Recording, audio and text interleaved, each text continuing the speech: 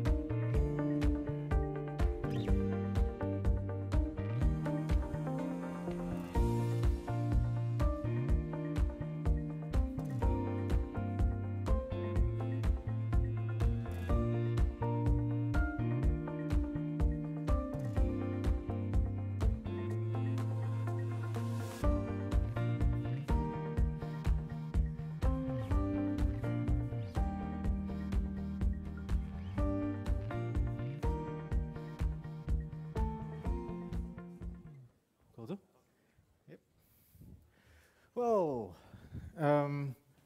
hello this morning. It's so lovely to see so many of you here on this beautiful day in Jurmala. People are still joining us, and that's nice. Please come over, plenty of seats over here. We are ready to begin the Riga Aviation Forum. Whether you are returning to the forum, I actually see quite a few familiar faces. Welcome back. If you're new to the forum, welcome here. My name is Edis Bosch. I'm going to be your moderator for most of today. This is the 5th time this forum brings together industry leaders, and I see Artūrs Kokars here in the audience. Many of you know him. The forum was initially his brainchild. He's going to address us in a different capacity. Hello, Artūrs. Yes, a round of applause. Thank you very much. The forum was initially his brainchild. He will address us in a different capacity later today, but I'm sure he's glad to see that this is becoming a nice tradition. After years of limited opportunities to meet up, it is so inspiring to see so many of you here in person.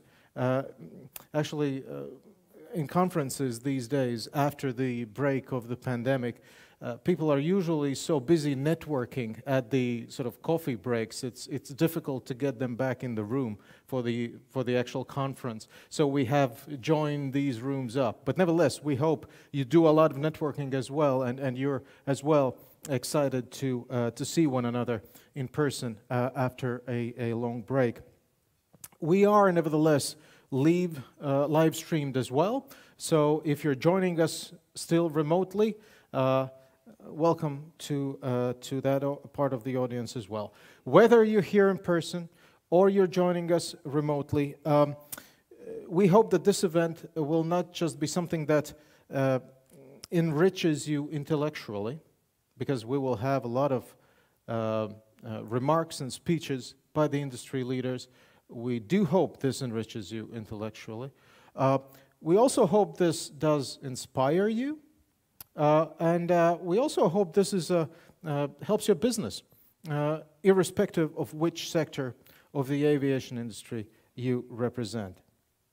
Having said that, let us welcome, with a round of applause once again, Zigmārs Vestfāls, CEO of the Latvian Aviation Association. Zigmārs, please.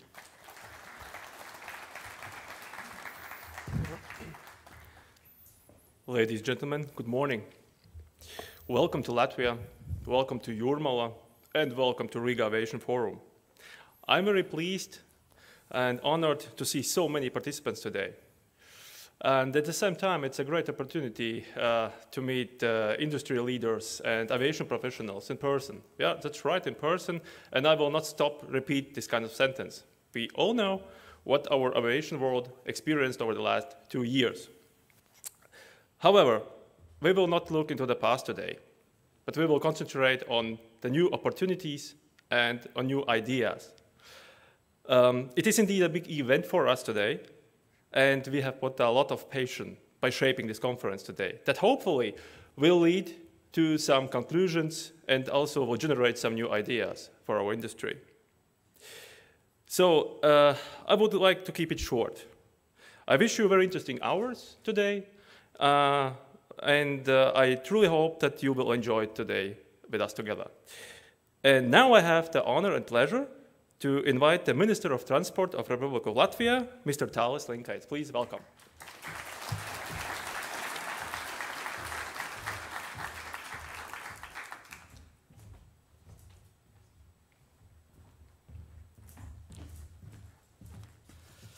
So, dear friends, dear aviation professionals, colleagues, guests, I'm also very glad that we can meet in person finally after several years of COVID and different other challenges. I think that this forum is an opportunity to step a bit back from our daily problems and concentrate on visions, strategies, ideas for the future, for the way how we cooperate with each other, for the way how we develop our systems, for the way how we develop our industry. And Latvia is one of the leaders in the region in the field of aviation. Riga is being developed as a central aviation hub in the Baltics, and I'm glad that by organizing these conferences already traditionally, Riga and Latvia is also becoming a part for brainstorming and being a leader of aviation ideas, aviation knowledges, and aviation development. By continuing development in the area, Latvia has high potential to strengthen the role as a significant aviation center also in Northern Europe. That's why promoting connectivity and competitiveness of Latvia within the region. We have great diamond, and it's a Riga airport. Riga airport is turning into a big construction site in coming years, becoming a rail and fly connectivity hub. The construction of Rail Baltica railway line, which will integrate all 3 Baltic countries into the common European railway network, will expand the coverage area of Riga airport and improve access from other countries and other regions. What is important that the airport will be reached incomparably faster by the high-speed train, not only from city centers, but also from our neighbors, Estonia and Lithuania. The construction works will continue to expand and the results will be impressive. A modernized, enlarged airport terminal, a new air traffic tower, expanded capacity of airport infrastructure, and significant development of our aviation logistics, and the development of the airport city concept. According to the plan, all these projects have to be accomplished by 2027. We'll see how it goes. I also hope that the Riga airport will attract more private investment, as development is a continuous and never-ending process. These development plans also raised a series of questions. Can we see how we will build multimodality? When there will be high-speed train station at the airport, how will we form modern, innovative, dynamic and diverse transport and service ecosystem? And I think very remarkable event has been several days ago when Star Alliance invited new and the first not airline partner, Deutsche Bahn, in the Star Alliance community. This is the trend that will influence situation in the coming years, and I think Riga as aviation hub also have to look at this direction. Dear colleagues, one of our latest challenges was the COVID crisis. Undeniably, the aviation industry has experienced great turbulence also here in Latvia. The industry has been affected not only by the pandemics, but also by the war in Ukraine, rising prices, supply chains, and rapid fluctuations in demand. The aviation industry has traditionally been ready for flexibility and risk mitigation. I'm confident that it can overcome also the current challenges. Clearly, without connectivity with the world, we will not be able to continue the development of our country. Every euro invested in aviation returns fivefold to the national economy by creating jobs and helping other businesses to reach global markets as well. We see that the aviation sector is facing a transformation in view of goals of European Green Deal. At the same time, it brings opportunities that will enable the sector to become more sustainable and efficient. It will certainly also require additional investments. These days, media outlets widely are complaining about traffic jams at European airports, delays in air traffic, and cancelled flights. At the same time, we see hard and dedicated work of our industry experts, employees, and suppliers, which are all professional and devoted in their job. And using this opportunity, I would like to thank each of you, each of employees of the aviation sector, for staying faithful to the industry, for working hard to get the industry back on its path without compromising the quality of passenger service. The sentence, "These are turbulent times," I have heard for decades with regard to aviation. And therefore, of course, these turbulences, they come and go. But I know that the aviation sector is the most flexible, most experienced in overcoming different crises.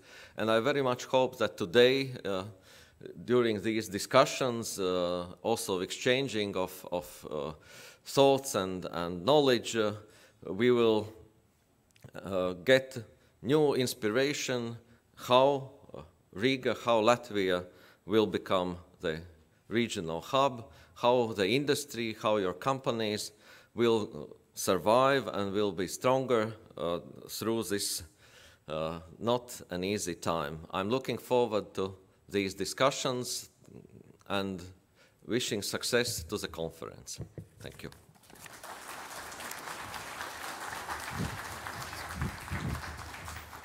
Well, thank you very much, Minister, for taking the time to join us today.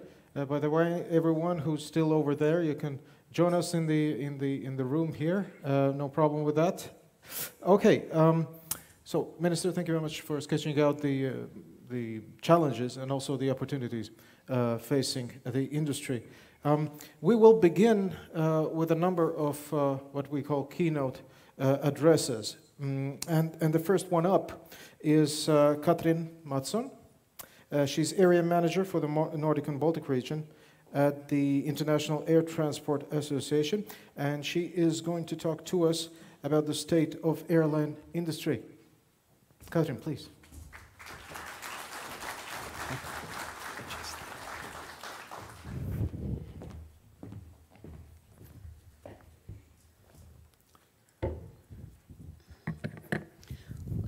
Good morning to everyone.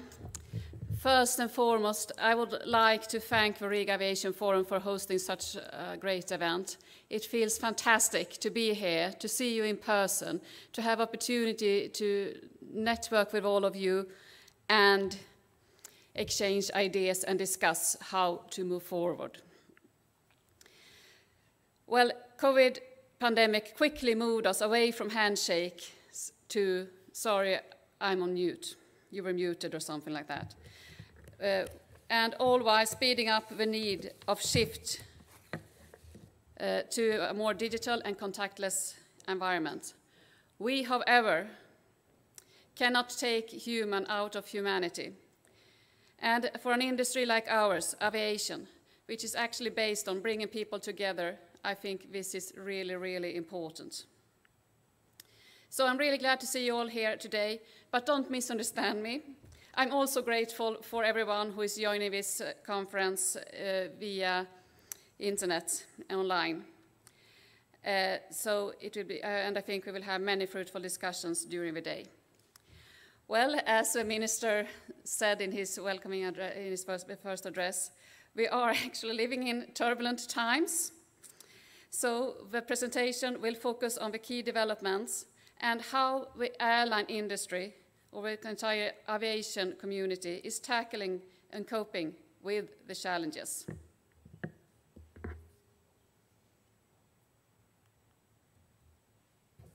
The big picture today is characterized by two global, entirely systematic crises: the climate change and the COVID pandemic. To this, another catastrophe was recently added: the war in Europe, of which the human cost is horrifying. This has also taken the fizz out of the global recovery.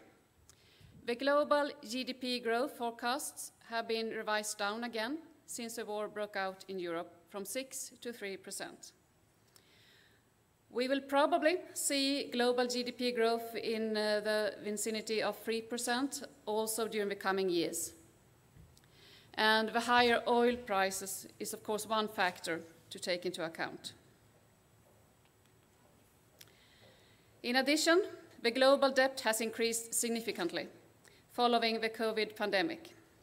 Even though debt tends to be accumulated year on year, as you can see on this chart, the increase during 2020 during the COVID pandemic while the COVID pandemic hit us is, however, significant.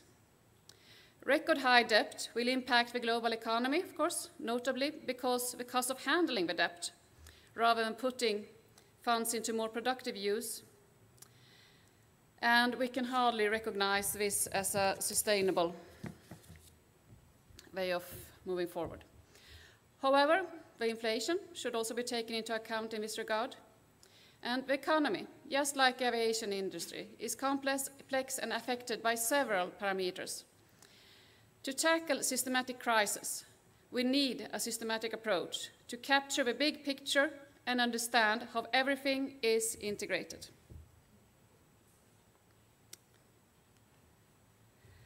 A fundamental way to tackle global systematic crisis would require collaboration and policy coordination. However, humans are ill-equipped to think systematically. Instead, we tend to focus on one issue at a time. We often fail to reflect on any logical order of importance.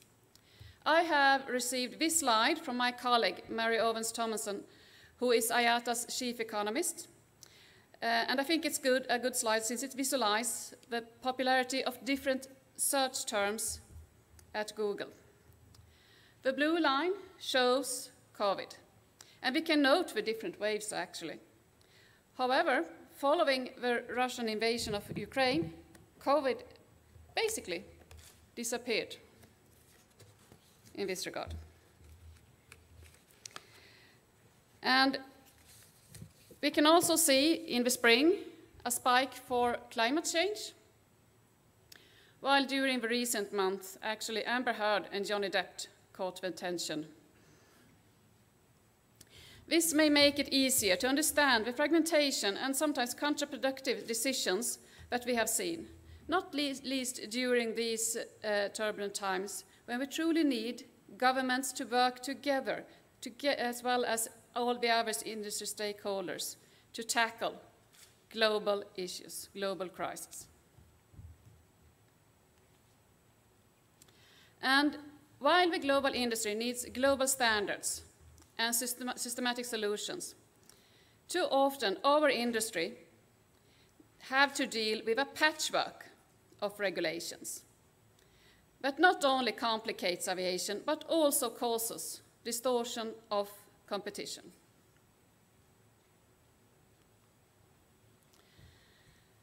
There is absolutely no doubt that the COVID pandemic was the greatest shock to aviation industry in its history. The magnitude of this crisis makes the previous aviation crisis pale, just like small blips on the line.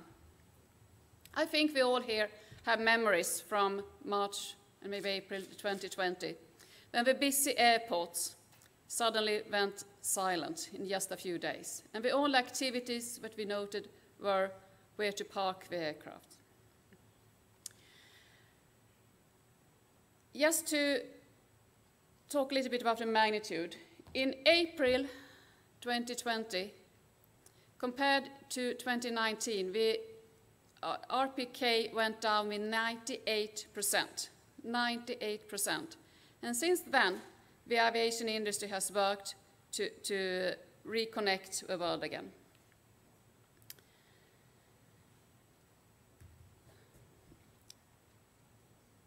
And you can also see on this slide that close to twice the 2019 activity was wiped out. And it's unlikely that we will be able to catch up to the pre-pandemic forecasts for the years to come.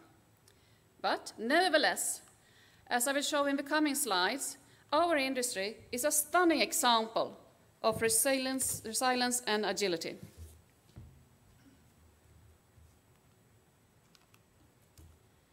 Globally, our industry is 43% below 2019 level, as per these figures are from April 2022.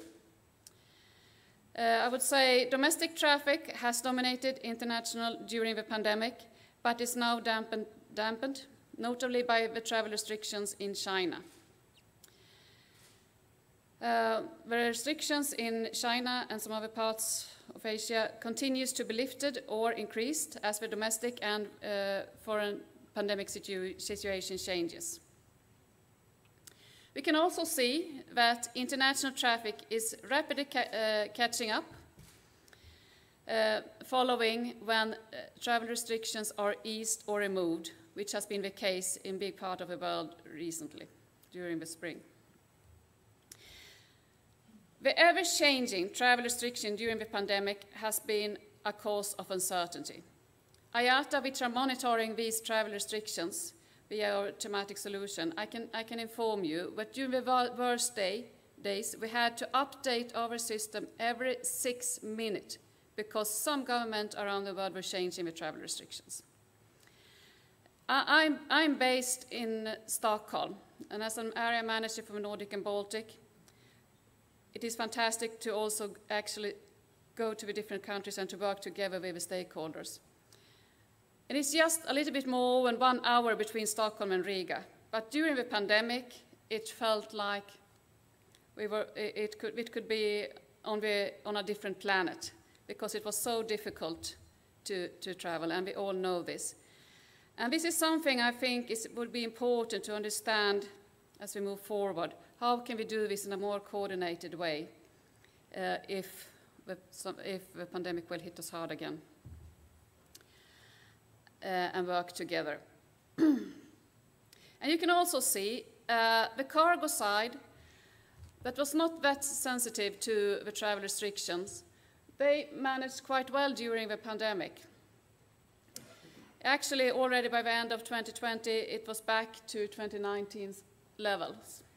And I would also like to say a tribute to the aviation industry for all the hard work that was done during the pandemic and also delivering medical equipment around the world. I would say it is really, really an agile industry.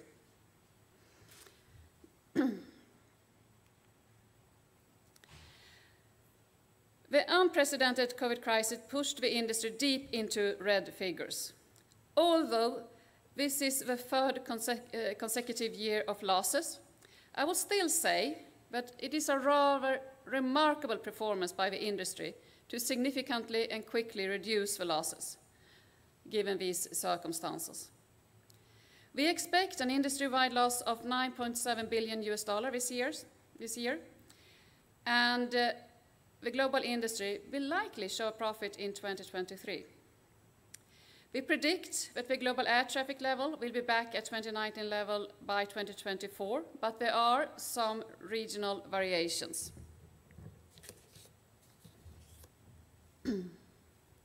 For example, we believe that in North America, the traffic returns more quickly, followed by Europe, while China is lagging behind.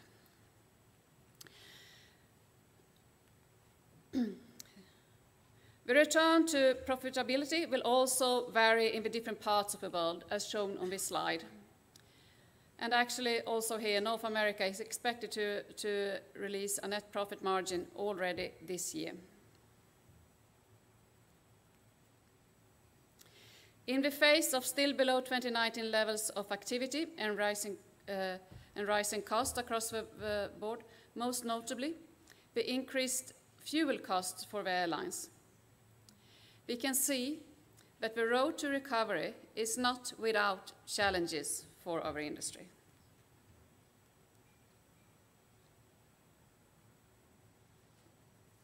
As you can see on this slide, and especially, of course, fuel prices. So, how will the industry move forward, and what are the trends, and which are the priorities? Well, it's a complex industry, and a lot of things are going on around the globe, but I will mention and share a few examples. As previously mentioned during this presentation, the road to recovery is a bit bumpy. We are happy to see the passengers rapidly returning to air travel when the travel restrictions are removed. However, we have also noted some ramp-up issues which have been visualized with long queues, delays, and some chaotic situation at some airports. especially when the number of passengers are picking up very quickly and there's a staff shortage and other challenges. So it's really critical that the entire ecosystem in the aviation industry, including governments and authorities, works together to tackle these matters, to build back better. And while the travel restrictions have been eased, we also have to acknowledge the geopolitical situation that is causing new obstacles for aviation, which are noted in our region.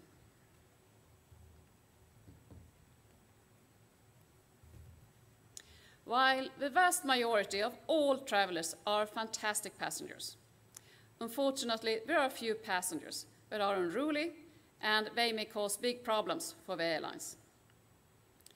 Unruly passenger incidents on board flights include physical assault, harassment, smoking, or failing to follow crew instructions. These incidents may compromise flight safety, cause significant delays, and operational disruptions, and adversely impact the travel experience and work environment for passengers and crew. This is a matter that needs to be addressed in many ways. One of them is related to the legal loopholes that currently exists. Therefore, IATA encourages more states to ratify the MP14 protocol so that unruly passengers can be prosecuted according to uniform global guidelines. By the end of 2021, 32 countries had ratified MP14. One of the recent countries is Finland, and I think it would be very good if also Latvia would look into the possibility of ratifying MP14. It is well known that safety is the aviation industry's highest priority. Safety audit programs are among the essential pillars of the services offered by IATA to the aviation industry, including IOSA and ISAGO. And we are really grateful for the good collaboration we have with Latvia in this regard.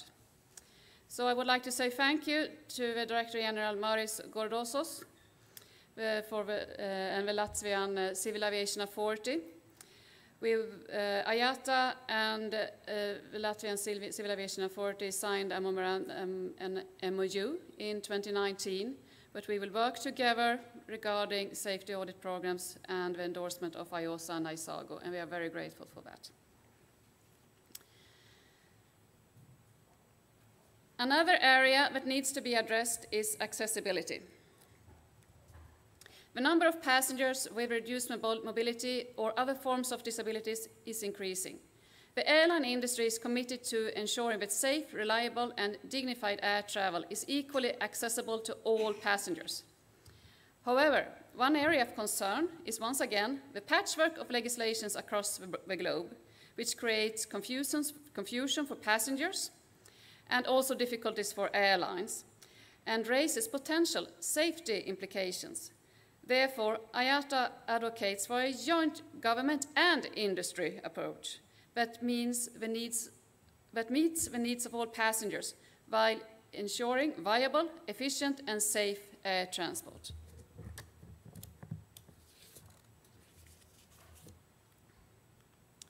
Diversity and inclusion in the aviation industry is another area that needs to be addressed. IATA's pledge 25 by 2025 is a global initiative to advance the gender balance within the aviation industry. By joining this initiative, airlines and industry partners commit to increase the number of women in senior positions and underrepresented areas by 25% or up to a minimum 25% by 2025. To succeed, it is important to highlight best practices, and have to have role models, like Air Baltic. Congratulations to Air Baltic for winning this year's IATA Diversity Inclusion Award, which is a global award. The prize ceremony took place a few weeks ago during the AGM meeting in Doha, Qatar. So I would really say great job by the Air Baltic team showing the world the possibilities and being a great source of inspiration. You may already know this, but it's really fantastic that 47% of our Baltic employees are women and 45% of the top management. Airlines around the globe are now looking at Air Baltic to learn how did you do this? What can we learn from you? So it's a great source of inspiration. We all recognize that the freedom to fly will depend on our ability to fly sustainable. Across the globe, IATA member airlines are committed to cut their emissions to net zero by 2050. And this pledge brings air transport in line with the objectives of the Paris Agreement. The global aviation industry produces around 2.1 of all human-induced CO2 emissions. And all industries, we need to work together systematically to combat climate change. To achieve net zero carbon emission, it will take a combination of several measures. A combination of maximum elimination of emissions at the source, offsetting, and carbon capture technologies.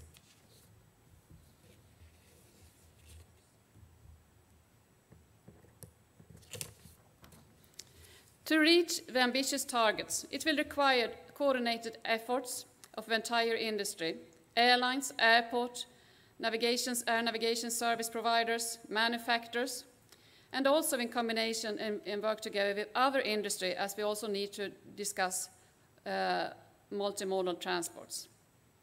And the mechanism to deliver change is crucial. Governments must lead with incentives, with more carrot and less stick. And international collaboration is vital to succeed. To conclude, the state of the airline industry includes both tailwind and headwind, possibilities and challenges for the future, of which some have been addressed during this presentation. In these turbulent times, the aviation industry has once again showed incredible resilience. However, all stakeholders need to work together to ensure that aviation remains the business of freedom and even more sustainable, accessible, and in a diverse fashion. Thank you.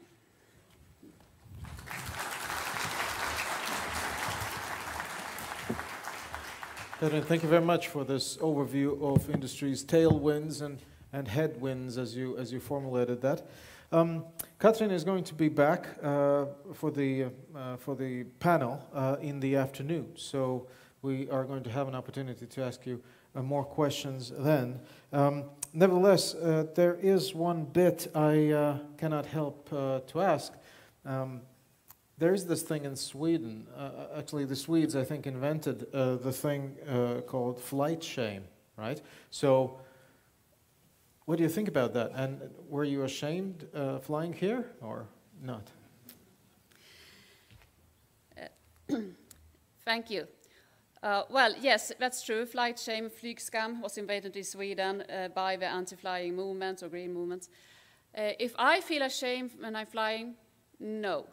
I feel proud of this industry. I feel proud of an industry that is working to reduce the emissions and to offset the emissions. So, I mean, we have a strong commitment, and we should move on that path to look into the solution. We should continue to fly, but we should reduce the emissions. That's the mission. So I'm really proud of the industry, and I'm proud when I'm flying, and I'm proud when I'm at the airport to see all the activities, and I'm really happy flying. We have to do both, right? To retain the benefits that come from global connectivity, but to do it responsibly, long-term, sustainably, right? Absolutely, absolutely. Cheers. All right, thank you very much, Katrin. We will let you go now, but we'll see you back on stage in a moment in the afternoon.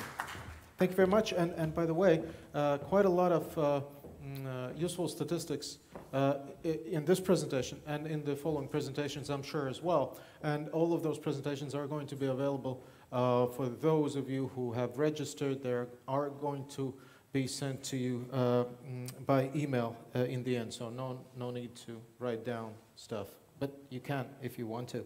Our next speaker is Serkan Kaptan. Serkan, please. Serkan is board member of ACI Europe and CEO of TAV Airports as well. Sir, nice to see you. Nice to see you. The floor is yours, please. Okay.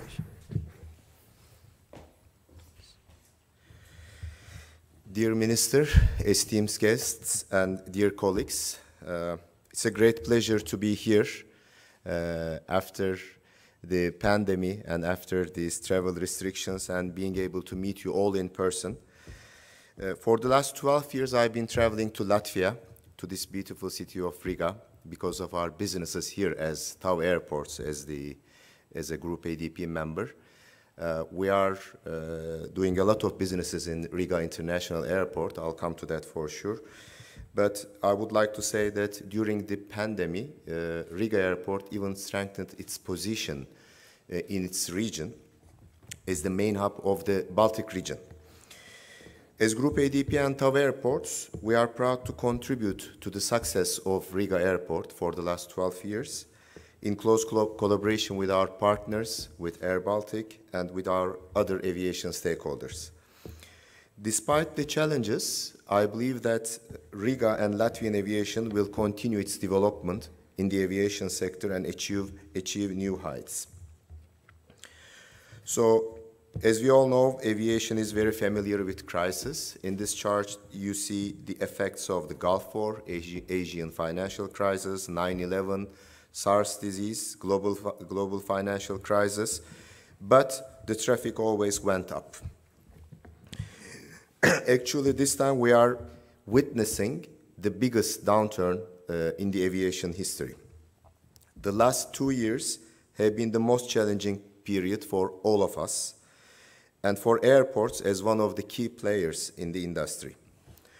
The single most important metric to note the overwhelming impact of the pandemic is the drop of global air traffic. As you may see here, back in 2019, globally we had 9.2 billion passengers worldwide. At 2020, it decreased to 3 billion passengers. 2021, it go up to 4.5 billion passengers, and this year we are expecting something around 7.1 billion. And as Catherine stated, we are expecting to reach to 9.2, the 2019 numbers by year 2024. We assume that this traffic of 2019 will double by 2040. In terms of airports revenues, in 2019, we had globally $180 billion of revenues, whereas it went down to one-third, $63 billion. In terms of airline revenues, it was $840 billion back in 2019, and it went down to $382 billion. We also had a lot of challenges for the operational issues at our airports. During the pandemic, for sure, our priority had always been to keep our passengers and also employees safe. Then we needed to manage the crowds when the traffic started. Because of these distances and, pandemic conditions, we need to reconfigure all operations at the airports, also our processors at the airports. For the aviation industry, naturally we need long-term planning, but during the pandemic we couldn't do this. It's required for airlines and also for the airport operators. Despite the huge losses as the industry, we got together and adapted to a climate of a new environment with a lot of uncertainties. We'll never forget the pictures of hundreds of aircrafts lying on the aprons of the airports, not flying, and none of us knew when they will fly again. The airport industry is characterized by predominantly high fixed costs because of its maintenance and also operating costs. Because during the pandemic, none of the airport operators closed down their airports, so we suffered the cost without having any revenues from the airlines. What we did, the government subsidies, of course, helped us with it, a lot of cost savings, but the industry still needs time to recover its losses. Europe's airports are still reeling from the unprecedented revenue collapse caused by the pandemic, and we reached to historic losses over 20 billion euros during the last 2 years. It's a seismic economic shock for the aviation industry. And with the governments having mostly focused with their financial support on airlines and cost-cutting opportunities, European airports had no other chance than piling on the debt. And as a result of this pile on the debt, the total airport debt and liabilities increased by a massive 60 billion euros compared to pre-pandemic levels. And this year, the global air traffic is set to reach 7.1 billion passengers, which is around 77% of 2019. Of course, recovery is not uniform across the globe. Some airports recover faster, some slower, but all in all, we are expecting a recovery of 77%. What we realize is that rather than the big hubs receiving the passengers, now we have small regional airports recovering faster with point-to-point flights. And the touristic and diaspora traffic is recovering faster than the regular business traveling. The pandemic also overhauled the workforce. Airports needs a lot of staff, not only in Europe, in US, and also in Middle East and other places. We need staff with specific training. We cannot just easily recruit people and have them on board in 1-2 days.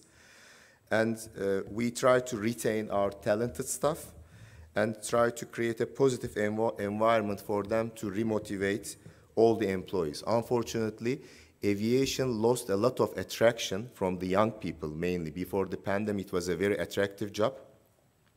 It was one of the priorities for employment. But with the pandemic, with the long pandemic of 2 years, people lost their attention, and it became more insignificant for new generation as a new work to take over. We had immediate challenges with long-term effects. The increasing debt plus the huge inflation globally is also driving our operational expenses up. And this decreases also the investments required at the airports. What we did for the airports is that for keeping the talented people, for keeping the basic workers to handle the operations at the airports, we are continuously motivating them, increasing the salaries without adjusting our revenues. That's the challenge for the airports. While passengers are returning to the skies this summer, the traffic recovery for airports remains revenue weak and cost intensive. We have passengers, we are lucky to have passengers, but the revenues are not increasing as we expect. Unfortunately, the costs are increasing. Overall, the passenger volume will remain below the 2019 level, but with a demand mainly concentrating at some peak periods. This is not only putting significant stress on airports, but also at the times of this acute staff shortage, it also drives our costs upwards within spikes in cash outflows.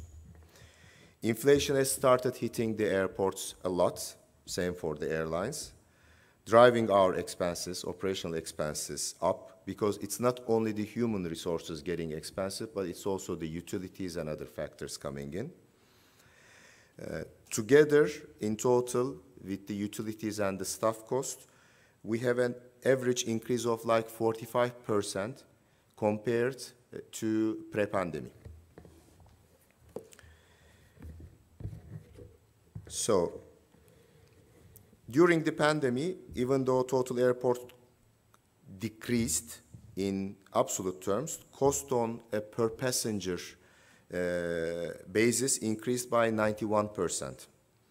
This is the result of passenger traffic plummeting as compared to a fixed cost base.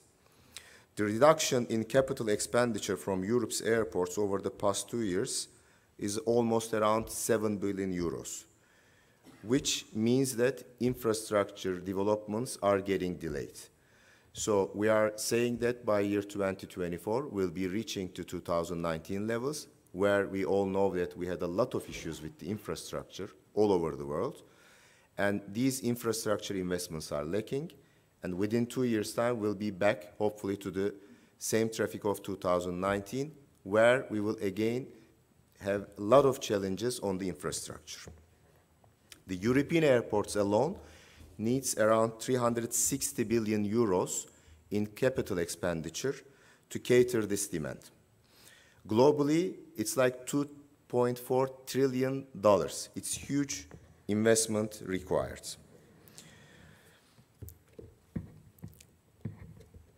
In the long term, the industry outlook is very positive.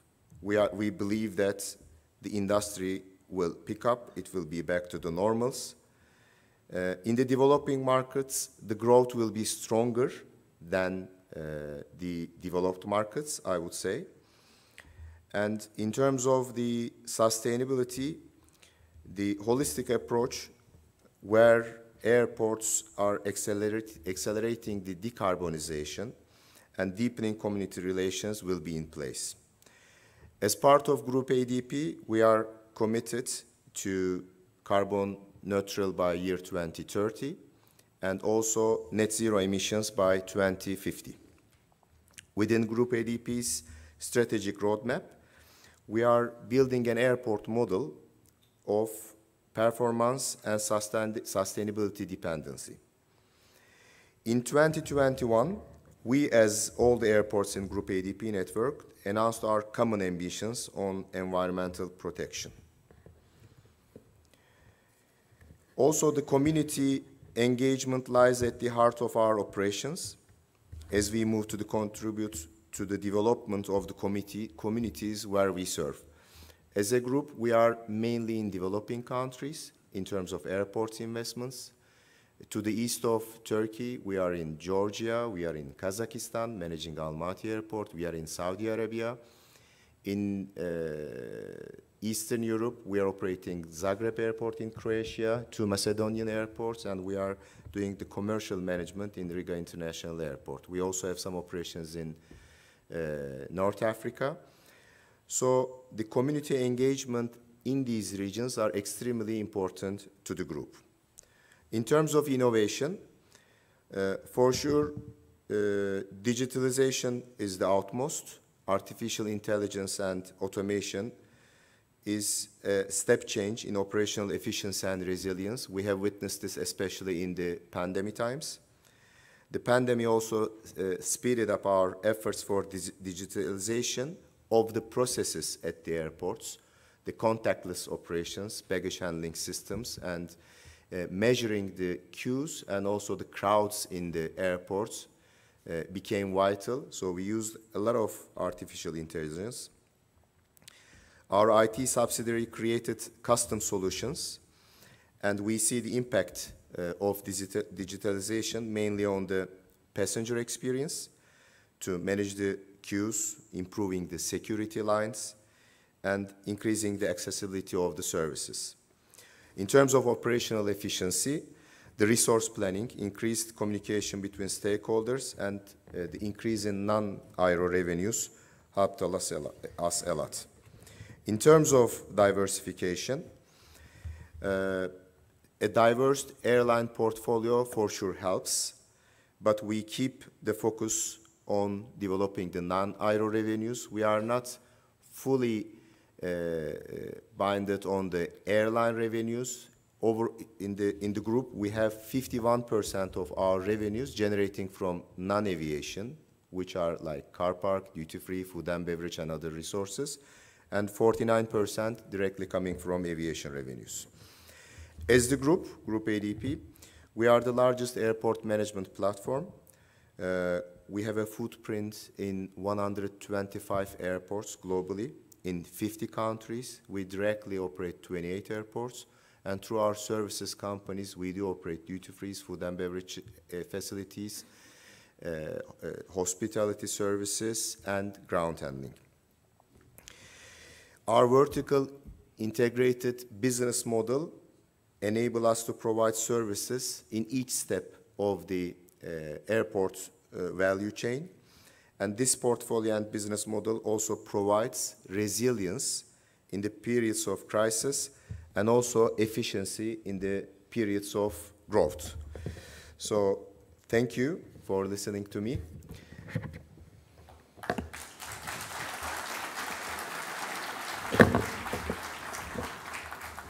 Thank you very much, sir. Thank you. Well, just for a moment, you mentioned investments in Riga. So if you could go just a little bit in detail about that, perhaps do not disclose all of your plans and secrets and opportunities that you see, but if you could enlighten us just a little bit. Yes, thank you. Thank you for the question. The journey at Riga Airport started back in 2009. It's a good story for us, actually. We were serving Air Baltic in Istanbul at Atatürk Airport, also in Georgia in Tbilisi Airport. At that time, the management was very happy about the services that they get at our airports, also in terms of the ground handling. So we were invited to establish a ground handling services company together with Air Baltic. We did it. It was called Nortap Services at the time. Later, we had changes in the shareholding. Havaş became 100% of the ground handling. A year after, there was a tender at 2010 for the management of the commercial outlets of Riga Airport. So we participated in the tender. It was a competitive tender. And we were awarded. And since then, we are operating at Riga Airport for all these nice outlets you see inside the terminal building. So we have a very good collaboration with Riga Airport Authority, also with Air Baltic. We are investors. We are long-term investors. TAV Group has no other businesses than aviation. We don't do any other investments or any other construction and operation. So it's our focus.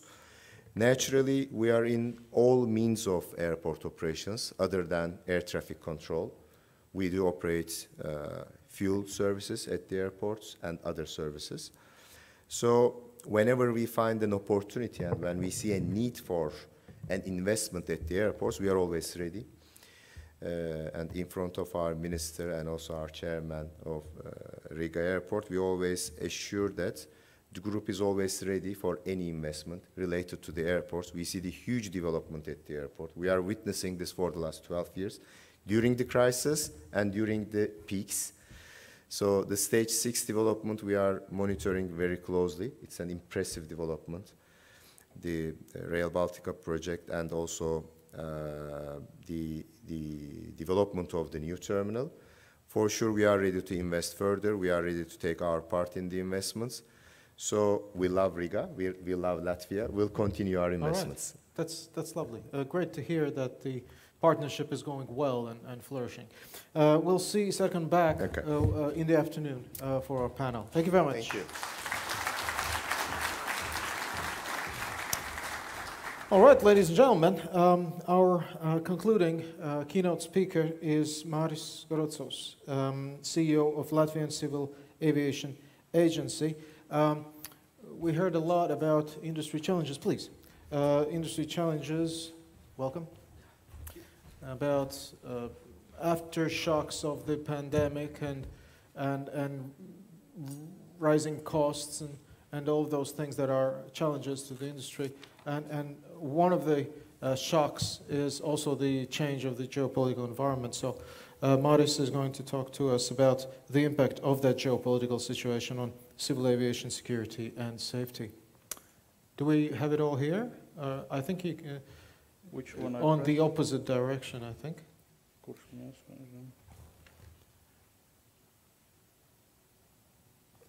Sure.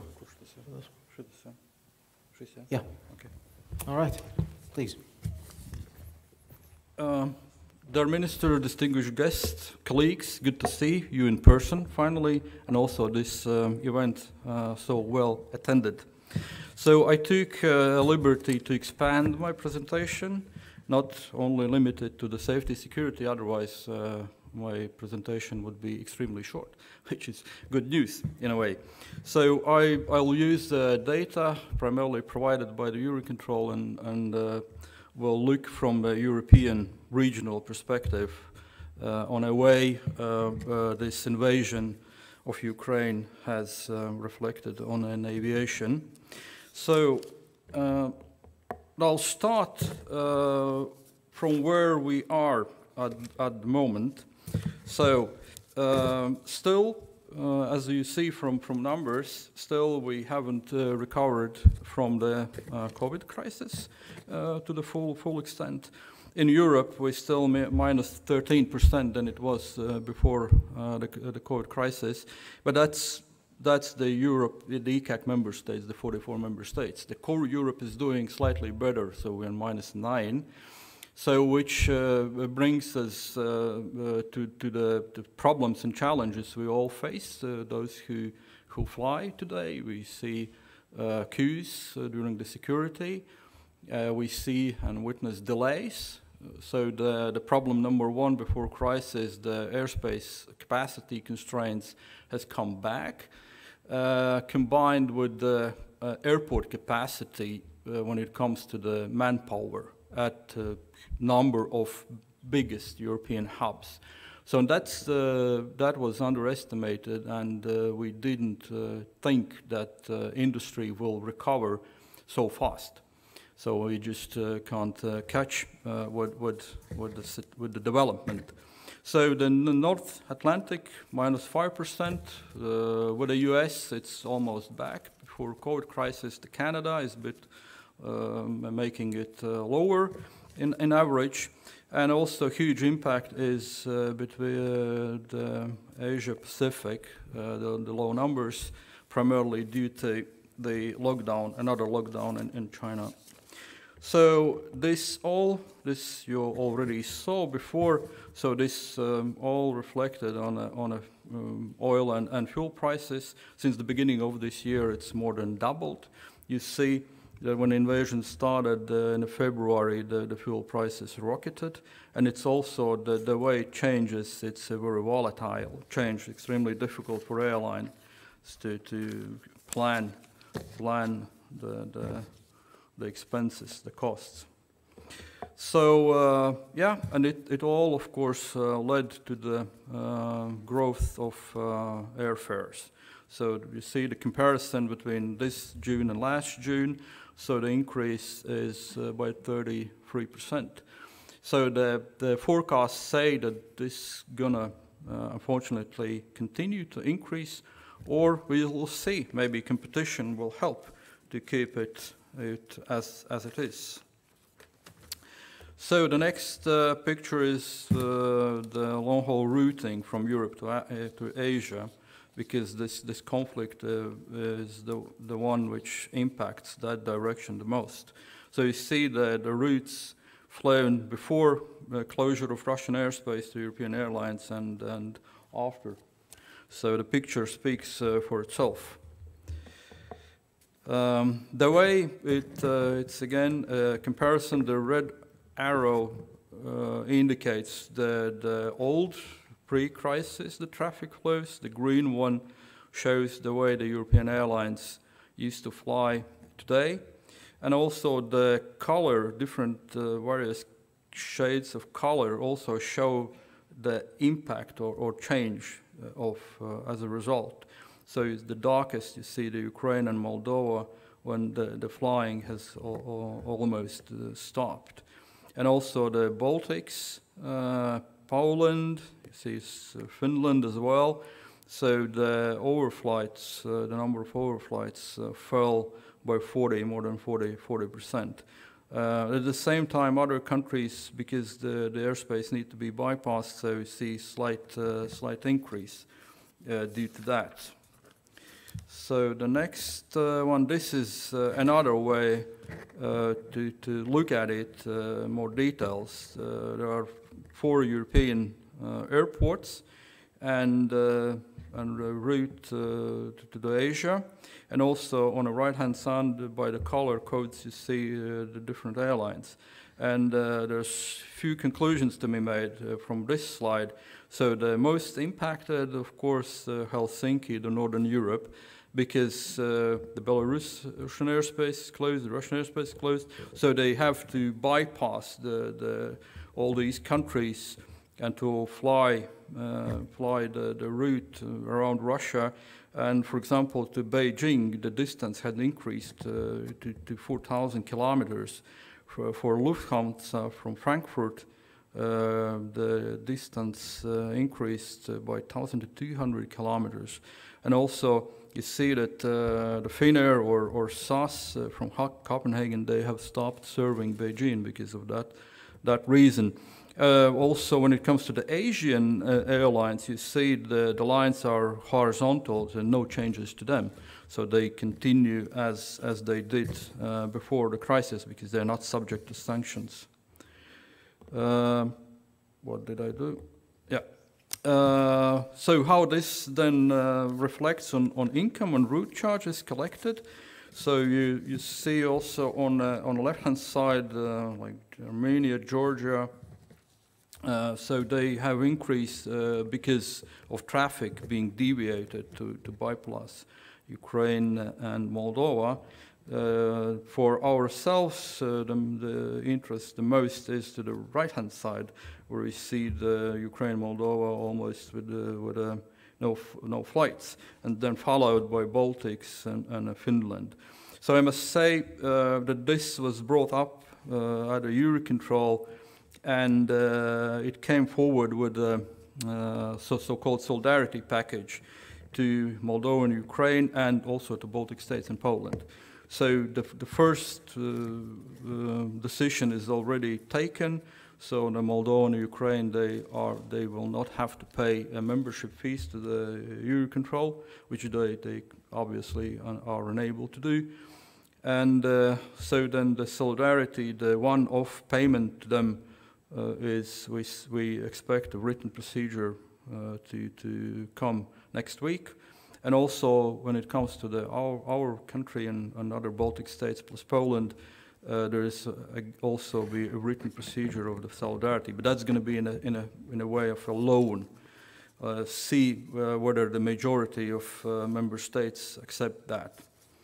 So, yeah, just a slide. It's a snapshot regarding infamous sanctions to flights and the maintenance of Russian-controlled airplanes, just to indicate that there is a robust monitoring system in place where the states of registry need to establish is a given aircraft controlled by Russians or not, and then if yes, so it goes on a confirmed list and is not allowed to fly it, or if it's probable, still being investigated, so then it's allowed to fly. Nevertheless, we need to verify upon arrival who controls it. And on a daily basis, we receive more than 50 such warnings. Not all are we have to take action, of course, but that gives an average number, so of a scale of an issue. So that requires lots of resources, actually, to deal with. So there's a couple of slides skip through very fast. So this is the way the Russian operators are used to operate now, because European airspace is closed to them. You see the way they fly to Kaliningrad. They use the so-called high seas, which is we control the airspace, but it's not part of our sovereign airspace. So the flights are allowed, and then the way they operate. The next is an indication, but this is the non-Russian operators, but these are primarily, if you see from a list, not European operators. So they fly as they used to do in the past, except that they also have to go around Ukraine and Moldova.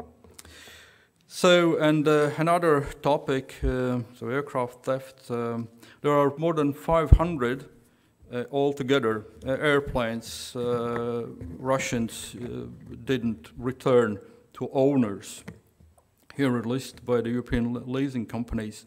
So you see the blue, the aircraft airframes captured, and the red, the ones who they managed to recover. So it's a big fight now between leasing companies and insurance companies of who will cover the costs. And yeah, you see they estimate it's a 10 billion loss altogether. So we can expect the insurance premiums to climb again, as it typically happens following a crisis. So in a famous slide on a topic regarding the safety and security, how did this conflict reflect? At the beginning, we had a strange situation. The jammed or lost GPS signal on high seas in certain sectors. Other member states experienced the same. We reported it. It's been taken note of. This, as far as I know, the problem is gone. But at the beginning, there are several occasions. So also, it's interesting that more than usually, the Russian operators reported in emergency situations like the bomb threats. So yeah, also it caught our attention and everybody's attention. Is it justified? Is it real? Or do they use this as an excuse to penetrate an airspace, which they may not under current restrictions? So, and also the bad weather conditions was used an excuse also more than frequently. We suspect for the same reason, just to cut route short. And that was also being discussed between all Baltic member states. We tried to come up with a joint action and joint response if that continues. And of course, number on scale of cyber attacks where we expect Russian hackers to be behind. Just the way it impacts our aviation, very, very short and brief. Yeah, we expect we lost around 10% of passengers. That's one of the reasons also that our industry or traffic cannot recover at the same speed as elsewhere in Europe. Because we are heavily impacted by this war in Ukraine when it comes to the traffic flows. We lost 10% of passengers, overflights down by 42%. So the business aviation, which did well during the crisis, now primarily their clients were people from Russia or affiliated with Russia, and then they used Riga as a transit hub or just for flights elsewhere, so then they are heavily impacted. The cargo also, they had a good contracts with Russia or within Russia, so and they are now halted and have to be renegotiated, and other niche markets need to be found. So and then the last one, because of these infamous sanctions, the number of industries like maintenance, like overhaul, the pilot training, many individuals who were on training and worked in Latvia with a Russian passport in their pocket, so they of course are impacted. And also these organizations serving the Russian industry or individuals like training schools, they also are severely impacted because of the sanctions. Yeah, no technical assistance. It's in the regulation. It says that's exactly praise from a regulation, which is very broad, and basically we shall not provide any assistance to the Russian citizens when it comes to the aviation, except few very limited exemptions, like humanitarian. So that was it. Thank you for your attention.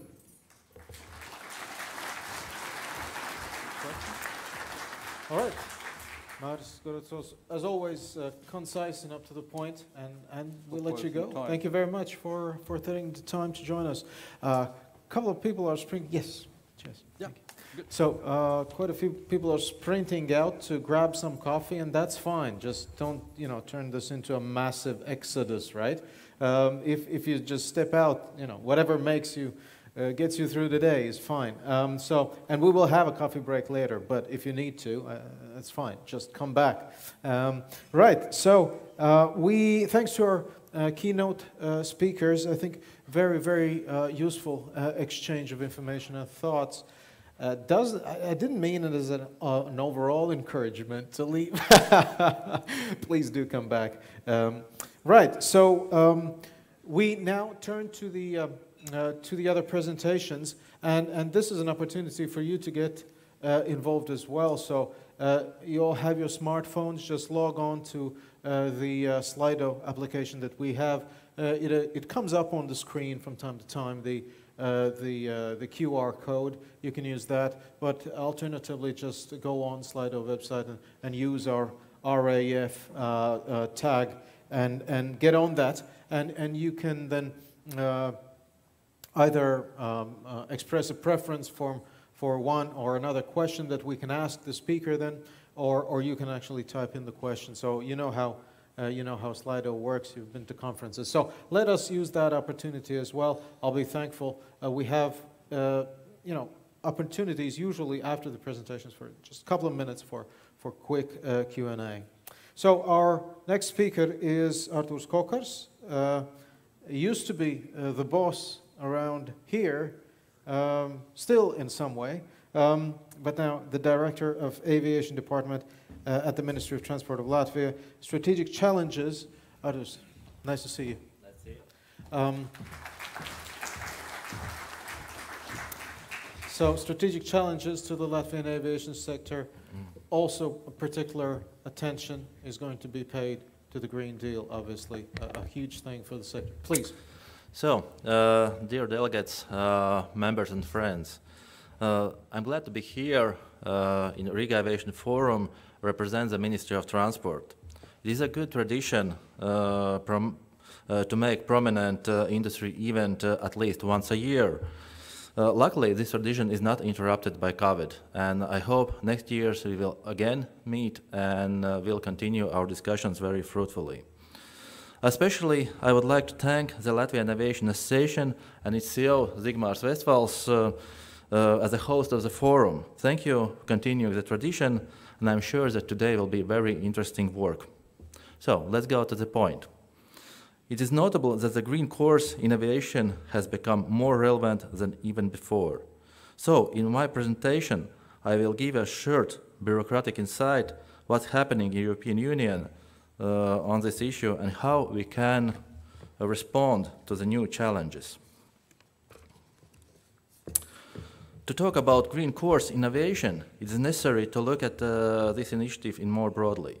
My sole belief that the green course is united with the concept of sustainability underlined by United Nations Sustainable Development Goals tended to transform our world towards better coexistence within our planet.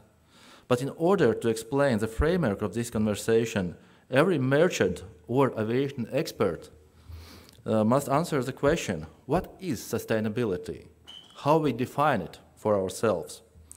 From my point of view, on this slide I have highlighted some indicators that altogether make up this definition. No doubt that we are under heavy oversight by our stakeholders. Therefore, environmental awareness cannot be replaced by marketing tricks alone, but social responsibility is a driving force that creates the balance between external and internal environment of the industry. As well, high importance are innovations. Innovations make possible implement technical goals and creates the biggest contribution to reducing impact on the environment. In this sense, we can be proud that our national carrier, Air Baltic, is on the edge of innovations.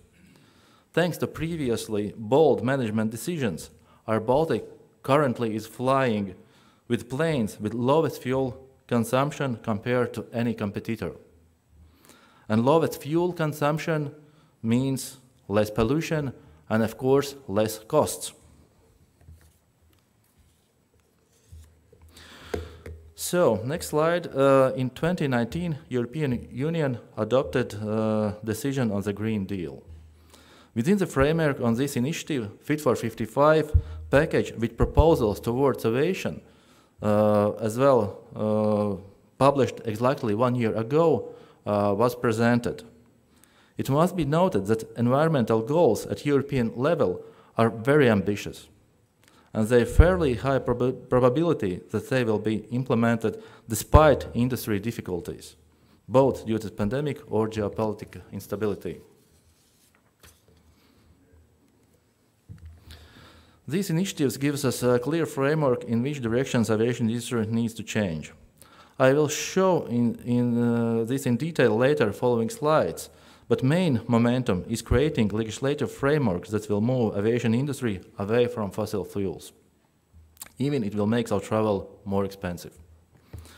It is almost decided that in aviation, free CO2 emission quotas will be terminated. A fossil fuel tax is planned and a mandatory requirement to gradually use sustainable aviation fuel is in place. Aviation infrastructure also is in scope of package Fit for 55. Our airports will be forced to reduce dependence on fossil fuel as well, and it is foreseen by using more and more electricity as the services. At long, it must be said that production of electricity is not always green either. Be prepared that you will be requested to provide green certificate of all value chain of your energy source. This also applies to sustainable fuels, because otherwise it can be corrupt environmental footprint only with more expenses, and we don't want it, that's for sure. Sustainable aviation fuel has the greatest impact on the green course in aviation. I would say it is a game changer. Initially, very modest, but in the following years, the administrative burden will increase rapidly. There is still a lot of unknowns about sustainable aviation fuel, but they will be here, there's no doubt, and we need to adjust our infrastructure and also to consider where to get this fuel. Also, e-fuel or synthetic fuel need to be in our radar. E-fuel production is not intended to use biological materials or waste. The scientists still are developing solutions for mass production that will allow mixing CO2 emissions with hydrogen, resulting in a synthetic fuel. I'm sure that in this matter, our possibilities are even higher. We have some challenges as well. The main obstacle now that the general consumption of aviation fuel in Latvia looks like is insufficient to produce it locally. So this issue needs to be examined more broadly. Let's go further. In short, after 2030, airports will no longer be able to use internal combustion engines for aircraft power supply, GPUs. As I know, fulfillment of this condition for Riga Airport will not cause significant problems. As I mentioned at the beginning of my presentation, sustainable company is based on economic rationalism. And the green course is effective by core if it allows reduce not only emissions, but also costs. So next slide, actually this is a heavy-duty subject for aviation. Emission trading is sore point through the aviation industry. Ditching free CO2 allowances for sure will increase costs for carriers, which we unfortunately will see in our ticket prices by the end of the day. The issue of cancelling free quotas for aviation is almost decided by member states. And it should be noted that Latvia remained alone in the position in favor to less rapid opt-out calendar for this initiative. But it is how it is. We need to adjust. There's also a lot of uncertainties about CORSIA as well. This question at the ICAO Assembly this fall will be under special attention. Later we will see how European emission trading scheme will coexist with the CORSIA. It is important to avoid unequal distortion of competition, which could worsen the financial situation of European airlines. Definitely, industry needs to follow updates about development of these issues.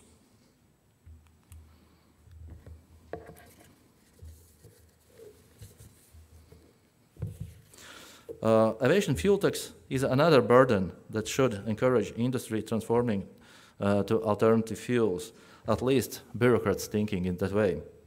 There are a lot of debates going on about this issue so far, but Europe has not reached agreed solution on this issue so far. Therefore, it is a little bit unclear how this issue will develop and what will be final decisions made by member states. When it comes to the impact of the Green Deal on the industry, actually, I don't like what I see. The biggest question, how Green Deal will affect connectivity. In a previous presenter already noted that ticket fares already rising and is close to 30% now compared to previous year. And we need also calculate effect by Green Deal on aviation. And those figures are without inflation coefficients. So most probably costs will go up. My hope actually is for technology and innovation that can positive way influence this prediction. Both synthetic fuel production and biofuel production has not even close to their scale. Today, SAF is much more expensive than fossil fuel. But future cost of production is still unclear. Technological solutions are still under development. We'll see how it goes. Consequently, competition also plays the significant role in this matter. I hope that there will be more than one SAF producer and supplier in our region. I would say that it would be a strategic mistake to rely solely on Neste's favor in this matter.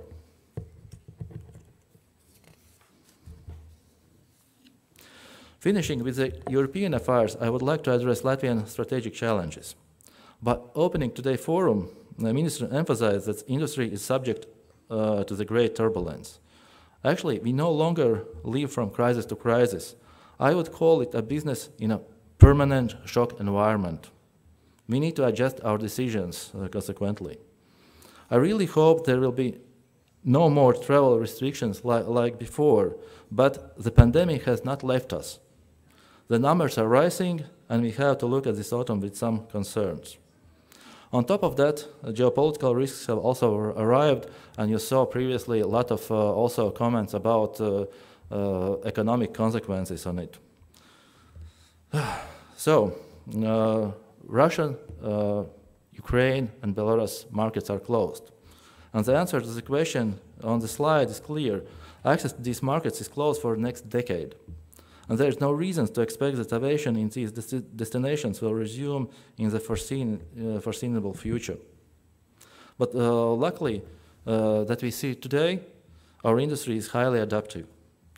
In the current crisis conditions, only those companies will survive which will be able to adjust the strategic vision, get positive revenues from the core activities, and do investment plans with a bold future vision.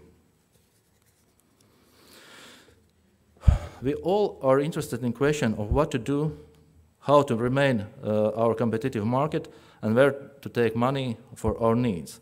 I can share the news that this year the Ministry of Transport intends to organize research that will highlight national long-term state policy about the perspective of Latvian aviation. An equally important issue is the expansion of the aviation value chain. You could say this is a cliché or unproved statement, but we need to get out of the box, stop relying only on passenger numbers carried. We have excellent examples here in Latvia. We already have globally recognized drone manufacturing and programming, aviation 3D printing, MRO centers with unique capabilities, composite materials, and other niche products that allows us to integrate into globally supply chains. Actually, did you know that about 80% of all optical fibers used in the spacecrafts are from Latvia, right? One new thing in addition, on June 7 this year, Latvia joined the list of countries that have fulfilled the requirements of Cape Town Convention and qualify for discount on export credit guarantees determined by OECD in favor of aviation trade. This is a good example of where the policymakers can help the industry with a clear, defined vision.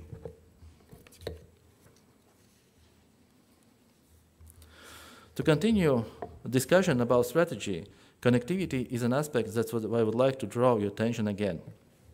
Our geopolitical dependence on Russia has resulted in significant reduction of the transit traffic. However, it is amazing to see that increase of numbers on passengers on direct flight. Latvia has not lost its wide range of flight destinations.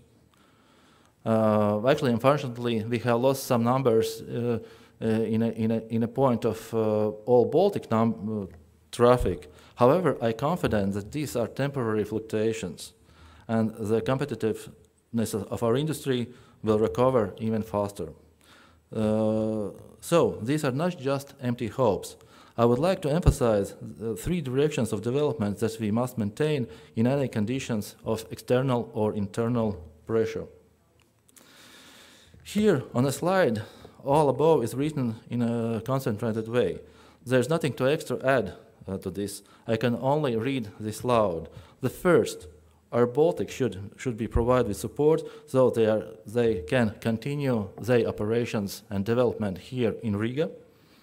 The second should ensure that started infrastructure projects will be sustainably accomplished in a timely manner.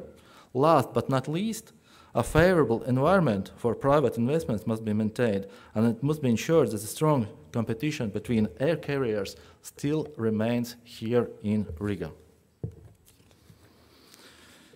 I'm going to end of my presentation, and this is the last slide I added you just for your inspiration. New opportunities in innovation are just around the corner. We just need to take them. I would like to share my personal experience on this. From being a complete skeptic, I have changed my view about electrical aircrafts.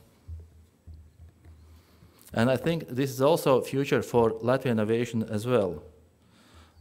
Electrical vertical takeoff aircrafts prototypes are being developed. Industry already has started to conclude supply contracts. Remarkable that more than 7,500 aircrafts will be delivered worldwide in the coming years. And those are statistics that I get from trustable source. I'm sure that 1 hour flight from Rezekne city center to the Riga city center will be also demanded here in Latvia. And it is remarkable that costs for this flight are predicted to be very cheap. The cost will be very close to the normal ride of the car. This is for inspiration. I'm sure that there are entrepreneurs in Latvia that will see the business opportunity in this manner. I wish you good luck for today's forum. Very nice presentations, and enjoy this event today. Thank you very much.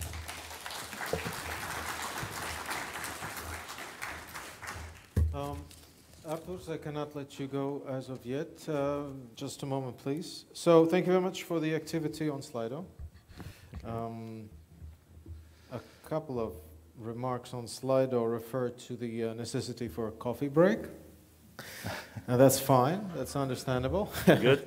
We're happy to serve you, but I don't think we can have we will have a break in an hour and a half at 12 o'clock for a longer coffee break. If you're passing out, please do go over there, as some people have already, okay? So we're happy to hear comments on the suggestions on our schedule as well. That's fine. A few questions. I will address them all together to you, and then you can very quickly pick whichever you want to cover. So there's this question about what do you think what's the percentage is going to be of the rise in ticket prices given the increased fuel price? That's one thing. The second question is, what is your sense of the industry's view of the Green Deal transformations? Are they very skeptical or extremely skeptical? What do you think about that? And how will airports transform their operations since there are significant labor shortages? All right. So, and there's another additional question, by the way. I might return to those questions and address them to other speakers as well, because there's a limit to what Arturs can address as well. But there's a question about the future possible COVID waves over the next year, this autumn, winter as well. Is it possible to prepare for these? So 4 questions. Take whichever you want to address that you can address, and then we'll let you go. So I will start with the question about COVID. So for sure that numbers are rising, and COVID will return in the autumn. But I really hope that policymakers has lesson learned, and there will be no such restrictions as before. Of course, we need to be in a close cooperation with health services, and to adjust some our internal businesses how we do. But I think that there was a huge challenges which we passed over, and we don't need to repeat our mistakes again. So that is I would say wishful thinking so far, but we'll see. I think numbers will go, but I don't see potential to close aviation as it was before. That is the one point. Second, about the ticket price. This is a very painful question actually to all of us, and we see that the fuel price today is historically high, and ticket price are also increasing, but slower than fuel price. So the ticket price will be more expensive. Impact of the Green Deal on the fuel price is also under big challenges. There was a study that's about 50 euros average price will be only for the Green Deal extra on the ticket compared to today. But again, we don't know exactly what will be production costs of sustainable fuels, what will be taxes, and what will be technologies here. Because today what we see is actually changing of aviation industry. We see that already by year 2025, for example, ATR aircraft will be start its flying with hydrogen. And I know that Boeing, Airbus also are looking on the hydrogen fuels. They're looking on electrically driven aircrafts even more.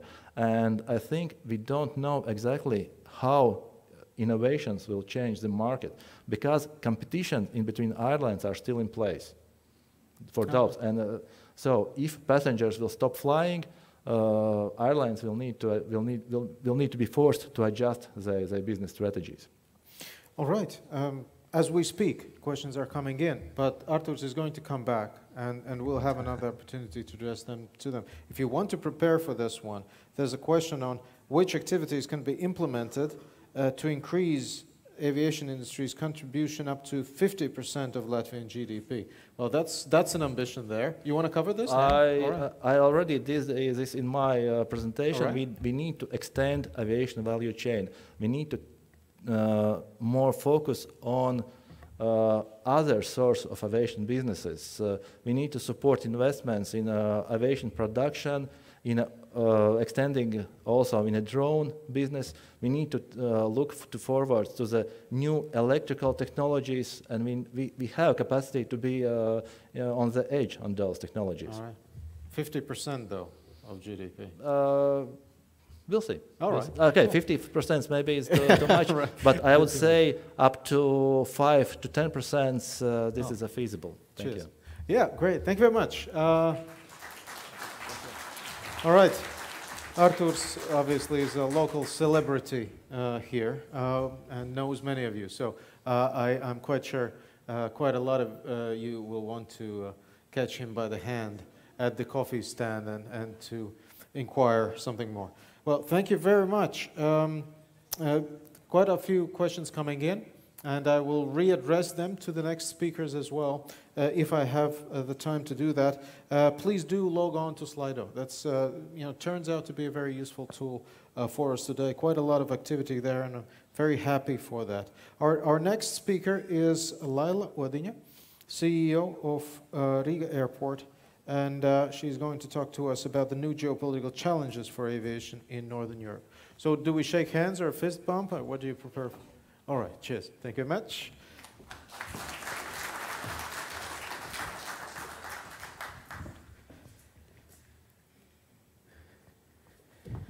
Good morning, ladies and gentlemen. Good morning, colleagues and friends. I will start my presentation with some statistics from 2019. Before COVID pandemics, we can see on this slide the growth of biggest Nordic and Baltic airports. Before COVID-19 pandemics, Riga is the fastest growing airport in region with 7.8 million passengers, record high profit and huge investment plans. The vision to become Northern Hub was first announced, by the way, in this Riga Aviation Forum in 2019. And airport actually was ready to grow and expand. Then we all know what happened. The crisis we never experienced before. No regular flights at Riga Airport for 2 months, and uncertainty how long this will all take. Opening airport some days with 4 flights only, many restrictions, far more than in neighboring countries, and first industry prognosis about slow recovery until 2014. Yeah, what we did during COVID times, you may say one built a house during the pandemics, and actually I know many people who did it exactly. What we did, we considered the COVID times as a time for opportunities, and first of all, we decided to continue investments in airfield, the ones we already signed and included into Cohesion Fund project, like cargo apron, rapid exit taxiway, and heliport, and many others. We used the COVID time also to revise the existing infrastructure and developed a midterm investment plan for reconstruction of old infrastructure and build a new one. There was a need to revise our strategy, because there were so many questions. Is the vision to become a Northern Hub still the right one?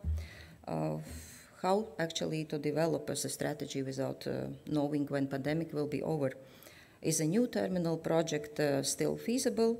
Is the right time to announce a new project, a huge project about the business park? So there were many questions to answer. Another question, will we get financing for our investments? Are we green enough? Where do we stand with all the sustainability issues? We must develop the sustainability strategy, so we did the one, and all 2021 was used for creating a new sustainability strategy to achieve climate goals. We revised our processes to become more efficient. We built new customer service standards and strategy. And of course, I cannot not to mention Rail Baltica project, because it has become part of our daily life, connected to our infrastructure development projects, and also connected to our new terminal project. So as a conclusion we have a clear vision to become an emerging air traffic hub of the Northern Europe. And we have announced it also early this year. A little bit what we have learned from COVID. Well, yes, the most important learning point was to understand that the key issue for the success and successful activities during the COVID times is well-being and engagement of our employees. How to keep motivated them during pandemics when you meet people only online. So we have introduced different webinars. We introduced bi-monthly employee conferences, video conferences where all employees could ask their questions about the current situation. And we as a management, we made the presentations about the current situation and expectations and forecasts in the future. We improved our internal communication up to the level we never had before. External communication also was very important because with all these changes of restrictions, we had to inform not only employees, of course, but also our passengers and stakeholders. And what is also very important, we were informing our airport clients and airport users. 2020 versus 2019, very similar situation in Baltics and Scandinavia. We all were losing around 70% of traffic. Next year, recovery very much was depending on restrictions, and we see Riga airport slowly losing against Vilnius and Tallinn. And 2022 actually was having a very promising start. We still are not recovering with the same speed, but it mainly due to lost transfer flow. And we had all the hopes for the good summer. And then yeah, we all know what happened then, the war in Ukraine. The date changing the history and changing our lives. Before the first sanctions, airspace over Ukraine was closed immediately, and then the same happened to Russia airspace. At Riga airport, we lost in total 6 destinations, and 5 airlines who were flying to these destinations stopped flights. As Maris Gorocevs mentioned before, total loss of number of passengers is around 10%. And the biggest impact was on cargo flights, of course, because cargo from China, e-commerce cargo was mainly taken by Russian operators, and they are under sanctions right now. Yes, ACA prognosis were changed. And if at the beginning of the year, our actual results were in between pessimistic and mid prognosis of ACA, then later our prognosis get worse, and we can see that we are below the pessimistic prognosis of ACI with recovery minus 30, minus 35 or minus 20%. Does it mean that COVID and war in Ukraine means the end of our strategy? Let's look at the summer forecast and the results so far. So we can see that our budget was, it's a blue column, you have to see, was for 5 million passengers for this year. We can see that the actual result was much better, and we had more passengers than we budgeted and than we expected. So we see that forecast for next few months is also really great, and we will reach more passengers by the end of the year than we were budgeting. Right now we think about 5.2 million.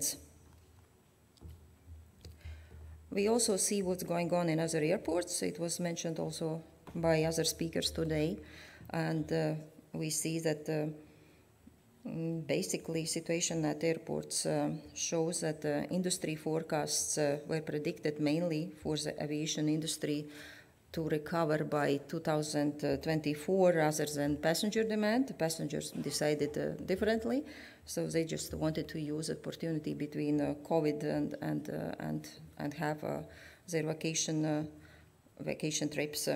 Chaos at Riga, not at Riga, but at European airports have changed the basic economic rules about demand and supply, actually. There is an upper limit set for operations first time in industry history in Netherlands and in Germany, and thousands of flights are cancelled. And the shortage of staff in major hubs will create even more cancellations during next few months, which may affect also Riga airport punctuality. What we shouldn't forget about, of course, about other global trends and threats, let's say. First of all, defense. Why I mentioned defense, Finland and Sweden joins NATO, and it's strengthening our position in Baltics, but in the same time it is increasing military activities and military mobility. Basically, we have to share airspace with military airplanes, and yeah, we have to get used to this new partnership. Inflation, the change of household purchasing power, high fuel costs mentioned before already, and ticket price, energy and gas prices. Supply chains interrupted, spare parts unavailable, and long lead times of purchased goods, and so on and so on. Cybersecurity issues, we all have experienced some cybersecurity and cyber attacks. Funding issues, funding connected to sustainability, taxonomy rules coming up, and we have to divide all the projects we are planning to have in the future into green ones and maybe not so green ones in order to get the funding. And green course, net zero 2050 and fit for 55 requirements also let's not forget. And of course, let's not forget about COVID.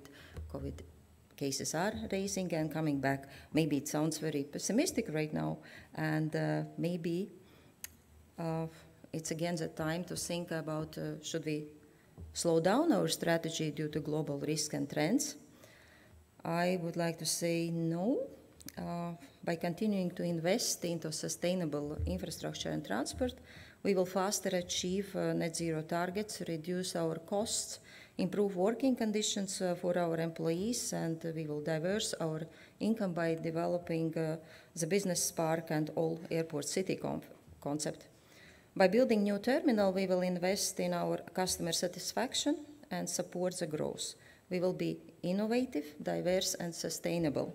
This is our future.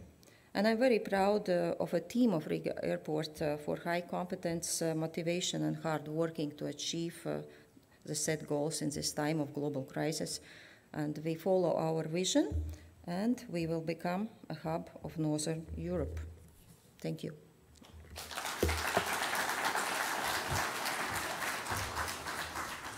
If I could just briefly hold you back. I mean, there's a continued demand for coffee, but people who really feel the need have solved that question for them. So you're welcome to do that as well. And it is sort of, we beginning to create a common space between the coffee place and the auditorium here. So if you really have a need for a coffee and injection, so please feel free to do that.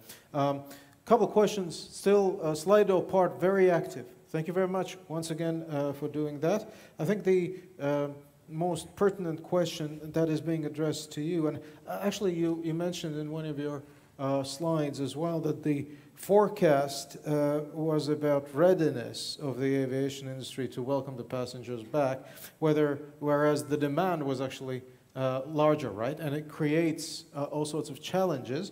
And so the question that is referred to you here in how do you foresee that airports, including Riga Airport, need to transform their operations due to labor shortages all around, and that is going to be a trend that probably is going to continue. So how do you envisage, standing up to that challenge? Well, first of all, We have been following all the prognosis very, very carefully, and we created our own prognosis, and we update this prognosis every month, and we were recruiting enough employees to cover also unexpected growth. And basically, from the beginning of this year, we have recruited more than 500 employees, both in largest departments, both in ground handling department and also in security department. So we are all set for summer passenger demand. Yeah. So you were able to basically increase your labor force? Yes, actually we are. All right. And just another one. We have a panel later in the afternoon on drones. So there are drone enthusiasts in the audience. Does Riga Airport use drones to increase efficiency in your daily operations? I don't know whether this is relevant or not, but that's what I get. Actually, there are no drones certified so far to use at the airport, but there are many initiatives, and we are participating in some of them, and we would like to also have a project, like a pilot project in Riga to control the surface of apron with drones in the future. So there's potential for that. It's coming. There is a potential, definitely. All right. Lila, thank you very much. We're letting you go now. Thank you. Thank you.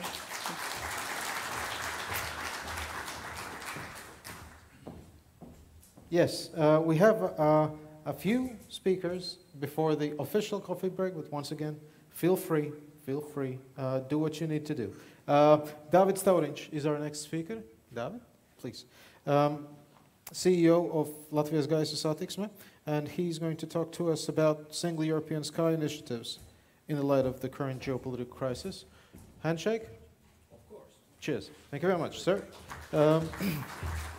And keep the activity level up on Slido.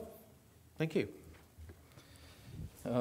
Thank you, Edis. So I think that I will take care of this machine here. Dear colleagues, dear guests and participants of the forum, I'm happy to be here at this forum. The one was, we have now this forum for the second time because of COVID crisis, but today finally it happened. So the topic of my presentation is Single European Sky 2+ initiative in the light of current geopolitical crisis.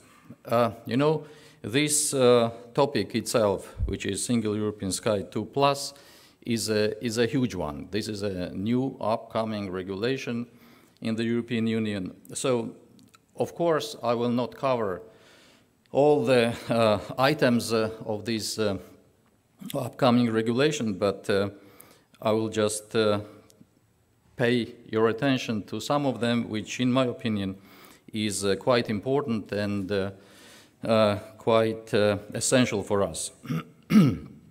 But first, I will start with the current situation in the enterprise.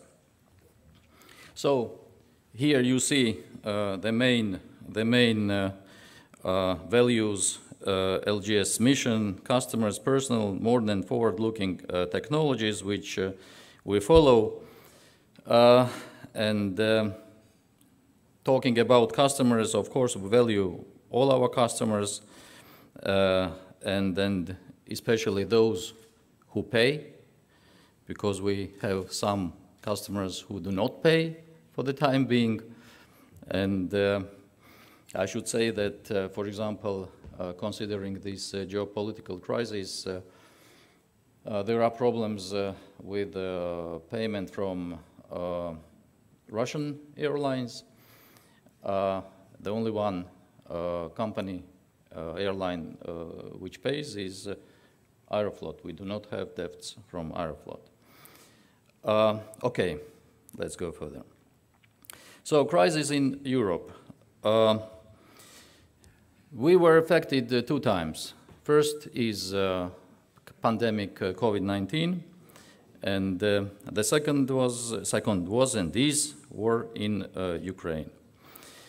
Overall flights in Europe during the pandemic, we're back to 85% for the time being.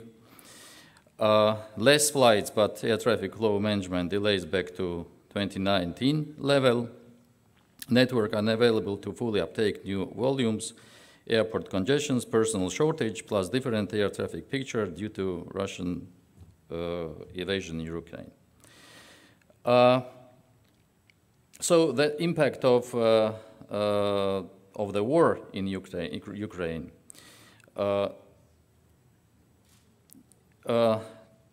lead to new air traffic patterns and shift of air traffic flows. Baltic and Poland losing their traffic while other states benefiting. Not all of them, but quite a big majority of them. A rise of oil price and inflation affect whole network and result in social action strikes of air traffic controllers, airports, airport staff, and etc. War aftermath will be long felt. So here you see the figures. So the best year, and it was in the presentation of Catherine also, was 2019. This is the, in LGS history, it was also the best year.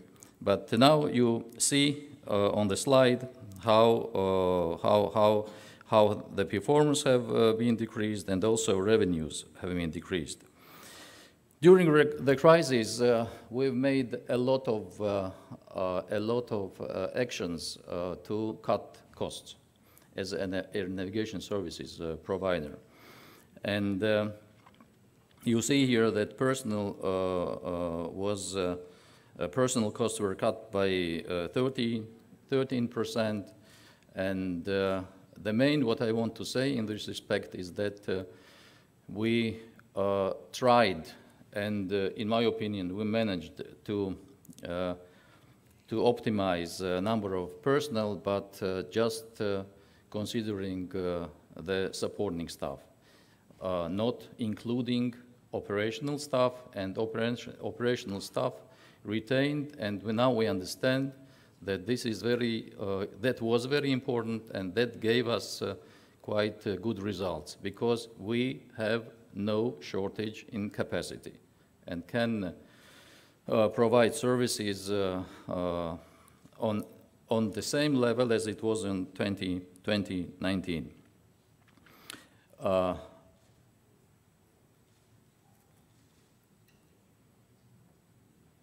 So, war in Ukraine also impact LGS.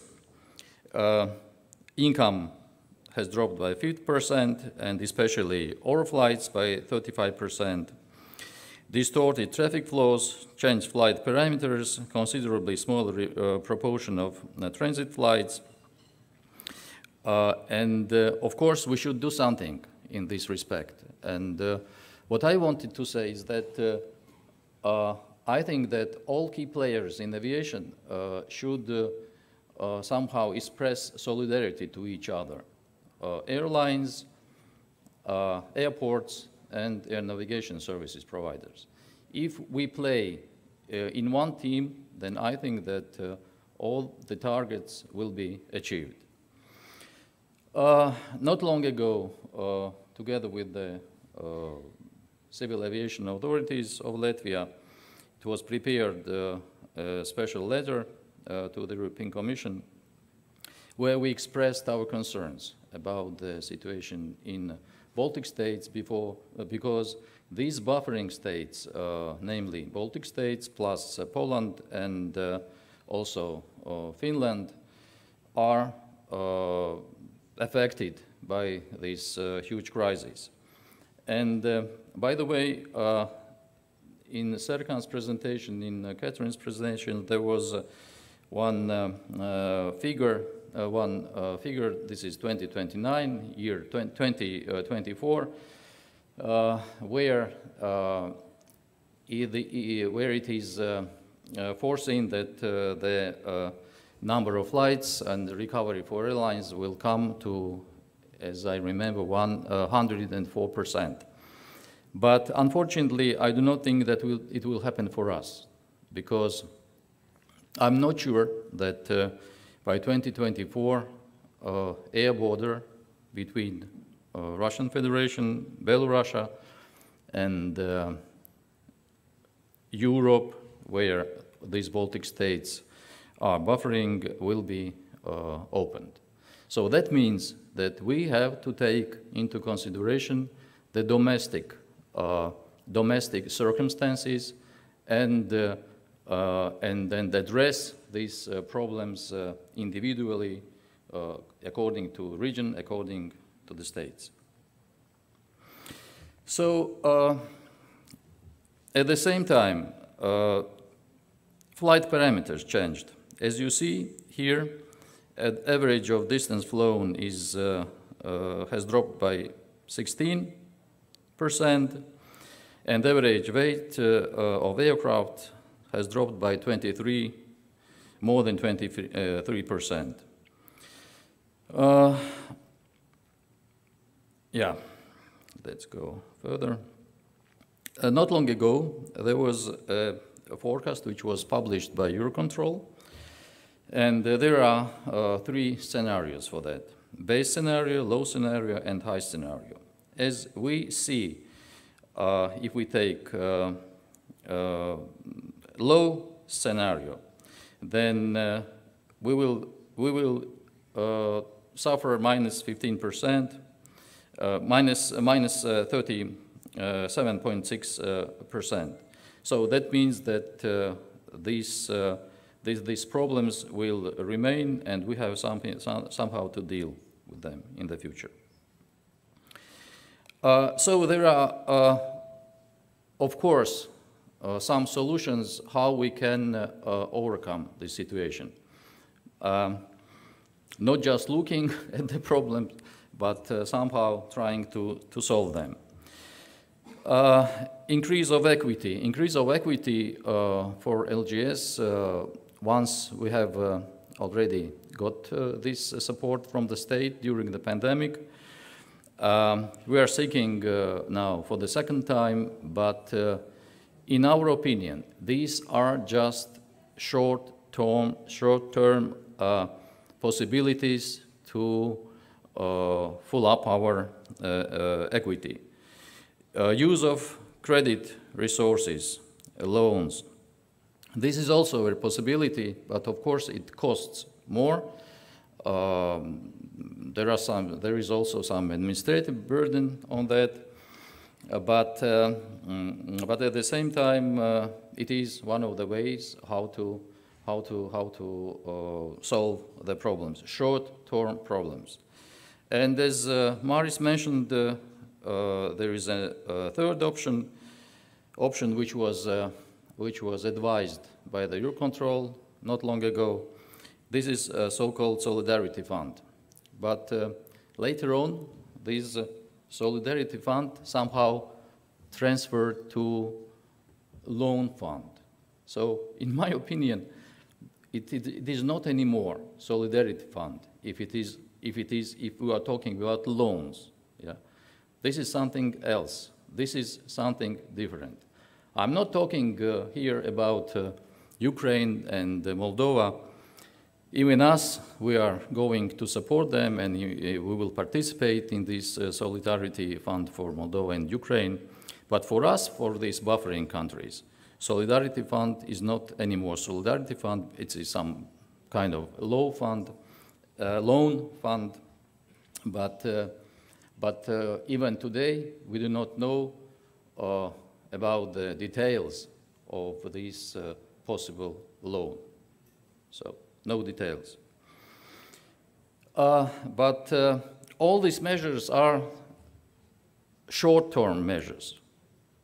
These measures will not help us. I'm not talking just about LGS, but about all these navigation services providers of these buffering countries. This is just for time, but at the same time we have to seek for some sustainable decisions, some sustainable approaches. And in our opinion, of course, there is a possibility of revision of en route unit rate, which will allow us to systematically solve liquidity problems and meet goals set out in LGS strategy. Of course, it costs, but as I have said, we have to express solidarity in all aviation, among all aviation players. Now about new reality and CES2 Plus initiative.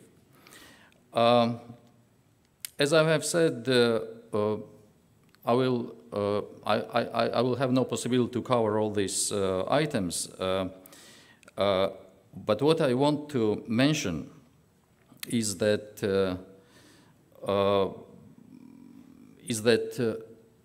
the main approach, which is now in this regulation, is that not always the domestic circumstances are taken into consideration. I think that the lessons which we have learned today during the COVID crisis, during the war in Ukraine, prove the opposite. We have to take these local circumstances into consideration.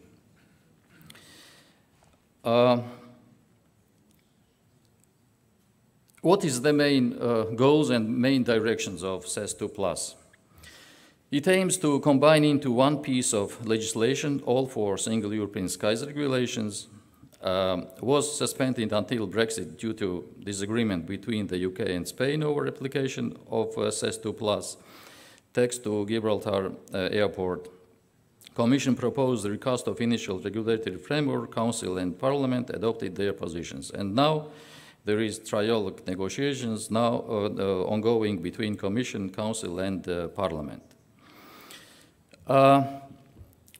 What is on agenda? Limited designation of air traffic service providers, mandatory tendering for support services, focus on digitalization and virtualization, strength and independence of national supervisory authorities, and enhanced performance and changes and charging schemes.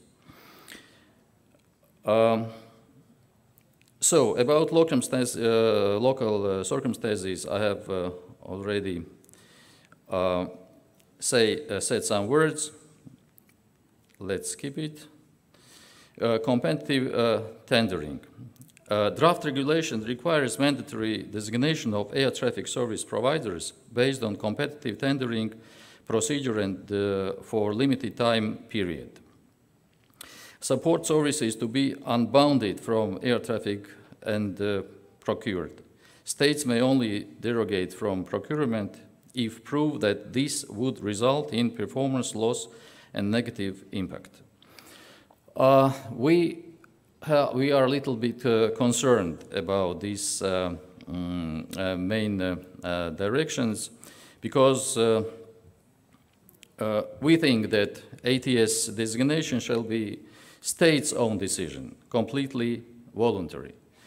Unbounding of support services from air traffic should be voluntarily decided at national level by service providers.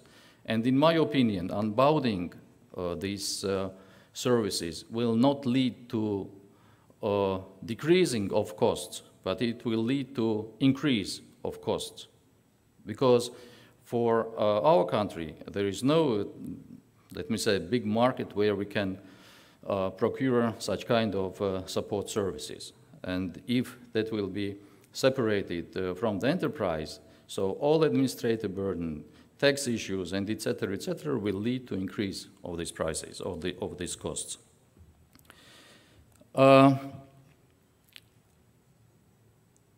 Decision to procure a new provider may only be based on socio-economic justification and not on mandatory requirement. Limited duration would be catastrophic for long-term investment policies and strategic decision-making. Compliance with the regulations and efficiency shall come first. Change of ATS providers is time and resource consuming. Careful management of safety and security risks needed. Infrastructure variety and ownership issues, not the same infrastructure at all airports, different owners. So in our case. LGS, contrary to all general rule, we own all the infrastructure, I mean air navigation infrastructure. Instrumental landing system, meteo equipment, VOR-DME, and etc., and etc. So, if all this equipment belongs to us, it is in our balance, that it will be very difficult to designate any other player who does not have any infrastructure here. And of course, it will lead to increase of investments, in this case, not necessary investments, and in increase of costs. ATM data service provision.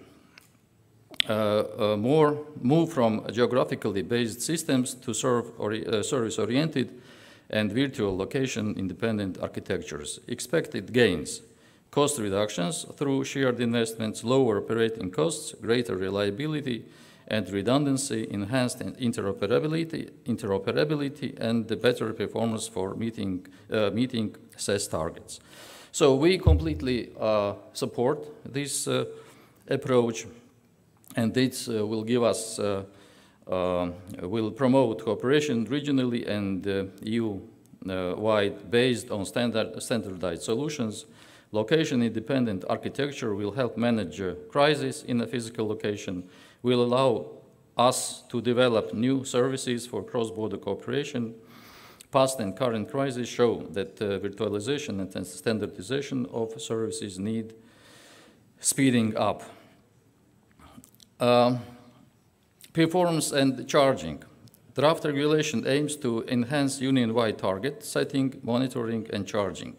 Single unit rate is back on agenda, but still no consensus. Our concerns about that is that during revision of performance and charging schemes, proper procedures shall be applied to ensure member state involvement is not limited. New performance review body shall not limit competence and decision-making mandate of member states. To respect local circumstances, European-wide performance targets should only be set for en route services. And where air navigation service provider under or overperforms, it should always be assessed if this is due to reasons outside provider's control. Single unit rate shall be approached with caution, as costs for airspace users in more efficient areas will increase. Here in this slide you see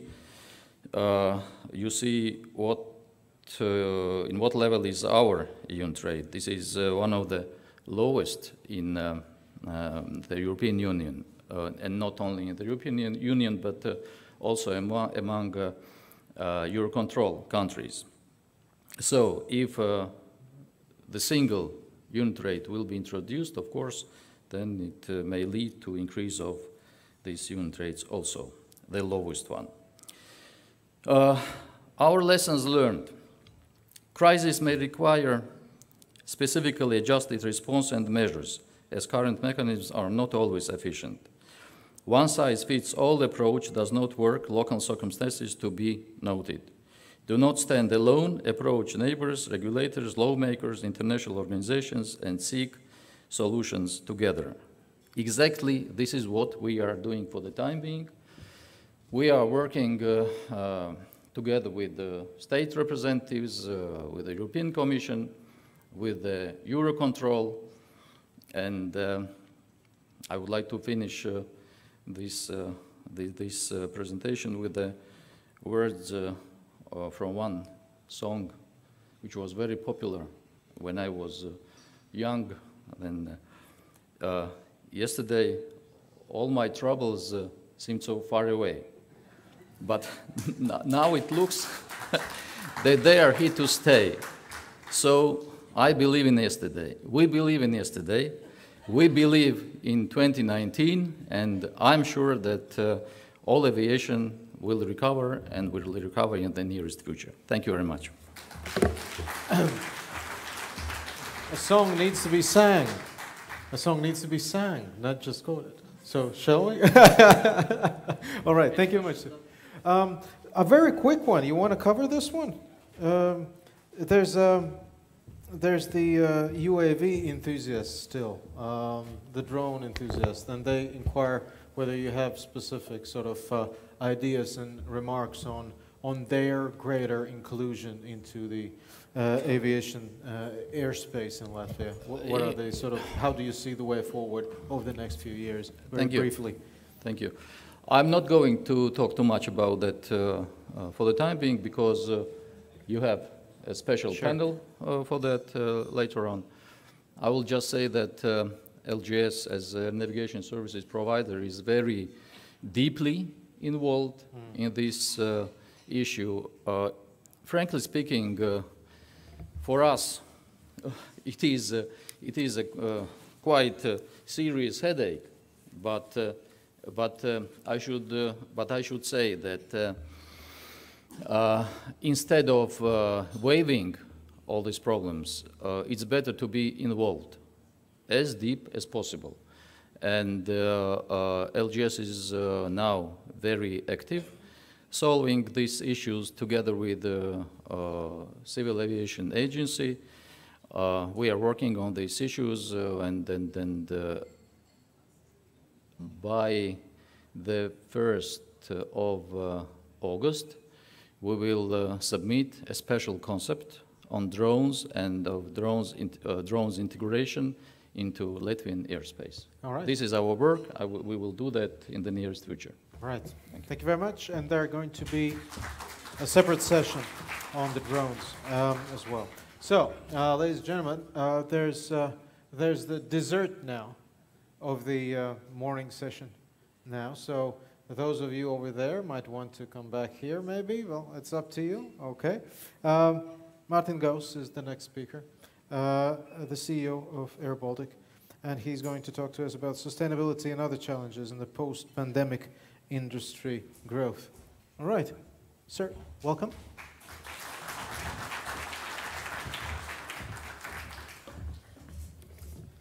Yeah, hello together. What to do? You sit there in the evening, you do a presentation, right? And you go through your slides. And my press boss Alice said, put it under your pillow that you are good at it in the morning. I did it. I came in the car. I did it again. And then I see half of my slides have been used by the others already. Everything I'm supposed to say has already been said. Here I am now. I wanted to learn something, and I have to say, the Riga Aviation Forum, as I see it today, especially the attendance, is exactly what we need. I would have loved a break also in between. I was one of the guys putting it on Slido. But I'll do this now, and I hope you stay with me. I talk about sustainability and other challenges of our industry, and I try, you will see some slides you've seen before, but I try to take the things out for you where I think it makes sense. Why am I having this here? Sustainability and the challenges.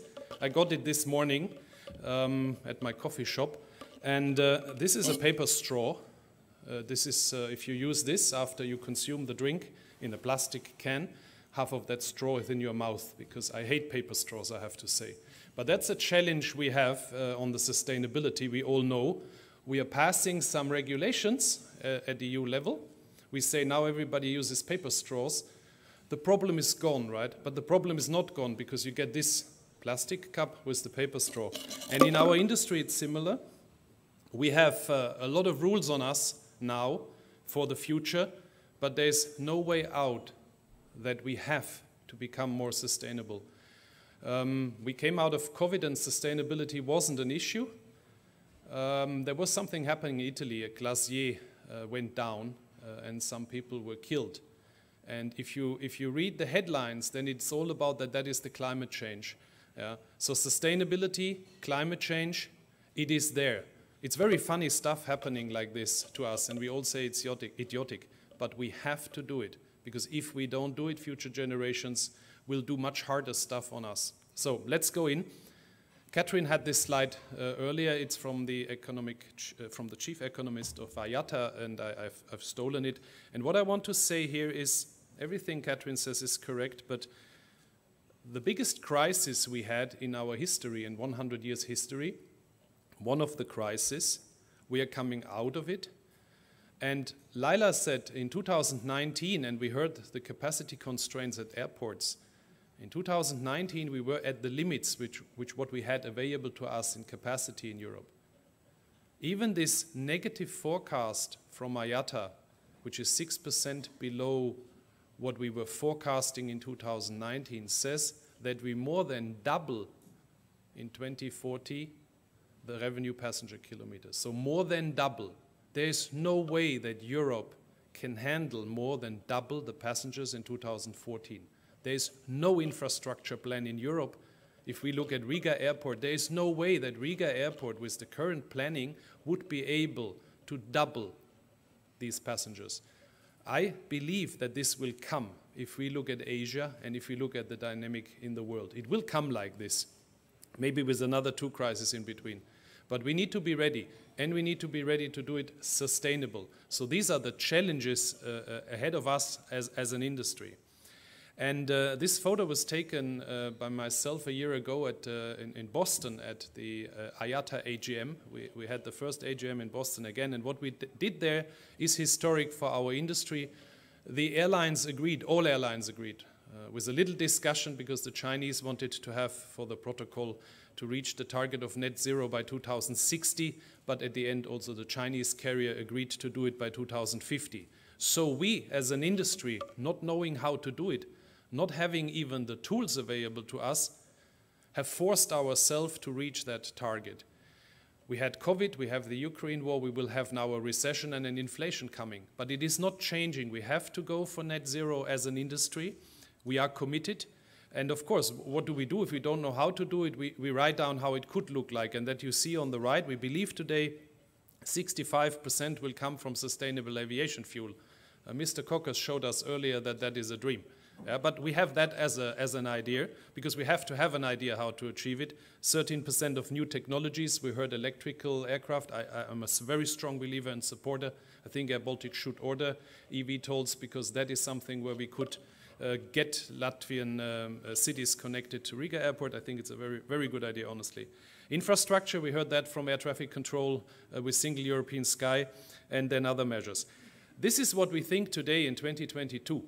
There's a lot to do by 2050, but we have to. That is very important. The reality right now, today, is by doubling passenger traffic, and it will come, that the Dutch authorities have decided to cut one of the most restricted airports anyway by 20% their capacity because of noise pollution. So we're supposed to double because that is the demand of the world, the travel demand. It's not that somebody wants it. It's not airports who wanted it, or it's not airlines who want it.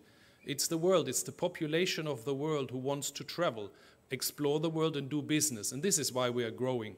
And that decision now will make it a bit more difficult in an anyway constrained airport like Amsterdam when you have now a reduction. Because there's not enough aircraft available yet which are achieving these noise levels. Air Baltic, lucky we have that fleet, but other carriers cannot just change tomorrow their fleet. So they will have issues at Amsterdam. And then the next thing happening, activists started a claim and took KLM to court because of the way KLM has advertised for their efforts to become carbon neutral. So there you are as an airline, you're saying you want to do something, you're offsetting, and then you get sued at court because you're greenwashing. So there's a lot of pressure on us to reach sustainability, but despite that, we have to do it. So I'm very proud of my airline, and I have to say I'm overwhelmed with the positive feedback I got at this forum, because if I look at the Latvian media, we never get praised for the things we do. What we took as a decision in 2012, and I'm very proud that we took it, because this was one of the first things I did when I came to the country. The fleet had to be renewed in the future, and we took an aircraft which wasn't built at the time, but it was, from the sustainability point of view, the latest technology, the Airbus A220-300. We today are the largest operator of the A220-300 in the world, and a lot of people don't know that. Latvia has the carrier which has the largest fleet of the most modern aircraft. We also have currently the youngest fleet in Europe, and what these aircraft do on the way to sustainability, they deliver 25% reduction in fuel flow, 25%, that's 1/4, and 25% CO2, and that aircraft is 4 times less noise than normal aircraft. And we fly these aircraft already for 6 years. We get another 4 this year and another 10 in the next year. So Air Baltic has, on the way to reach net zero, taken a big step. We've taken a step which is possible. A lot of airlines in the world can still take that step as a first measure to renew their fleet to more modern aircraft. But sustainability and emissions, a lot of people think it's just climate and emissions and fuel. It's not. Sustainability is much more, and if you read the sustainability reports, a lot of things are there. We have, together with local air traffic control, developed approaches as Air Baltic where we are saving significant time and fuel coming into Riga. That is something which can happen all over the world. We decided to not have any more cars which are not full electric, so on the apron you see them already, the technicians, ground operations, also the management cars, they will all be all electric. And that's a decision, and for the future there's no change there anymore. And we are charging them actually as sustainable, so that is important. We are building the largest hangar in the Baltic states. We have a delay now, but by 2024 it's to be opened. It's the largest hangar being built.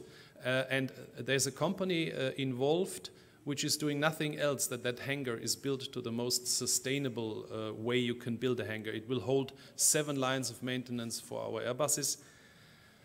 I heard it earlier, yeah, we got in Doha an award. I think the most important award today you can get from IATA and the CEO of IATA, the CEO of Qatar Airways, and 2,000 delegates from all over the world saw us receiving the award. Air Baltic is in the world the most diverse and inclusive airline. It is very sad that Latvia hasn't picked up that, because Latvia could be proud of it. The media here has not taken any notice. But I get everyday emails from CEOs all over the world if we could send our team to their airlines, large airlines, because they want to have that award. A huge achievement for little Air Baltic in the world to be the most diverse and inclusive airline.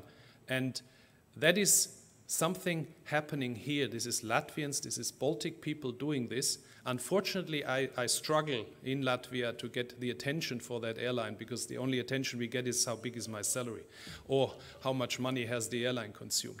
But I'm positive, and we're going forward. We are using SAFs already, so Air Baltic also there is leading.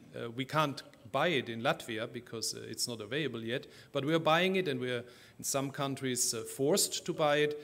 And we have increased by 20% the use of these biofuels already. And if there would be more available and affordable, and I say that and affordable, we would use more of it, because that is at the moment a way before other technologies are available. Very complicated slide, but it's something on the sustainable aviation fuels where I see, similar to Mr. Cocker's, a big issue. What you see, the green line, is the demand for our industry, just our industry, to have sustainable aviation fuel. And if you look at 2030, this biofuel becomes so popular that other players like the maritime industry also want to have it. It's just not possible, even if the whole world produces, if the whole agriculture industry changes to produce biofuel, for example, it's not possible.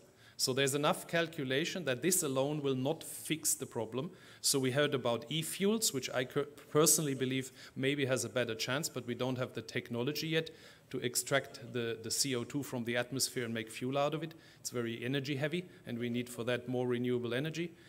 But there's one thing I believe to reach these targets in our industry, in the aviation industry, and that is hydrogen.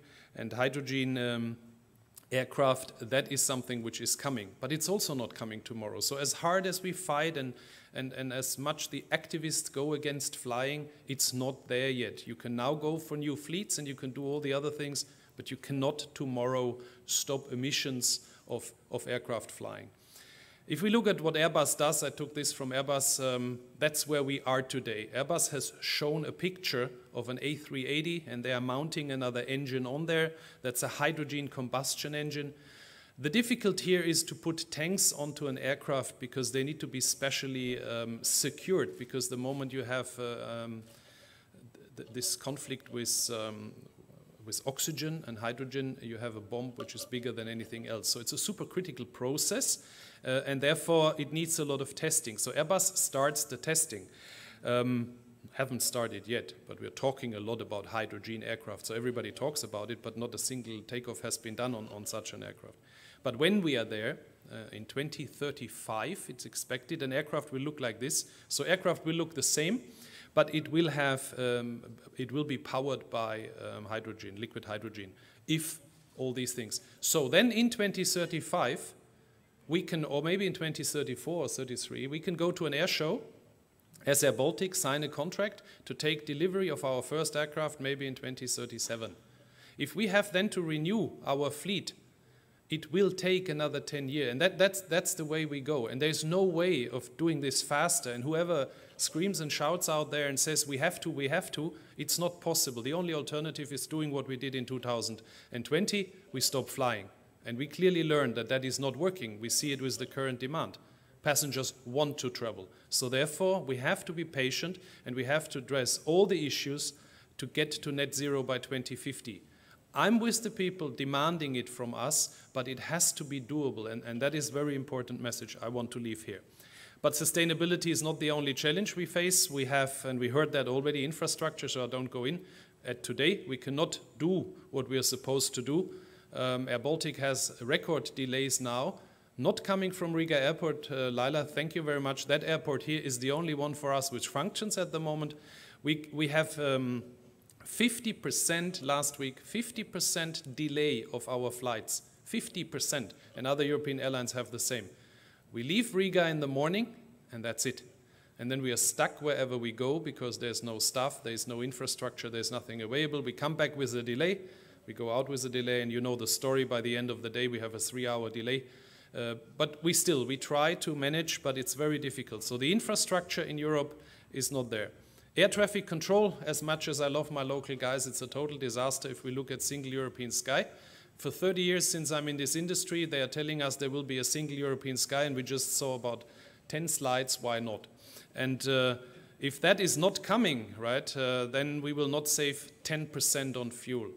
So we could have already done it 10 years ago, 15 years ago. We would immediately save 10% of fuel on the day a single European sky would start, like the US has it, yeah, instead of flying zigzag. But we just saw why it very likely is not happening. Labor market, we all know that is the biggest issue right now if it's about manpower, and we also have that. On top of not having people anymore who want to be in this industry, we also have the issue that the people are not earning enough money. Yesterday we had 22% announced in Estonia as inflation. Air Baltic hasn't increased the salaries by 22%. So sooner or later, if we don't increase the salary, we're going to lose the people. So that is one of the issues. Mr. Kaptan said it as well. Labor is an issue, and we will all see this. Whoever has employees will see that that is going to be an issue with the inflation coming. The fuel price, it's 3 times as high as it was in 2019. I think it's temporary because when we head into recession, end of the year, next year, fuel prices naturally go down again. But at the moment, we pay 3 times as much for the fuel. But our tickets haven't increased by the cost increase we have for the fuel, which means the losses of the airlines are not recovered from the past. Inflation, I said that already. It's 8% or 8.8% in Europe now, and you all know in the Baltic states it's a bit different. Estonia reporting 22%, Latvia 17%. So that's heavy numbers. And we are all sitting here because it's not the heating period yet. Nobody has seen his bill for the year end for heating and all the other stuff. It will come. And the public will have complete other issues than now flying to some sunny destinations, because people will be having issues paying their bills if the inflation continues like this. So this is a challenge also for Air Baltic, because similar to airports, everybody's costs go up, but not automatically your income goes up. I want to finish with something very positive for me, stolen this from Laila's presentation, not the one she had.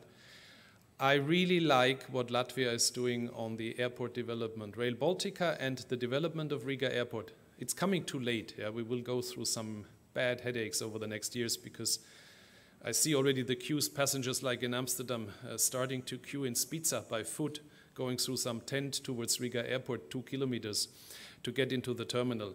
But one day it's finished, and when that terminal is finished, we have a world-class airport here in Riga, and I will be very proud running Air Baltic, hopefully at the time when the airport terminal is opened, and deliver to our passengers the seamless product which we already have with the most modern aircraft, that we also then have the most modern airport. So thank you very much for listening. All right, thank you very much, sir.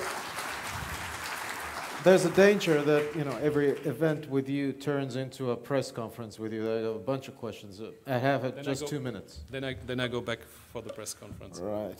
Oh boy, there's so many of them. I don't know. I was mostly intrigued, and none of them is about your salary, by the way. So I think because it's right. So there was a scrambled message here, and I was at the beginning I was intrigued. Are you planning to acquire Airbus? But that was not the question. Are you planning to acquire Airbus A321XLR? That was the question. But maybe I'll give you a whole bunch of them, and then you pick whichever you want to cover. You mentioned punctuality and the overloads in the airport. So how about Air Baltic punctuality during the summer season as far as it is in your hands? That was, will there be a time when pilot training will be free of charge? That's something that, that Air Baltic does as well. And I think I'll focus then perhaps on the question that has gotten most votes. It has also to do with your view on how airports are dealing with labor shortages. And could you, from your point of view, could there be a necessity for, structural changes? It's not perhaps not just a question about, hiring more people, but it's more perhaps structural changes need to be made on how airports operate. From an airline perspective, maybe you have some input on that. Whichever you want to take and cover in a couple of minutes. My memory is not so good, so I take the last one first. The shortage of labor at the airport, and similar to the shortage everywhere, has mainly to do with the very low income levels at certain positions. There's no other way. If you want to attract people, you have to pay as much as the one where they would go to. Mr. Kaptan said it. People have left this industry to find other jobs. Because they have more fun there and maybe more salaries. So there will be no way then increasing salaries, which puts then the pressure on increasing prices to the airlines. But I think this is for all of us. People have to pay their bills, and you have to have higher salaries, especially at lower label jobs. So if we can't, and you have to keep the job attractive as much as you can. So these two challenges airports will have, but also airlines. Particularly with the inflationary pressures over the next which period will of time. stay. If we talk about 20% now, if it continues, and you want to have somebody at a low income level, you will have to increase significantly the salary. But you're also competing now with a lot of other jobs which pay the same salary, so you should become more attractive. Airlines do not have so much the problem. We have the free flying, the uniform, overnights. Our airline very diverse, so that's okayish. But if you have a more standard job, then it might be more difficult, and you have to increase the attractiveness for the job. So that's probably the challenge for airports and for a lot of companies. Which I see. Another question was the Airbus A321XLR. That is an aircraft available. It has flown in June the first time. That's a normal Airbus A321, but it has special tanks in there. It can fly very, very long. And on a recent press conference, we made the statement, or I made the statement on the side, that the only other aircraft we would consider is that one. The reason for it, that aircraft is able to reach in what we do, Air Baltic, North America without restriction, and Asia. So for us it's New York and Bangkok. These are the two destinations which we are looking for years into. There was never the right aircraft available to fly these for our needs. There's other airlines who could of course fly these routes, but in the Air Baltic context of what we do, our concept, that would be the aircraft that's available in 2024. So we are now again evaluating the business case. Would it make sense to fly it? And then, of course, if that is positive, we would seek, is that an aircraft for us in the future to add to the Airbus A220? That's where the A321XLR comes from. But now help me with the second question. There was about pilot training. Pilot training, yeah. We have the issue everybody has, that also the pilot market is not as attractive as it used to be, and you had to become a pilot in Air Baltic by taking a loan from a bank, and then you became for 2 years a pilot. We're very successful with that, but now we see that less and less people are doing it, so therefore we as the organization are giving the loan now to the pilots, so it's basically free. But you are then bound with us in the future, and you have to repay that loan, and it works. So the pilots joining us now, they will get a loan through the company, and then with their salary in the future, they are repaying the loan. But of course, they have to stay with us. If they would leave us after the training, they would have to repay it immediately. All right, one other quick one that just came in. I don't know whether it makes sense, but it sounds fancy. Has Air Baltic studied the possibility of their unused old aircraft to be used for hydrogen engine research program? We have no unused aircraft, so Air Baltic is having only Airbus A220-300s. The aircraft which are still parked at Riga Airport, the propeller aircraft, they are leased aircraft, and they are currently, while we speak, prepared for the redelivery, though they will leave back to the lessor.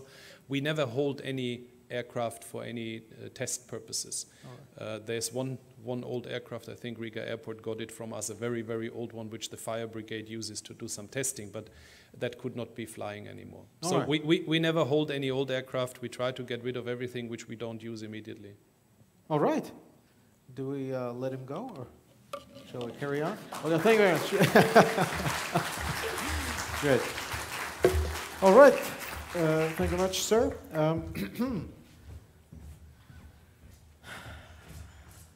Just a little something more before the break, all right, guys? But I'm happy to see that the crowd over there is at attention as well, so it's all working out. It's very good. Okay, and thank you very much once again for the activity level on Slido. Keep that up. So the most difficult job, I think, now goes to Žygimantas Surintas. Please. He's the CEO and board member of SmartLynx Airlines, and the difficulty, obviously, is, were those beer bottles there? Or sounds like fun. All right, cheers. And the difficulty of your job, Žygimantas, is that everyone sort of waits for the coffee break, and they will be listening to you and dreaming of coffee, I suppose. So you have to be extra interesting, and you will be, I'm sure. Please. Hey, hello everybody, good morning. So, as you called Martin before dessert, I will gonna try to be your espresso then. So wow, what kind of a few years we have, yes? So, we started with one crisis, now we are having a challenges of another crisis. It brings a lot of headaches, and I think me and Martin, we lost in the last couple of years a lot of, years, and okay, he's a bit older than me, but I don't like, to see these gray hairs on my side, as well. So my topic today is sustainability in ACMI is a choice, or basically, you can hang on like you are right now in our business. So as many of you may be still not fully aware about the business model we have, first we're gonna be focusing a bit to the quick snapshot, what we do, where we are, what has changed in our company, and then come back later to the sustainability of our operations. So SmartLynx today, in the last 30 months, company has changed rapidly. So before COVID, our company was a single fleet Airbus A320, 321 operator. I would say very successful, and we designed a new organization during the COVID. We have added the cargo and long-haul operations. It's a completely different company from where we've been 3 years ago. Our company this year is celebrating 30 years birthday. So some of you, I believe, from the people can remember the old our name La Charter. I see that we have some people from the older generation. Our main business focus is ACMI. We are also doing the ACMI to explain. So ACMI is aircraft crew insurance and maintenance. We also are doing some charter business, but this is not our primary focus. Today in Latvia, we are employing 300 people in the administration. We were just recently ranked one of the top exporters of Latvia, and we are contracting more than 1,600 crews for our operations. Our headquarters is in Riga. We have employees from 49 different passes right now, so basically 22% from the whole world passes is in Smartlinks. We also have offices in Malta, Tallinn, and just recently opened a new office in Vilnius. We are flying, and our focus all the time is to fly for the top notch, for the tier 1 companies. So you can see in our clients list such companies as Qatar, TUI Fly, DHL, EasyJet. We are the strategical ACMI providers for all these companies, and we have long-lasting relationships. But also you can see that we are flying for such companies as Air Peace. This is the change of COVID. We have different map as this and the current situation in the market changed our commercial strategy. We want to diversify ourselves. So you can see that today we have base in Middle East, in Jeddah. We are carrying the pilgrims to Mecca from India and other countries. Also a new interesting experience for our company, as this is also, as I said, the long haul is a new business for us.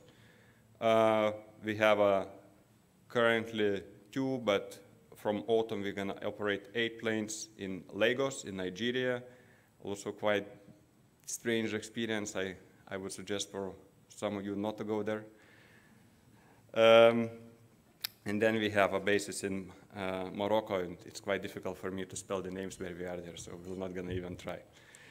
But we are global, we are big, and this is the beauty of aviation, that we are in the global business, and there are no borders for us in this business, and this is what is the beauty of our operations.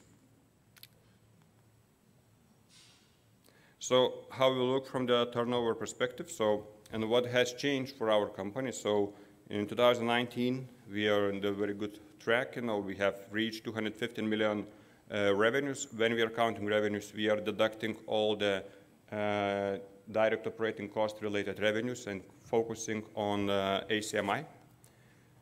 2020 February was definitely the start of saga, which forced us to think, so what we're going to do next. So more or less there were 2 choices. One was the easy, so just close the doors and go to bankruptcy, as we lost all the business, we lost all our contracts. Well, more or less we have made redundant 70% of our administration. But each crisis, as we are again facing a new crisis today, each crisis has one good thing. Each crisis we're going to create opportunities. So we have decided that we see a huge opportunities today in the crisis space. We were always successful in the narrow body, but we saw the opportunities with a very cheap and advantaged model for the new planes coming into our fleet. We see a great opportunity to grow.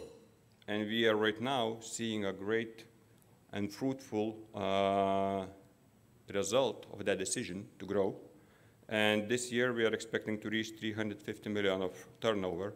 And definitely we're in the middle of summer season and having a lot of difficult issues, but also the previous speaker has mentioned with what we need to face every day. But I think that is definitely something what we're going to reach. Our fleet has changed. So today we are the largest operator in Baltics. Currently we are operating 40 planes. Unfortunately, we have one of our Airbus A330, which is stuck in Ukraine, in Lviv. We were providing the cargo services for Ukrainian Post, and so unfortunately, we did not manage to get away from Ukraine. Definitely, in the relation what is happening there, it's a small loss for us, and plane is still safe, but it's quite difficult, to get it back. We were dealing with the army of Ukraine, and we asked, when will you going to give us a permit? They said, we will going to give, but if you want the safe permit, call to Russia. So definitely not a big hope there right now. We are have a challenging situation with our fleet for sure. We are having quite a massive number of late deliveries. Now it's very, very popular to say, and this is what we're hearing from our financiers or the leasing companies, as all our fleet is being leased, not owned. Industry problems, no spares, no manpower, no labor. So we currently face a large number of late deliveries to our fleet, but by the end of the year, we will gonna be operating 56 planes in our operation. So in the comparison in 2019, it was our record number when we were flying 23 airplanes. So it's basically, we are not tripling, our size, but it's 2.5 times more than we had before. Our company goal and the strategy we have confirmed in 2021 is to reach 100 planes in SmartLinks by 2025, and I believe that we are successfully heading to that way. So today we are the leading ACMI player in Europe, and all these topics are connected, So where we've been, where we are, we want to be the leading global player in ACMI passenger and air cargo market by 2025. And we are calling ourselves Uber of aviation and asking why. So we are the company who today is saving all of us and giving an opportunity to travel, as all of our customers has a lot of internal issues like we do as well. But with the recovery of aviation, the late airplane deliveries, crew shortages, crew trainings, the maintenance issues, high fuel price, which is limiting airlines to bring the new planes due to the uncertainties during their winter operations, seasonality impact, and definitely high demand. And this is how ACMI was looking in 2010. All plane, questionable safety of our operations, no stable customer base. ACMI was ad hoc thing. Nobody was having that in mind.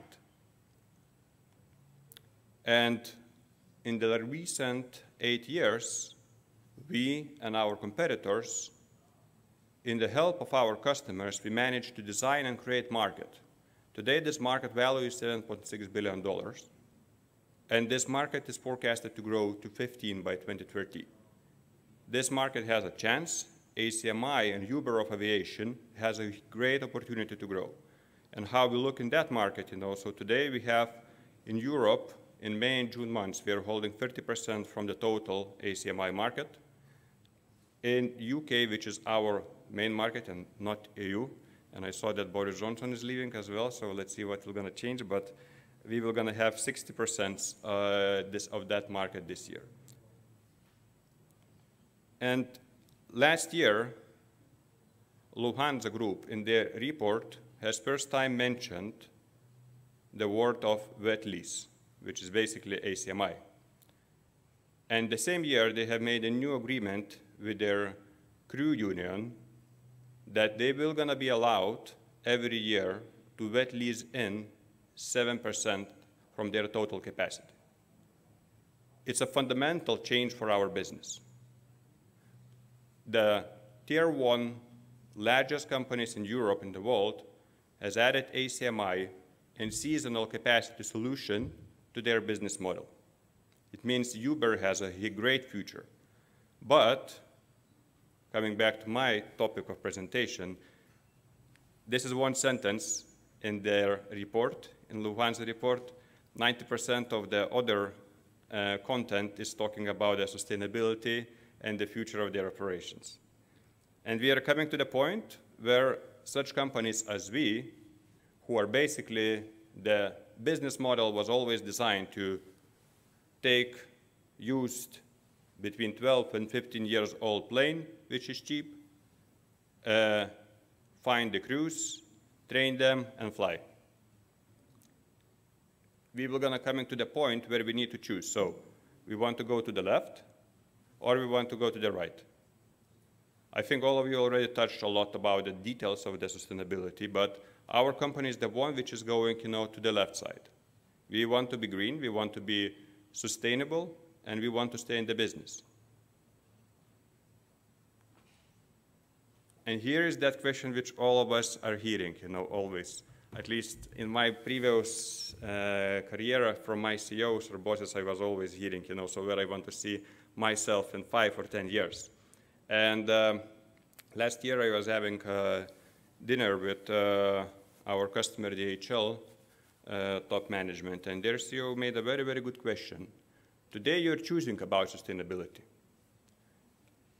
In 2030, you will not going to be choosing. The question will going to be built differently. Are you in the business? Are you not in the business anymore? The ones who are making the wrong decision today may not be in the business by 2030, and this applies definitely for all of us. And this is the biggest challenge, and this is the biggest scarf for our business, for such companies as SmartLinks, how we can stay in the business. And we like to fly, we want to be sustainable. We start from the very small things. So we were presented the first paperless cockpit in the Baltics by 2017. Today, this year, we are investing 50 million euros and introducing the new program with the Boeing 737 MAX 8.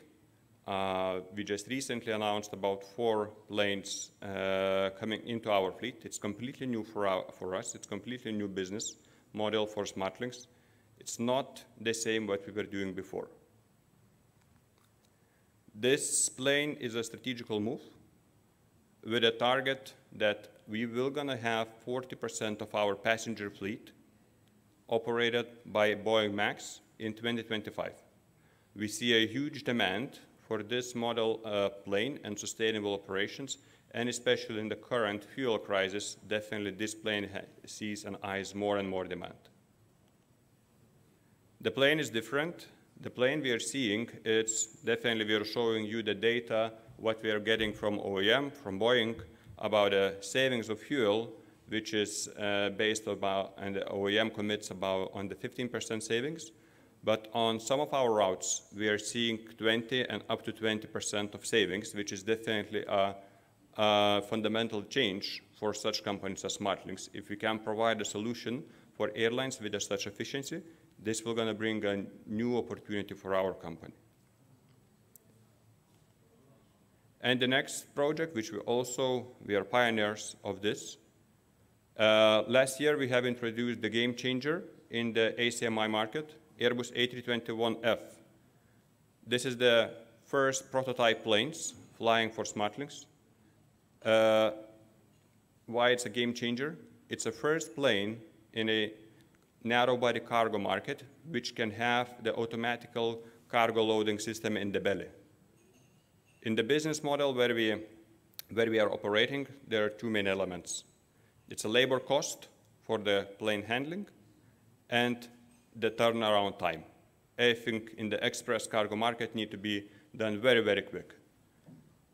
And this plane allows to have 30% more revenues from the volume of plane than any other competitor. And this is the most wanted, the most demanded cargo plane in the world, together definitely with Boeing 777. This plane is bringing the 20% fuel savings from the other narrow bodies in comparison. We are seeing the all technology planes as 737 Classic, 757 freighter leaving the market, and this is the way for us going forward.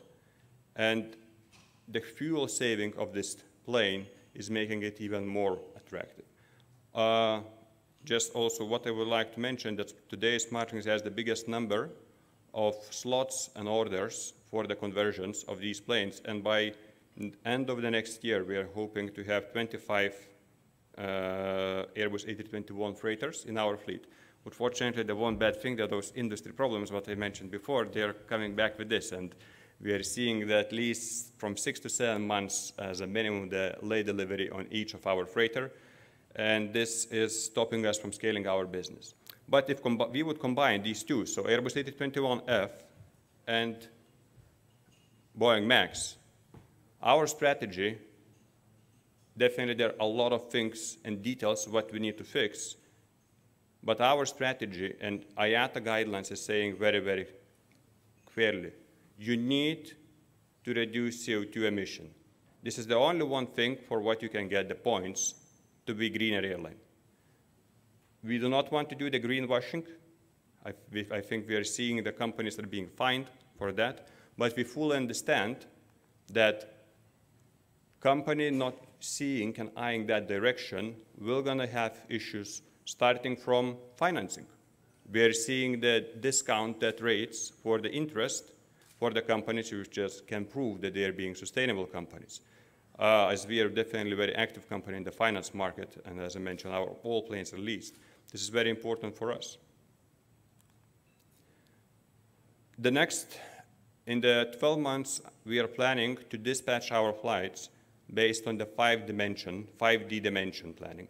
We believe that this solution, which is the most trendy solution in the world right now, and you need to wait 3 years in the queue to be able to get onboarded, will gonna allow us to save from 2 to 3% on some of our routes on the fuel cost, which is definitely will gonna reduce our CO2 emissions. And in the next 24 months, we are planning to introduce our first green fuel charter flight option for our customers. I don't know if somebody will gonna buy it because we are seeing this will gonna be crazy expensive, but we will gonna have this as a solution. So I see that I'm actually very well on time, but what is unusual for me. But what I would like to say is that as I started my presentation, today we are facing the war. But as terrible and sad, this war will also gonna bring us opportunities. I'm not talking about this is horrible what is happening, but we need to be aligned, we need to be focused, and we need to see what kind of opportunities we're gonna get in this business. Thank you very much. Thank you very much. Yes. Before we break for coffee, by the way, there was a question. I see you really like coffee. Yeah. That's true. There was a question, by the way, on 737 MAX, but you covered that preventively already. So I'll just stick to one question. I think some in the audience wanted you to share your ideas on how to deal with the increase on customer support requirement that come with those delays and the current challenges on punctuality and aircraft on the ground and all of that. Is there anything specific you could share? The easiest is not to fly. Then the problem will not gonna appear. It's a bit of a problem for an airline. I tried this 2 years ago in COVID. Believe me, it works very well. Right. No E261 at all. So yeah, I mean, it's. I think let's start. It's horrible regulation. It's unfair to airlines. It put a lot of airlines out of the business, and I think Martin will gonna agree with me. This is completely unfair, and I know that this is already on the table, and finally regulators are monitoring how to make it adapting, working for the consumers, for our customers, because we definitely need to be fined if we are late and delaying the flights. Right. But it's completely unfair to pay the same amount of money for 3 hours and 1 minute, the same what we would be paying for a 24 hours delay. Right. It's unfair. How to reduce that? It's definitely everything come from the capacity planning. Industry issues is not allowing us to plan our standby fleet, standby crews, and all other of these kind of challenges which we're facing and limiters. We cannot fix them very, very fast. We have planes which are, and all the industry are facing the same issues, excluding the ground handling part and ATC part. We are all facing the maintenance issues, the training issues. Aviation is not so sexy anymore. We need to admit the fact. We need to build this aviation back where we've been before. People decided that it's better to drive a car rather than work in aviation. As long as all our industry will not going to be fixed, and it may take 10 years, we will going to be seeing a lot of challenges and issues. But how to reduce that? We definitely need to better plan our network and capacity to have enough standbys on crews, have enough planes on standby, and definitely it may cause us, that you will not going to be able to fly so much as you need. But this business is based by scale. Flying less, it means losing more. Flying more, earning more. Right, very conceptual things at the very end. Thank you very much, Thank you. Žygimantas. We let you go now. Thank you. All right, just 30 more seconds before everyone runs to the other side of the room here. A very quick announcement. So this is partially is a networking event, by the way. If you want a quieter place for an individual meeting, for your business opportunities, whatever, just contact one of our staff at the registration there. That could be arranged. If you want to take that shiny thing over there for a ride, that is a possibility as well. Just get in touch with our staff. That can be arranged as well. So we're going to be back at 12:30 with many interesting continuing discussions. But meanwhile, let's take a break. Thank you very much for your patience. All right, I'll see you in a bit.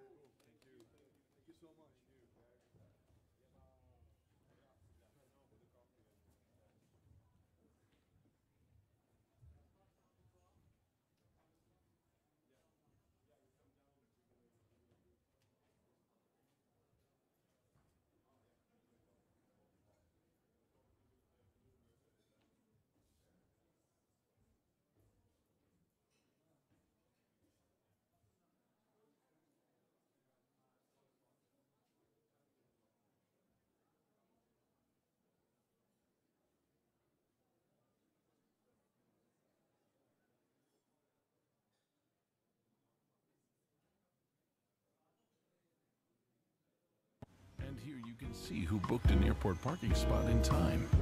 Absolute zen, no stress. For the best deal, pay for parking on the Riga airport website. And be sure, your car definitely gets the spot. And here you can see who booked an airport parking spot in time. Absolute zen, no stress. For the best deal, pay for parking on the Riga airport website. And be sure, your car definitely gets the spot. Un šeit lūk var redzēt, kurš laicīgi aizņem vietu lidostas stāvvietā. Absolūts miers, nekāda stresa.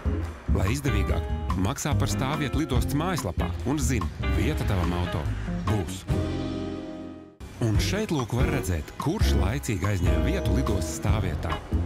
Absolūts miers, nekāda stresa. Lai izdevīgāk, maksā par stāvvietu lidostas mājaslapā un zini, vieta tavam auto būs. Pamosties ar tasi siltas kafijas. Tik pazīstamajām ērtībām, kur vienmēr ir blakus kāds, kurš runā tavā valodā. Tu zini, ka jutīsies brīvi ceļā uz visiem 70 galamērķiem. Lidmašīnā, kur par tevi parūpēsies. Lido ar savējiem. Jūties kā mājās. Air Baltic.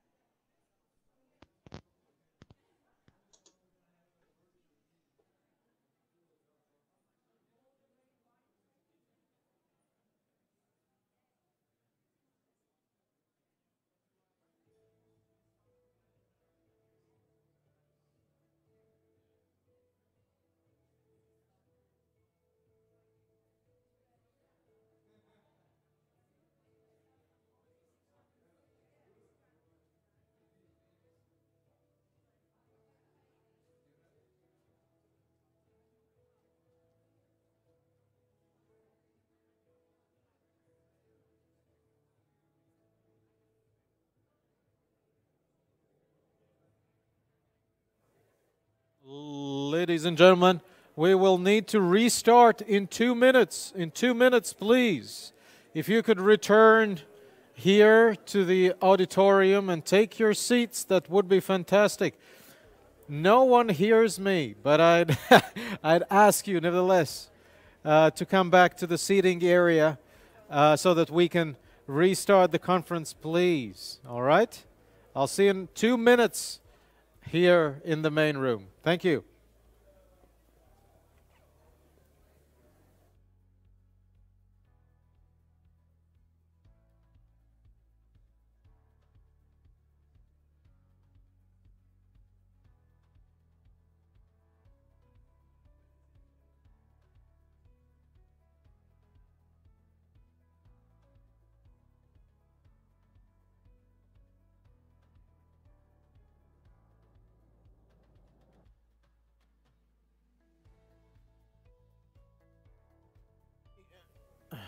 Let me invite you back, please, to the seating area. Ladies and gentlemen, we need to restart in a minute or so.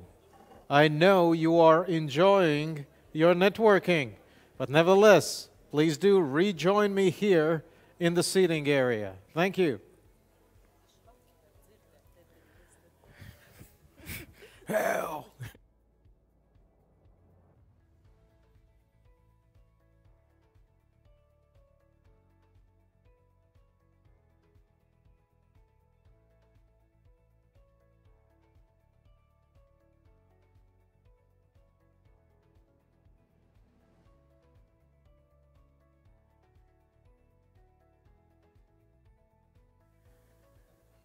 Dear friends, it is very, very lonely here. Please, please do join me over here. Take your cups of coffee.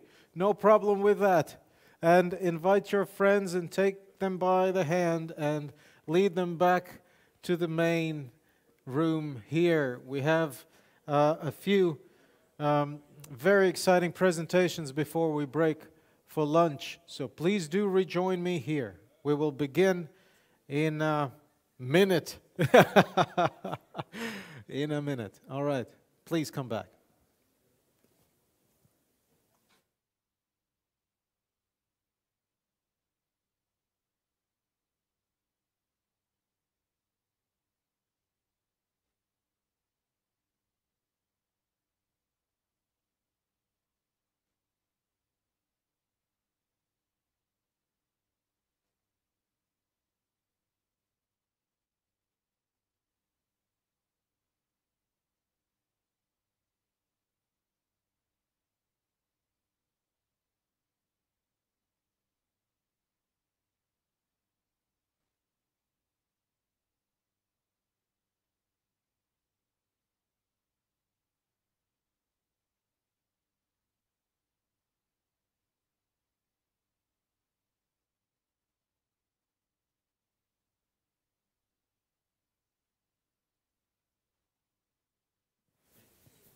All right.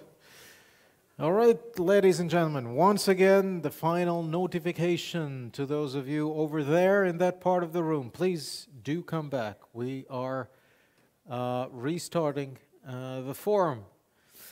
I need to give out some bonuses to the people who come back here, right? I'll try and think of something. A candy, maybe, or something. All right. Look, once again, there's a standing invitation to those of you who are over there to come over here. But at the same time, I do understand the urge to communicate after these 2 years of Zoom sessions and hybrid conferences and those kinds of things. I think it's very visible in many get-togethers in these months that people are just hungry for face-to-face communication. So that is very much understandable. Nevertheless, do come back. All right. We, just a quick reminder, use the Slido thing that we very successfully used before noon. That was very helpful. I think it helped me to address the questions you wanted to ask to our speakers. So let's continue doing that. You can always, once the QR code appears up there, just scan it and you're on that Slido page. Right. Our speaker now is Maxime Lemay. I hope Maxime can hear me over Zoom. He's Global Product Manager, Carbon Neutral Air Freight Solutions at DB Schenker. And Maxime is going to talk to us about sustainable aviation fuel. Maxime, you're over there? You hear me? Yes. Lovely. All right. The floor is yours for approximately 15 minutes, and then perhaps just a few questions from myself and the audience. Please. Sure, and thank you for allowing me to share on this important topic. Yeah, let me know if you can see the slides so I can start. We can. It's fine. Please. Okay, that's great. Yeah. Yeah, as you explained, I'm in charge of the carbon neutral product in DB Schenker. So we were a pioneer in the use of sustainable aviation fuel for air freight. And that's something we have started in 2020 and later extended to a full freighter schedule every week. So yeah, today I just intend to give a bit of background on SAF, what it is. I'm sure the audience is very familiar with, but always good to have a bit of reminders. And then what are the constraints in terms of production costs, also addressing how in DB Schenker we product this to the customer. And lastly, what will be the key initiatives for the next few years? Yes, I always like to start back and looking at what are the emissions across all the industries and what aviation represents. So for DB Schenker, we have a full scope of services, road transport, shipping, and of course air. And we can see that out of the 16%, it's 12% just dedicated to aviation. So out of all the industries, 1.9% of the greenhouse gas emission is due to air. So there's a big challenge there. It's not the biggest contributor, but of course, if you look at the ratio of the CO2 emitted per kg of cargo transported, it's very high compared to other mode of transport. We have another challenge is that by 2050, there will be a 50% increase in the global demand for kerosene. Mostly due to intra-Asia increase of demands. So that's something we need to work on, increasing demand and replacing the traditional jet fuel by something more sustainable, right? And something more sustainable is SAF, and most importantly at this stage is HEFA. So we are using used cooking oil as a primary source of feedstock, but we can also tap on other type of waste, landfill, crop waste, food waste that can be gathered, extracted, and then transported to the refinery where the blending, the separation takes place. It's further transported to the airports. So there are a few airports, as you know, that contain SAF at the moment. Again, remind that the SAF doesn't go in a specific aircraft. It's blended within the tank. In the fuel network at the airport, right? And then it's disseminated to all the airplanes that fuel at that particular airport. So what we account for is basically how much SAF was inserted at these airports, and that belongs to us as DB Schenker, but as anybody that owned the Scope 3 emission and the Scope 1, of course, for airline. And that's what really matters. So if we summarize, when you replace 1 ton of kerosene by 1 ton of SAF, usually we get about 80% CO2 reduction on the emission on a well-to-wheel basis, right? So 20% is actually coming from the upstream, what we call well-to-tank, because those require a bit of more processing steps than kerosene.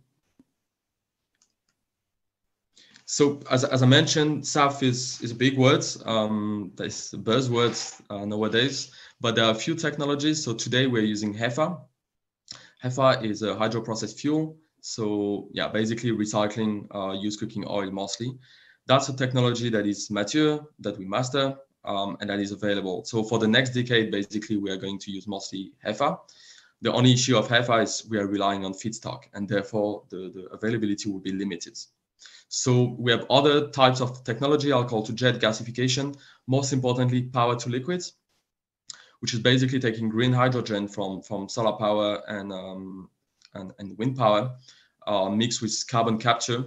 And by that and the Fischer-Tropsch process, we can basically obtain, sometimes we call it e-fuel as well, but yeah, the power to liquid. So that is the more sustainable because we're relying on renewable energy. And it's a lot more scalable because, well, technically that energy is infinite. So as I mentioned, yeah, Schenker was the first logistics provider and the first actually to operate a first freighter covered fully by SAF. That means that the totality of the consumption of kerosene was compensated by SAF by inserting the right amount of SAF in the airports. So as DB Schenker, we pledged to be carbon neutral in 2040. And you can imagine that's a challenge because we have all mode of transport to decarbonize. So what we already do in the view of power to liquid, it's supporting the research and development through volume offtake, right? To really encourage all those plants that are building around the world to have, you know, a source of financing through early offtake. So the production is still an issue. I mentioned the lack of scalability. I also mentioned about the increase in demand. So you can see on the left, the fuel demand will keep increasing. Of course, 2020 was a low year due to COVID. So in 2025, we're already at 360 million tons of kerosene required. And we only plan to have at best about 14 million tons of SAF. And until 2030, if we can achieve 10% worldwide, that would be a great achievement already. But there's still a lot of work to do. And as you can see, there's almost an exponential curve after 2030. That's mostly due to the power to liquid assumption that can really take off after those years. So, of course, we don't have a crystal ball, and the horizon of 2040, 2050, it's still very difficult to assess. But at the moment, there is no certainty that we can replace 100% of the kerosene by then. You can see on the right the geographical areas of the production of SAF. And as you can see, well, there's quite a number of players there. And we see a lot of traditional jet fuel provider that is also stepping into the game, Repsol, Total Energy. But of course, Neste is the worldwide leader from Finland. And they're increasing their capacity with a new plant in Singapore with about 1 million ton, and that will open early next year. And that will be the first plant out of Europe and US. So that's really a breakthrough, because at the moment you can see the concentration of SAF being mostly available in US and in Europe, North Europe, Western Europe. So that is something we need to work with different providers to also increase the coverage and offer SAF in additional airports. Yeah, so the SAF production cost is still very high. We are 3 to 4 times more expensive, even 5, 6 times sometimes more expensive than traditional jet fuel. And you can see that this is not going to shrink the gap considerably. Yes, the cost will decrease. You can see HEFA will probably be around maybe 1,000 euro per ton by 2040, but nothing guaranteed. And that also depends on the demand, which has been increasing tremendously. Power to liquid is still very hard at the moment, but there is a possibility that it goes below $1,000 per ton. But we're still far from that. And without incentive and government supports to develop this type of fuel, it will be really hard to compete, right? So that's something we need to take in consideration. And for the SAF, I shared a breakdown on the right on the production cost. The feedstock is the main components. It's 50 to 70% of the total cost, and this is not coming down. And we have seen in the last few months that the feedstock is actually increasing due to different market conditions, like the war in Ukraine. So that is something we can't also rely on cheaper feedstock, only cheaper hydrogen, because we master the technology. Yeah, so now that we have covered a bit on the production and availability and what is SAF, that is how DB Schenker has packaged this product for its customer. So we open a DB Schenker SAF network based on all trade lanes. So we have a data model that is Ecotransit, which is the reference tool for emission calculation worldwide and especially for freight forwarders. And we basically offer the customer the opportunity to be carbon zero. That means on one lane, make sure that we insert sufficient SAF and exact SAF amounts to cover for all the emission. Or we can work with our carbon X and we define with our shippers what will be the reduction of CO2. Because for some of them, as of today, it's still very hard to commit on 100%. The investment is too big. So we're basically working with customers to make trajectory to ensure that the carbon neutrality objective will be achieved through advanced planning with us. Because, you know, as I said, the SAF is still limited and we can't get it immediately. So we need to do a lot of advanced planning with our customers. What we do with our customer, because today having the certainty that where the SAF come from, what is the quality of the SAF, what is the real reduction, all this is covered through a very thorough process. So from the fuel provider to the airlines, and then through us who do the allocation of the SAF at shipment level, there's a whole chain of custody that we ensure. And we have external party like TÜV, which is an auditor in Germany, but present everywhere in the world. So we are guaranteeing all that. And I think that's very important today because there's no precise framework. Of course, there's book and claim, but there's no platform yet in place. So that's something we are guaranteeing to our customer. So lastly, I can touch on what's the overview of DB Schenker and what we have done. As I mentioned, our carbon neutral charter, it's our flagship. We have done huge commitments to extend it. Started in April 2021 as a full freighter, weekly freighter, and then extended all the way now to October 2022. And I guess it will be extended very soon. So at the moment, we have purchased more than 16,000 tons of SAF. In just slightly more than 1 year. So that makes us the top forwarder in SAF purchase. We're really proud of it.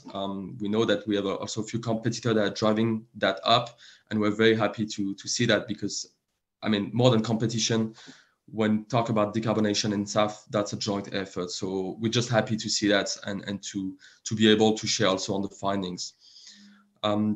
Our new, I think, latest development was to be able to offer it on all trade lanes because that's what the customer wants. So the model is very simple. We calculate the shipment carbon footprints based on different parameters like aircraft type, distance, shipment weight, and then we're able to allocate the precise SAF amount that is required to inset by the correct percentage. And lastly, we issue a certificate with the emission reduction transfer scope 3 that only belongs to the shipper. So again, that whole chain of custody it's very important. We hope that in future there will be further platforms also with the fuel producer, with the airlines, and hopefully certified by IATA, something that we have and we can give a simple and transparent way to the customer. And lastly, I will touch on the improved reporting from the carriers.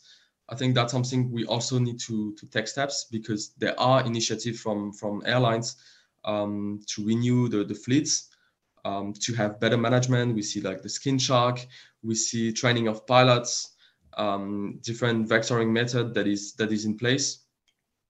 And that's something that can drive down the CO2 emission without major investments from the shippers. But it's important we're able to measure it. And to do that, we need to have, I would say, a more thorough reporting and engage really closely with all those airlines so we can really measure it and at the end, prove that the achievement is real in terms of carbon neutrality. So I'll stop here. I guess I was about on time. So if you have any question. All right, Maxime. Thank you very much. We've got a few questions. I think it boils down to this one here on Slido. So, summing up, what does an airline executive should know about the feasibility of SAF. I think this is a question more or less about the business case here, but as you touched upon at the end of your presentation as well, this is a collaborative work to an extent as well, right? So if you could cover that, we've got a number of airline executives here in the room. If you could sum up that case once again, please. Sure. We have been in collaboration with Lufthansa, which is a partner because, of course, we are both German. And we're very glad to have this collaboration because it was hard work for both us and Lufthansa on how we do it. So it was not an easy job, but we did it. And now with all the experience we accumulated, we are always encouraging our airlines that we work with, and we work with basically all the airlines in the world, to really have that in place. It's a long road, but we can help you. We can support you in the purchase of SAF by committing to certain volume because we need SAF. And that's something that the airline shouldn't be afraid of coming to us and see what kind of partnership we can develop. And I would say that we need something that is simple in the execution, while we ensure we tick all the boxes in terms of procurement guidelines, what type of SAF and what's the content. But at the end of the day, we need a simple bulk purchase from them, so then we can redistribute to our customer at shipment level. So we will have to do the job rather than the airline in terms of certification, at shipment level, because for us, it's little interest. We still have to subdivide everything. All right. Well, thank you very much, Maxim. We let you go now because we're pressed for time just a little bit. A fascinating conversation there, and I think it was very useful for a number of people here in the audience. So thank you very much. I hope you hear a round of applause directed at you as well. So thank you very much for taking time to join us. Okay, we then move on to our next speaker, Mette Erna. Please, Mette, please join us here. CEO of Havas, and Mette is going to talk to us about global challenges in ground handling industry. Welcome.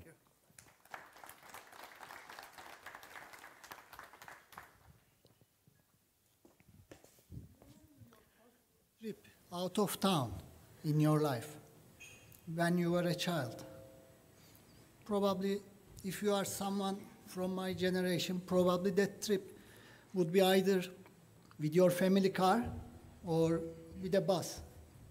Aviation was not so common. It was a luxurious way of travel when I was a child. And what you did when you took a bus trip was you take your bag, you go straight to the aircraft, to the bus. You put it next to the bus, someone put it inside for you, and then they just checked your ticket probably when you boarded the bus, and that was all. And when I started working in this industry 27 years ago, after having all my training and getting to know all the procedures, one of the things that I couldn't help myself asking was, why is it so complicated to board an aircraft? Why you cannot go straight to your flight with your baggage and your ticket in hand? And I believe there are a lot of people in Europe around these days asking similar question because they have difficulty to reach their aircraft, or they have difficulty to make sure their baggage is loaded to the aircraft they are going to fly. Of course, there are very good reasons why you cannot board an aircraft just like boarding a bus. Those mainly consist of security, safety, efficiency, logistics. The essence is that the modern aircraft of commercial aviation today is such an expensive, such a precious resource that it has to be operated in the most efficient and safest way.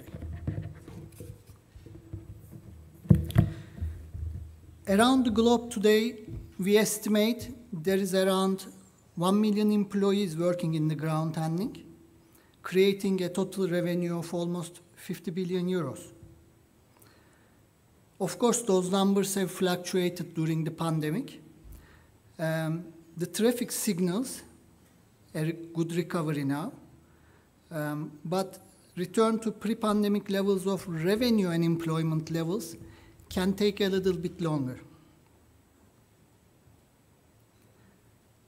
A big part of the industry in the past have taken the readiness of ground handling companies for granted. We checked the capacity of runway, we checked the capacity of parking positions, the capacity of infrastructure, but it was the job of the ground handler to be ready there, to handle the delayed flights, to make sure the aircraft goes back with a safe turnaround, despite whatever happens.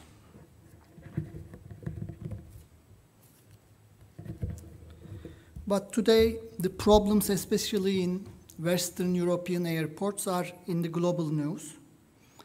Problems are present also in other parts of Europe, US, and although at relatively lower level in Middle East and Asia as well.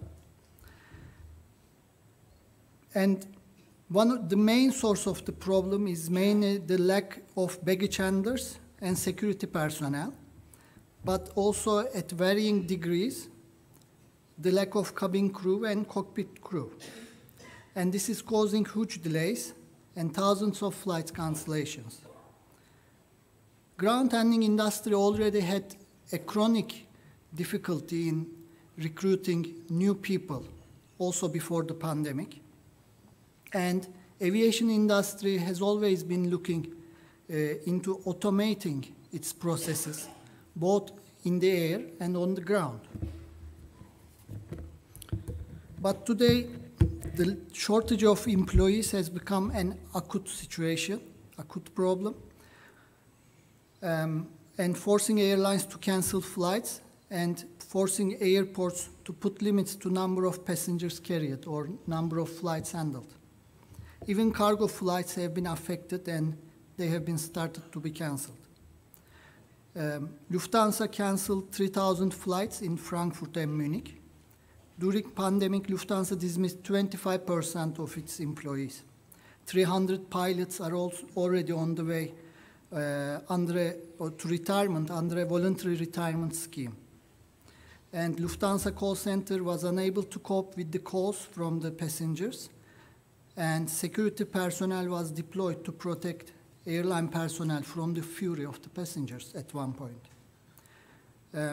Germany is working on the possibility of bringing trained baggage handlers from Turkey for 3 months. Around 2,000 people were requested, but probably it will not be very successful because even in Turkey, although we are not having big difficulties like in Europe, we just have enough people for our own operation. In UK, 10,000 flights are cancelled by EasyJet, and just yesterday, British Airways also announced cancellation of another 10,000 flights. This will affect around 3 million passengers. Heathrow Airport is estimated to be short of almost 1,000 employees. And on top of this, the unions are also upset. In France, Italy, Spain, Portugal, Belgium, unions from both airport employees and cabin and cockpit crew are in the process or planning some kind of industrial action. Amsterdam Schiphol Airport requested airlines to decrease their passenger traffic until further notice and put a cap on number of passengers that can use the airport. And the airlines in Amsterdam are now trying to shift that traffic to other airports. In US, only during the long weekend of 4th of July, 1,100 flights were canceled, and 11,000 flights have been delayed. Based on data on FlightAware website, 23% of flights delayed more than 15 minutes due to various factors, including ground handling, security, and crew shortage. and 3% of flights have been canceled during the last month. If we consider the fragility of profitability in aviation industry, those numbers are quite drastic actually. On top of this, especially in Europe, changing geopolitical situation is putting further pressure on the growth of aviation. Despite all the support of the governments, which is most welcome, during the pandemic, we see that people are still hesitant to go back into aviation. To them, aviation industry still seems fragile, hard to work, and difficult to rely in the long term, due to the fact that labor is the first resource we think about cutting when it comes to cost improvements. And ground tenders are in a very difficult situation in that respect, also because when airlines need some cost cutting, the ground handling is one of the first things coming into mind of the airlines. And I cannot blame them, honestly. They have very limited leverage in front of airport operators, in front of fuel suppliers, or in front of aircraft producers, even in front of cockpit crew unions when it comes to cut cost.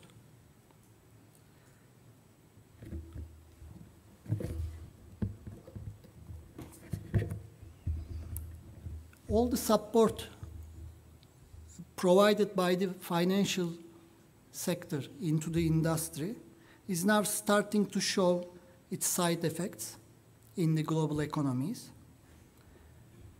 And we see a lot of price inflation in many countries. Cost of living is increasing almost globally everywhere.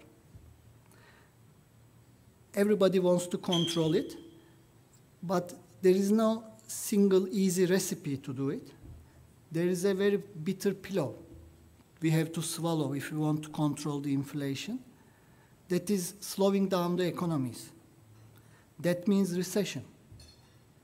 And we have to do it so delicately that we need also try to avoid that it doesn't become a big depression for the economies.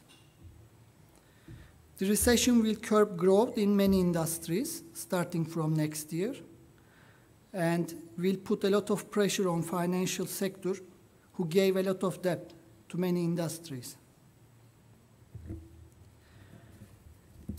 Where does all this put us? Maybe you heard there is a famous proverb. It says, you cannot change the direction of the wind, but you can trim your sails. For a sailor, that means you have to trim your sails to avoid capsizing and find a new route to go to your original destination. Probably it will take longer. You will have to make zigzags against the wind, but eventually you can still reach there. For a ground handler in the past, that was meaning control your costs or cut your costs if you can, manage your debt, and review growth opportunities very prudently. But today the challenge is attracting new employees. Automation was always an alternative, but it will not come quickly enough. Besides, automation will not solve all the problems. We need to create an attractive prospect for our employees as the ground handling industry. This needs to include job security, personal development opportunities, friendly work environment, recognition and participation on the employee side. But before all, we should be able to offer an income which allows our employees to live a decent life with their families. We are not far from that, but there is still a space we have to go. Someone will have to bear the cost of this. When business grows, that's easy. You can invest to your business. You can invest to your suppliers as solutions. But what happens during a recession next year remains to be seen. Airlines have a responsibility to take care of their suppliers, but also the ground handlers have a responsibility to improve their working environment and allow transparency to their customer airlines. Otherwise, everybody will start to look after their own problems, but we should not forget that together with the airlines, airports, and ground handlers, we are all at the same ship. And if that ship is going to sink, we will all be drowning together. So that's my conclusion. If there are any questions, I will be happy to take.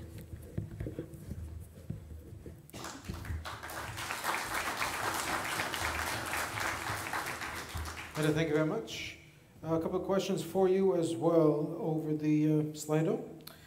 I think you partially covered that at the end of your remarks. Nevertheless, it appeared before you did that. So you did mention that ground handling industry also suffers from an acute labor shortage, right? And there was this question about to what extent this is, straightforwardly a wage issue, a salary level issue, and to what extent there's something else to it. You partially covered it, but perhaps... Well, very briefly, I can maybe to clarify a little bit further. It is a salary issue, yes, but not only. Because when we speak to people, we speak to our old employees, which were dismissed or left the industry during the pandemic, we see that they are still not necessarily always confident about the stability of aviation industry these days. Some of them left the big city, went back to their village, to their family house, and to come back to the industry, they have to open a new house in the big city again or find someone to share. But they don't know if they will not be sent back after 6 months, if the pandemic comes back or we go into another economic problem. All right. So there is a cycle of industry development that also affects those choices. There is still need to improve the confidence in the aviation industry still. Interesting. All right. And there's another additional question about automatization, whether there's anything that has not yet been implemented, but that you're considering maybe to apply. Maybe you can share something of that sort. That remains mainly with the airports and airlines, actually. As ground handlers, we are supporting the process. And there are many technologies which are already there, but they are not fully implemented, I can say. Still, we have self-check-in facilities. We have self-baggage drop facilities. We have bio recognition technologies in the passport checks in many airports. We see those, but still a big majority of passengers are still using the traditional ways of running their processes in the airports for a reason or another. Probably the near future, with all the problems that we mentioned, will accelerate the conversion to these technologies. And there also the ground handlers will have a crucial role because we will be there to support the passengers with those new processes. Sure. All right. Fascinating. Thank you very much. Thank you. Thank you for being here today. All right. Our next speaker is Hubert Fontanelle, Real Estate Deputy Director at Group ADP. Hubert, please join us. We're looking forward to hearing about Airport City experience at Paris Charles de Gaulle. Please.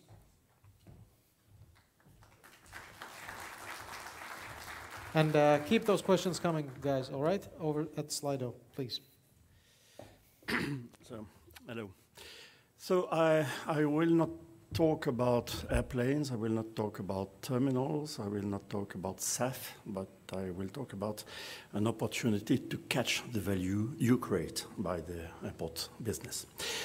In Paris, what is... it's okay like that? No.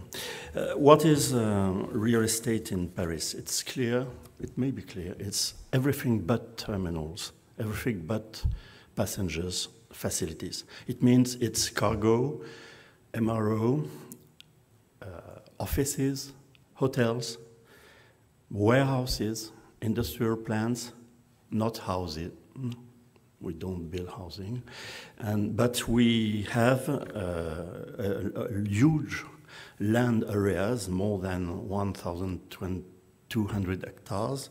We have more than 1 billion square meters of building we own, and the value of our investments is around 3 billion euros, and our external turnover per year is 270 euros. So it's a key strategic point for ADP that to manage and to develop the airport city, what we call the airport city in France, and it's a key asset for us. What do? We own the land in Paris. We own the land of the airports. We do the market, we develop the land, we also develop the buildings, but we manage them and we invest. We invest in quite every development we made, and I'll explain you why. Our main tenants, Air France, of course, FedEx, with the biggest hub in Europe, in the second hub in the world, DHL, Kuehne+Nagel, Casino, Aelia, Bolloré Logistics, many companies you know very well, Accor, of course, and Citizen M, Melia Hotels too. We manage 3 airport cities in Paris, not only in CDG Airport, but we have the luck to manage 3 of them. CDG was a major airport, but also Orly, a local airport, but more than 30 million passengers per year, and a very small airport city in Le Bourget, the aviation business airport. A view of what it is in Paris Charles de Gaulle, more than 380,000 million, no, that's Orly, sorry. Perhaps it may be the largest airport city in the world. In Orly, it's quite different. Orly is close to Paris, so we develop a smaller airport city, but very well connected with the city center. Orly is inside Paris. It's not inside Paris city, but it's really inside Paris. And we can catch company which want to be close to Paris, but not which can pay the Paris rents. So airport cities model. Many people say that cities have always developed close to connection hubs. In the last century, close to rivers, close to the seashore. In 19th century, close to the railways. In the last century, close to motorways. Is it true? I don't know. And in this century, it may be close to the airports. Perhaps cities will be built close to the airports. Is it true? Is it easy? Certainly not. Certainly not.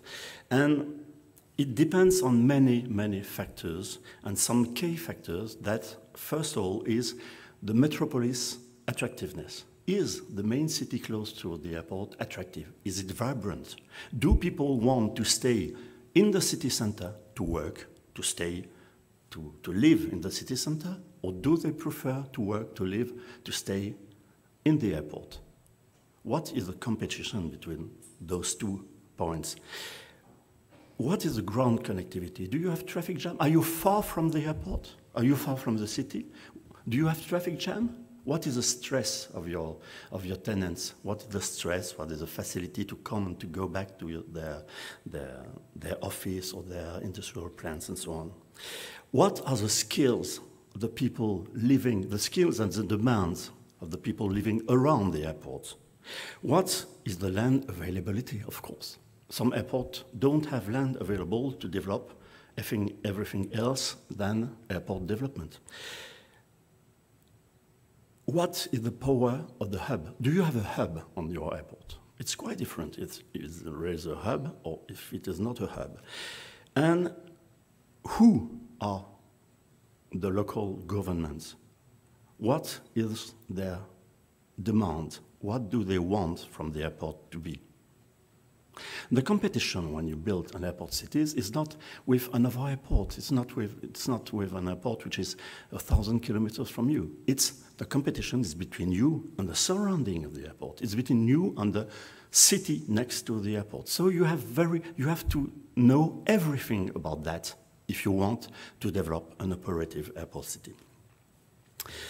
So the types of assets, cargo, of course, it's a growing market. All of us know that. Hotels, I'm very confident with hotels on the airport because of stress. People want to stay close to the planes. They want to see the planes because of traffic jams, for instance. Industrial premises, of course. Offices, much more difficult, really. Hangars, it depends on the MRO companies, and perhaps leisure, shopping mall, congress centers, all things you can find around airports in the world. Some example, Frankfurt, with a very huge building, very difficult for them. Shanghai, with the jewel, to attract people all around the world. Paris, I told you. Schiphol, perhaps the best example of a very nice airport city, the best in the world, I think. And München with Plaza. It costs money to have such a plaza, but it has been made to attract people of the vicinity of the airport, to show them that the airport could be maybe something else than an industrial plant. So, if you speak about revenues, as I told you, we mean to capture in the long run the added value generated by the airport system. It's the airport system which creates value with passengers, with cargo, and my business is to catch it back to our company. Because of traffic dynamics, because of land reserve, and because of general context of land scarcity around the airports in terms of land reserves. We have an investor strategy for the future with precise financial criteria, of course, revenue, yield, and so on, and with main investment targets as the destination and quality of the assets. But we need to have a full integration into the airport master plan, because we have to create a city, some urban district, not really a city, but some urban districts in terms of urban offices district, in terms of cargo district. People work there because people don't live there, but they work there, so they have to find facilities, they have to find a sort of quality of life over there. And last but not least, we have to have a perfect knowledge of the urban environment of the airport. It's what I told you before. So, ADP in the past time, we just were landlords. And 5 or 10 years ago, we decided to invest in all our assets. Because we are very confident with the business model, because also the revenues for an investor is much higher than the revenues for a landlord only. Of course, the yield is not the same, but the revenue, as you can see, is 3 times or 4 times higher when you invest in your airport. And you manage your investment. You are on the airport for a long time. You are not just a real estate investor. You stay on the airport. You manage the airport on a long time point of view. So the best is to manage also the development that are made on the airport in terms of real estate.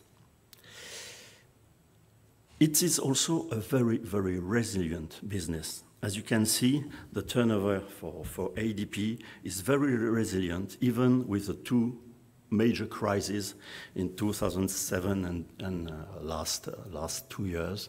The trend didn't really change.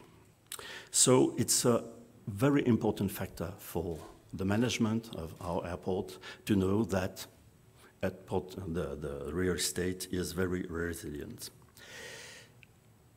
A sustainable development approach. First, what have we done after the crisis? Of course, we develop the strongest assets as cargo. We wait a little bit for hotels, but I'm very confident with them and we'll develop some more hotels in the next 2 or 3 years.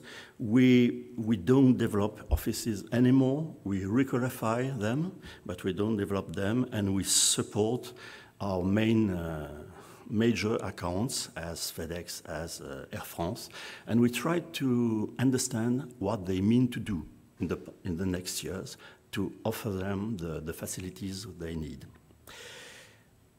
Real estate development, first of all, is a very, very important factor of acceptability of the airport. Because when you talk to the stakeholder, you don't talk, or with population around the airport, you don't talk about noise, you don't talk about planes, you don't talk about traffic, you talk about jobs, you talk about money, you talk about development. But you have to share this development with the cities. You don't have to catch everything, you have to share. You don't have to compete with them, you have to always discuss with the stakeholders around the airport. You have to discuss with them to create a very operative system as well on the airport and outside the airport. That is the real scale of the airport cities. It's on the airport and it's outside the airport. And it's why you have to know exactly the market, exactly the demand of the populations, and so on. So permanently having talks with counterparts. But also you have to talk with them because you need a perfect connectivity, not only with the main city, but also with all the cities in the vicinity of the airport. Because people who work on the airport don't come from the main city. They come from the vicinity always, so often from the airport. And you have to seek the support of the public and the local authorities, as I told you. And you have, lastly, to share the value, I told you. But knowing that you own the land, you own the building, you can develop a long-term vision of your developments. You can refurbish what you have built 40, 30, 50 years ago. You can refurbish, you can change the declining assets to more operative ones. You can reconvert the lands. You can do everything you want if you own the land and if you own the building. It's much more complex if you are just landlords. And lastly, you have an imperative to be environmentally exemplary. So, environmental certifications, carbon neutrality, you have to prepare the arrival of hydrogen production and liquefaction plants. Just in Paris, we mean that we will need more than 25 hectares for hydrogen plants. It's not few. But it may be profitable, I don't know. Today I don't know, but it's not few. And you have to limit the ceiling of land.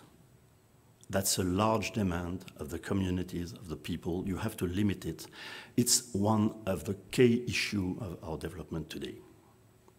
So, thank you.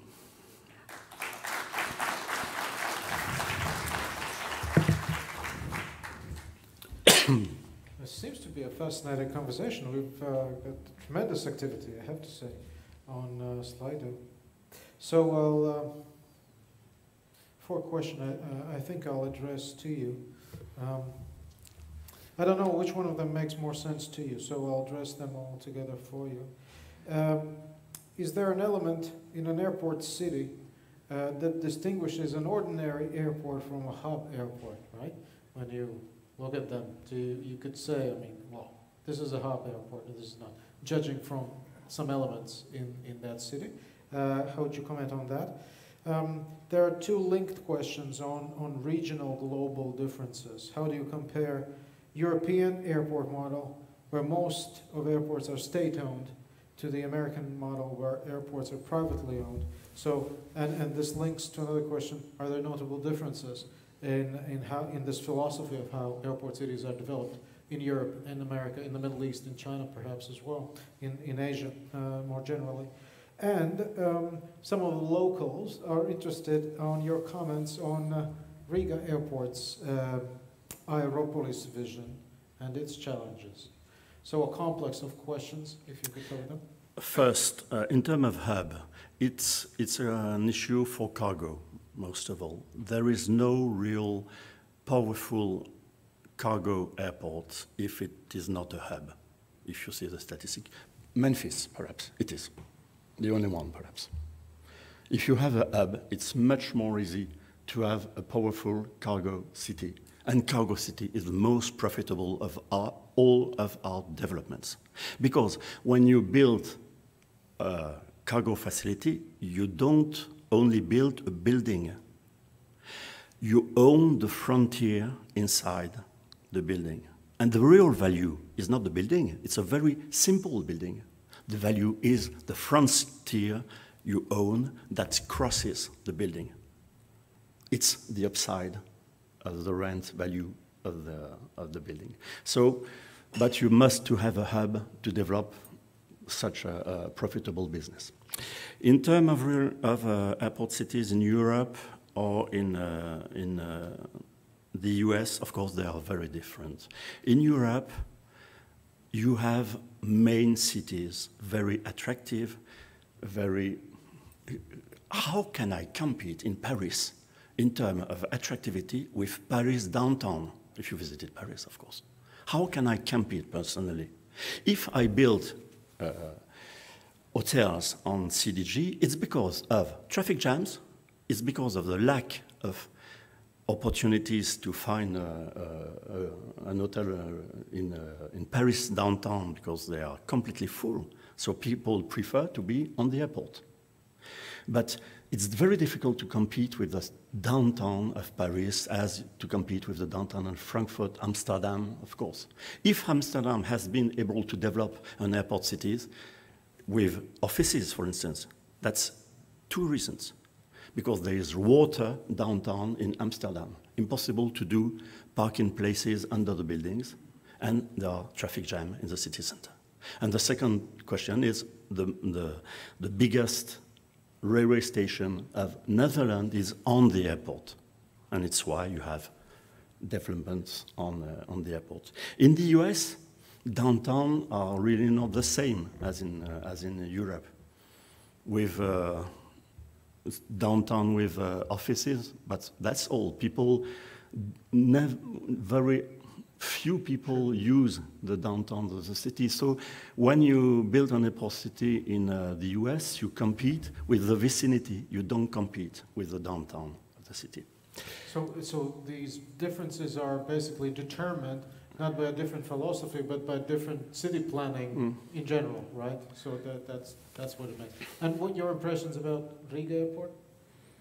Interesting question. Very interesting because yes, because Riga downtown is a very interesting city, very nice, and but I've no answer because.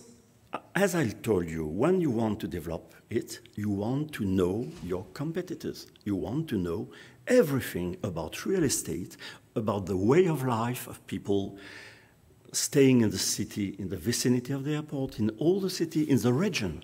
When you know that, you will be able to develop what they need. Today I don't know what people in Latvia need. All right. This is a fascinating conversation right there. You bet. Thank you very much for coming. Thank you.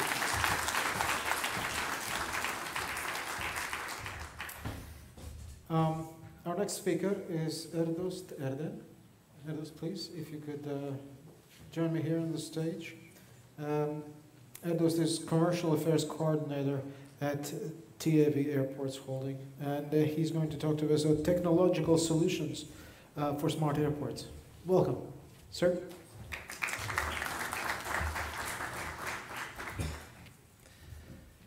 Good afternoon all. I'm going to make a presentation on the technological solutions at the airports that we are using by TAV Technologies. As we all know that after COVID-19 pandemic, world become more digital. Especially at the aviation industry, many airport companies and operators focus on digital solutions.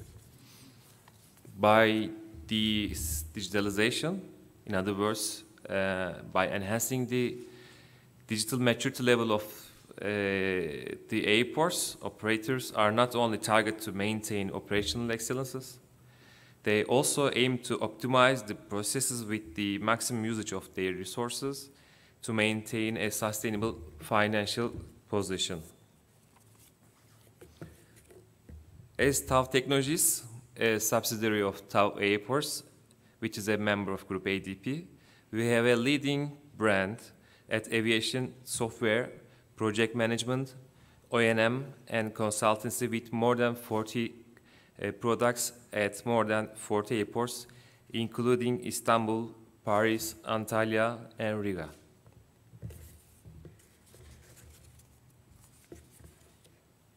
With the modular and custom-made products and services, we are targeting to support and enhance airport operations for operational excellence and delivering a greater passenger journey.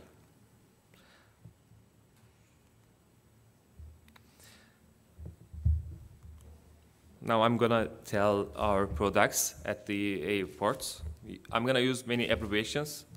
As aviators, we are using too much abbreviations, but in IT is also. Most of you, I think, familiar with this. I will make briefly information, I'll give information on these systems. First is AODB, this Airport Operational Database. We are calling that the heart of airport operations, and it combines many systems at the airports, including flight management system, seasonal flight management systems, data management systems, commercial management systems. And RMS is our resource management systems, which is maintaining the operational healthy and optimizing the daily operations and maximizing utilization of the resources. Flight information display systems, you know that we are seen at the airports and keep your passengers informed about the flight information. IB is an information broker. You know, at the airports we are using many systems. If you think that it's a body, we have hands. I mean, heart is AODB. If our hands are CMS, the commercial management system. If our eyes are flight information display systems, there's supposed to be a connection between these systems. So IB, we can think that it is our vessels or nerves, which are connecting all these information systems together. Slot coordination management system is also very critical for the airports. We are trying to make an excellent planning of slots and capacity at every point. ACDM is airport collaborative decision making. We applied this with the cooperation with RIGS very successfully. The European Union funded this project and Eurocontrol approved our system. Now it is, I think, very well successfully using by RIGS. And AOCC, Airport Operation Control Center, these are the centers that we are maintaining with our solutions. And in these centers, we are controlling all the airports. CMS, Commercial Management System, you know, all these aeronautical and non-aeronautical activities should be in a database. They should be collected. So, and they should be invoiced by the ERP system. So CMS provides this kind of activities for us. Very recently, we have many contracts with the ground handlers by using our ground handling suites. We are removing almost all manual usage, and we are in the usage of the automation. MIS, you know, at the airports we have lots of data, and we should assess this data and get some lessons from the data and some predictions on the data. So MIS gives us this opportunity to assess this potential. Thermal simulations before the peak seasons to predict the bottlenecks of the airports, we are using these simulations to understand what kind of problems we can face during the operation, and we can get our precautions in accordance. CUPS, it is our, previously it was known as common user terminals. Now we are saying that common use passenger processing systems. We are using this system at big airports, including Paris. BRS, baggage reconciliation system, that you know, our solution is compliant with IATA.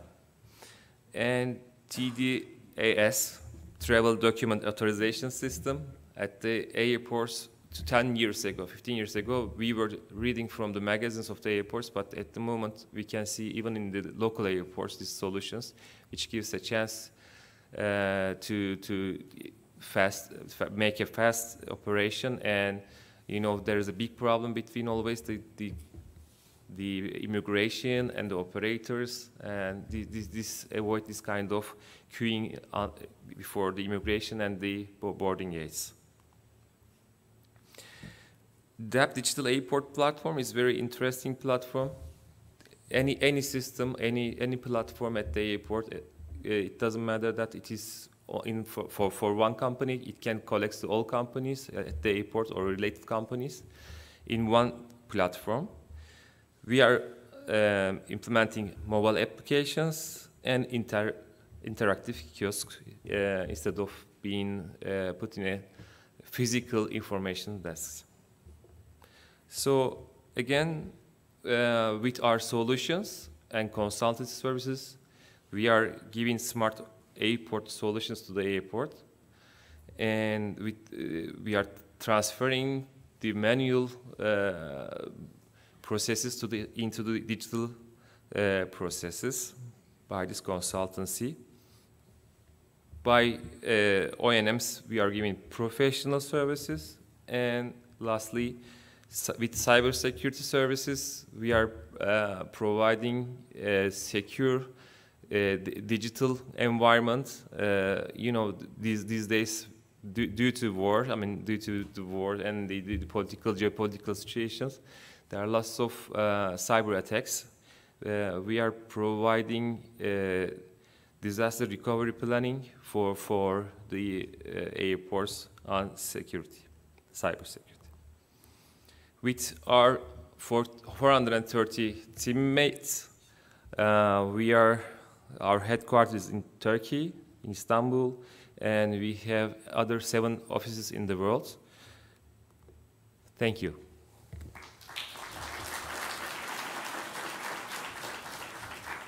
All right, thank you very much for this overview. A quick question though, before we let you go.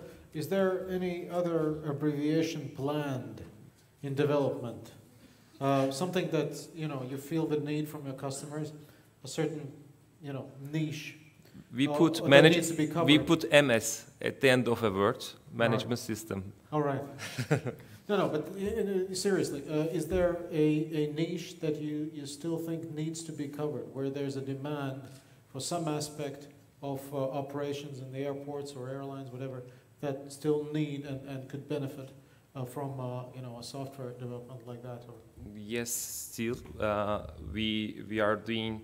We have developers and working on some projects at the headquarters, and still getting some demands from the airports. We are providing custom-made solutions on that project. All right. All right. Cheers. Cool. Thank you very much. That was very interesting. Yes, please leave that too. The other speakers might be surprised for the lack of that. Artsan is our next speaker before the lunch break, and he's CEO of A2 Duty Free. So thank you very much for joining us today. Welcome. And you're going to talk to us about new customer experience and turning challenges into earnings and opportunities. So thank you very much, please. Thank you. Labdien, dear friends and dear participants. I'm proud to be here among you. As we had some free times during pandemics, 2.5 years, I've spent 1 hour a week to improve my Latvian. There is more, but I'm a little bit worried about my professional future, so I will make it in English and try to share some of our experience with you concerning our venture in Riga. So, Ati Duty Free is a fruitful partnership, is a joint venture between very experienced operators. TAV Airports, I hope, are the Paris partnership, together with Gebruder Heinemann, one of the major duty-free players in the world, and Unifree Duty Free. So this is a young, 22 years old, experienced company who's dynamic, running an international duty-free travel retail business in 7 countries today. Ati Duty Free has been acting as the duty-free operator of the beautiful Riga airport and beautiful Riga, and we are extremely proud of that, and we try to carry the flag as long as we can. The difficult days seems to be over. At least we just want to remember this is how it looked during the past 2.5 years. I mean, we have been making excessive meetings and hours of meetings, how to design these stickers, where to place them, and how to inform the customers, and how to protect our customers, and how to protect our employees from the COVID crisis. It was a learning process. It was very difficult. We took and put lots of energies to cover that horrible years, and where actually it will be almost impossible to find any moment to take those pictures with our great staff, where they are making hundreds of thousands of transactions a day in very, very crowded airports. And look at the picture. We could just get together and take as much as pictures as we want in empty airports, but ready, waiting for the couple of flights a day in a very, very sad environment. But I think now we are moving forward. I hope this is now behind, and nevertheless, some traffic recovery is coming up. We have some positive news on this front, as global passenger traffic is expected to improve significantly in 2022, and most probably improving further in 23. Globally, I think we are reaching, always we are comparing our performance to 2019. I think we are reaching all in all 77% of what it was in 2019. For the full year of 2021, the outbreak removed 4.6 billion passengers compared to 2019. This is a huge number. I mean, the implications and the results of such fall is also remarkably made business life difficult for us. At the end, the outbreak reduced the number of passengers at the world's airports by 10.2 billion. The recovery is better on domestic traffic, but I think this is a quarterly changing situation. I think in summer, probably the international recovery will catch up. But at that time, we were looking at the numbers. We could see that globally on domestic, the recovery compared to 2019 was quite successful. On the international is a little bit more shy. We can see that on Asia Pacific, the recovery is slower, but on some circumstances, even in the continents, some cities are recovering more than the others, depending on very much on the motivation of the travel. We could a little bit look at the recovery per nationality. Why are we interested in the nationality developments? In our business, nationalities, the movement of nationalities in the airports reflects a great diversity in the earnings. Nationalities have certain average on basket, and some nationalities spend more than the others. These may change and vary during the years, but when you're losing certain nationality because of COVID in your shop place, and if you welcome a new nationality replacing it, sometimes you can recover the losses. But in this stage, when we look at the changes on the recovery, we could see that at least some are doing better on average, but the recovery is there, and the nationalities are increasingly traveling. But in our cases, Asia travel is difficult, and we are still very, very behind in catching the 2019 figures. And if you would know it and you would share with me the same feeling, their value in shopping and on average basket for the Asian and Far East is very, very high. So it's very difficult to replace that loss without the full recovery, actually. On the airport basis, we have some numbers depending on the location, and we can see from those numbers that hubs are recovering a little faster, and maybe holiday or let's say touristic destinations, they are also recovering a little bit faster than the other destinations. With the third quarter and beginning of the fourth quarter, probably those destinations will perform better. But again, we can see a positive improvement. On the, when is this going to be over? I mean, we believe, my personal expectation would be the 2023 reaching 2019 figures in our industry, and 2024 would be the full recovery year. I think the industry is looking at it quite parallel.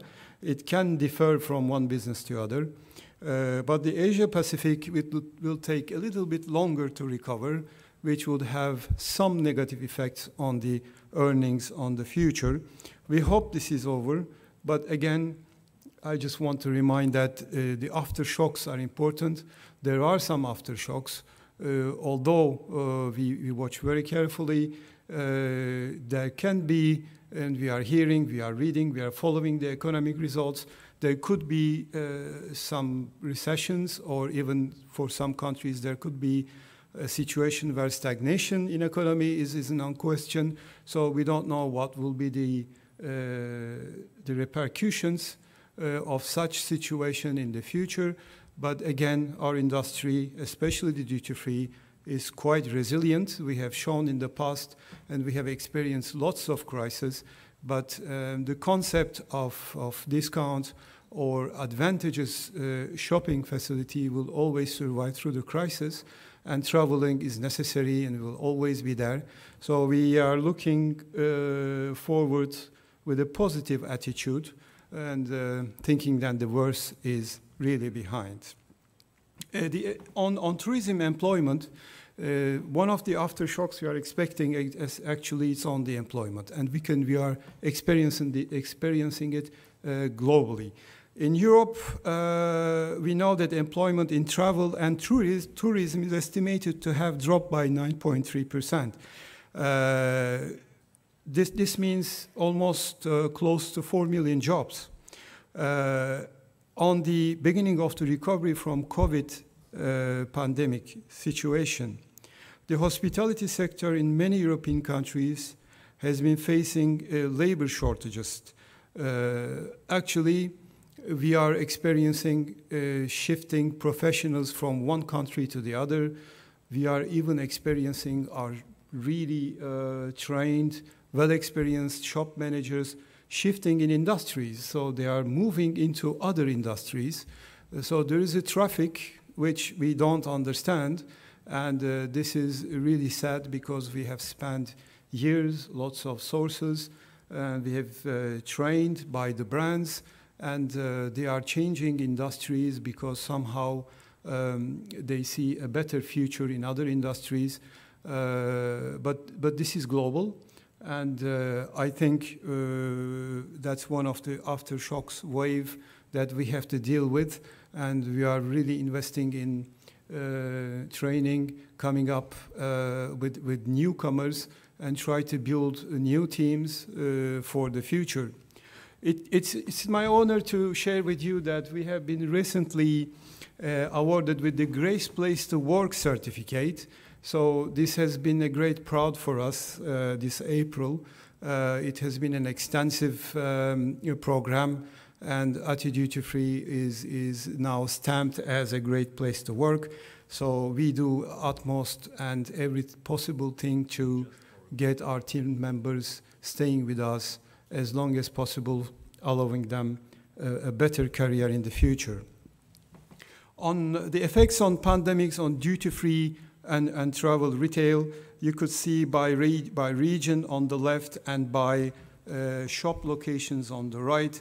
You could see that by region, Asia Pacific was hit, Europe was hit as well pretty hardly. In total, there was a loss of 57%, and we could see that airport shops by 65% has been decreasing in performance. So all the means of downtown duty-frees and other appliances in the Far East has also been having difficulties, as you can see. In total, another 57% on that prospect. I think this is the most striking numbers I could share with you today. We could see and remember the upgoing trend between 2017-18, the annual performance of the market, the estimated market. This is retail, going up to almost 8.6, 8.7 billion in 2019, with a CAGR growth of 5% approximately, and suddenly going down in 2020, down to 2.3 billion. And of course, the good news, or at least the positive development of upshifting in 2021. This is still carrying on to 2022 with a better pace, I would say. If you look at the European airport locations, the departing packs, we could see that before COVID, there has been a drop of 64% in general, and then on the exit, now we are experiencing a plus 32%. We just put things, divided the regions by south, west, north, and east. We could see that the development on north is a little slower than the other regions, but I think with the coming quarters, this will balance back again, and hopefully we will see much better results soon. Here, maybe on the value quarterly contribution to annual sales, just focused on the right, the 56% column, you could see that the quarterly contribution into the annual sales was quite steady in the other years, 2017, 18, and 19. The contribution of the first quarter, second quarter, third quarter remains almost adequate. But when the crisis hit, we could see that the first quarter saved a little bit the market by contributing over 50% of the yearly income, which was already very low. And you could see the 2% on the quarter two. This is the silent days that we don't want to remember again. And then you could see the quarterly development on 2021 is also quite disturbed. But this is shifting back into the normal slowly and hopefully in better numbers. I think just giving you a little insight of how things were in the past 2.5 years, and just getting familiar a little bit with the numbers. I think the trends, if you could say these trends, but the future looks in travel, retail, and duty-free around these 4 points. Of course, I'm still very much contributing into the classic duty-free, core duty-free. In the actions that we are taking for years, they still remain the same. We should not forget that we are in people's business.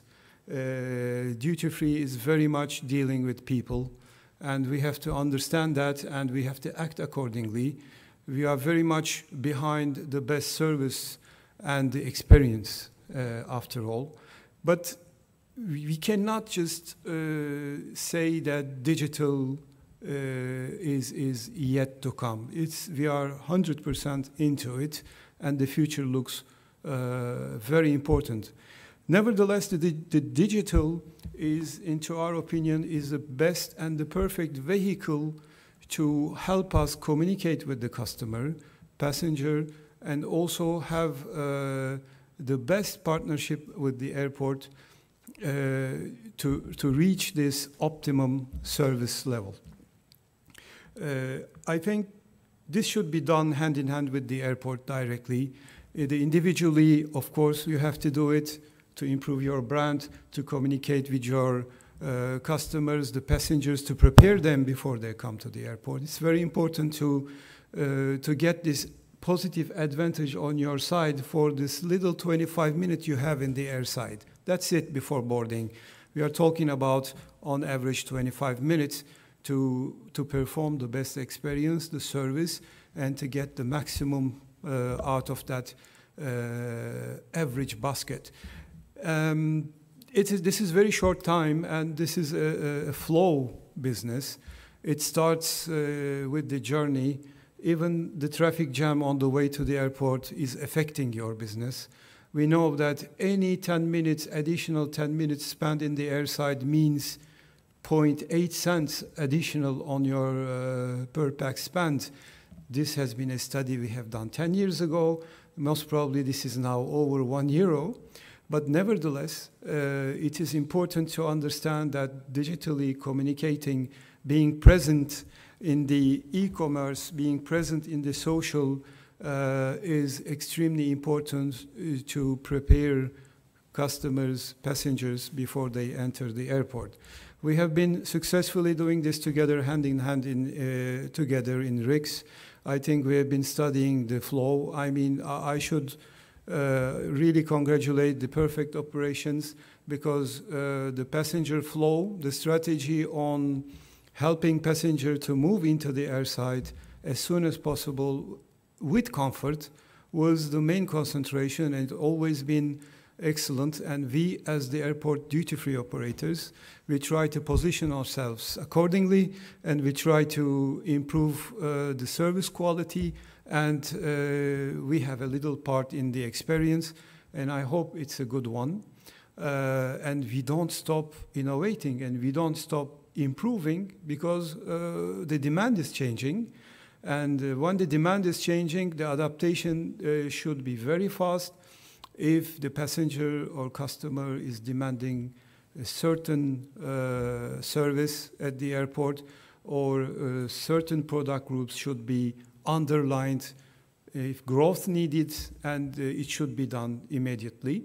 And lately, even during the pandemic situation, where many companies, duty-free companies or airports, thinking about opening or not opening the shops again, when opening them again, we have invested in new shops in Riga, because we believe in the future, we believe in the partnership, and we believe very much in the industry, and we know it's resilient, we know it will come back, we know that it will come back very strongly.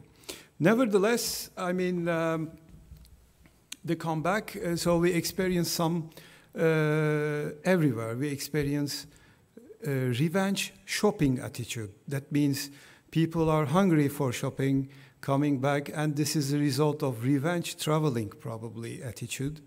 It's very positive.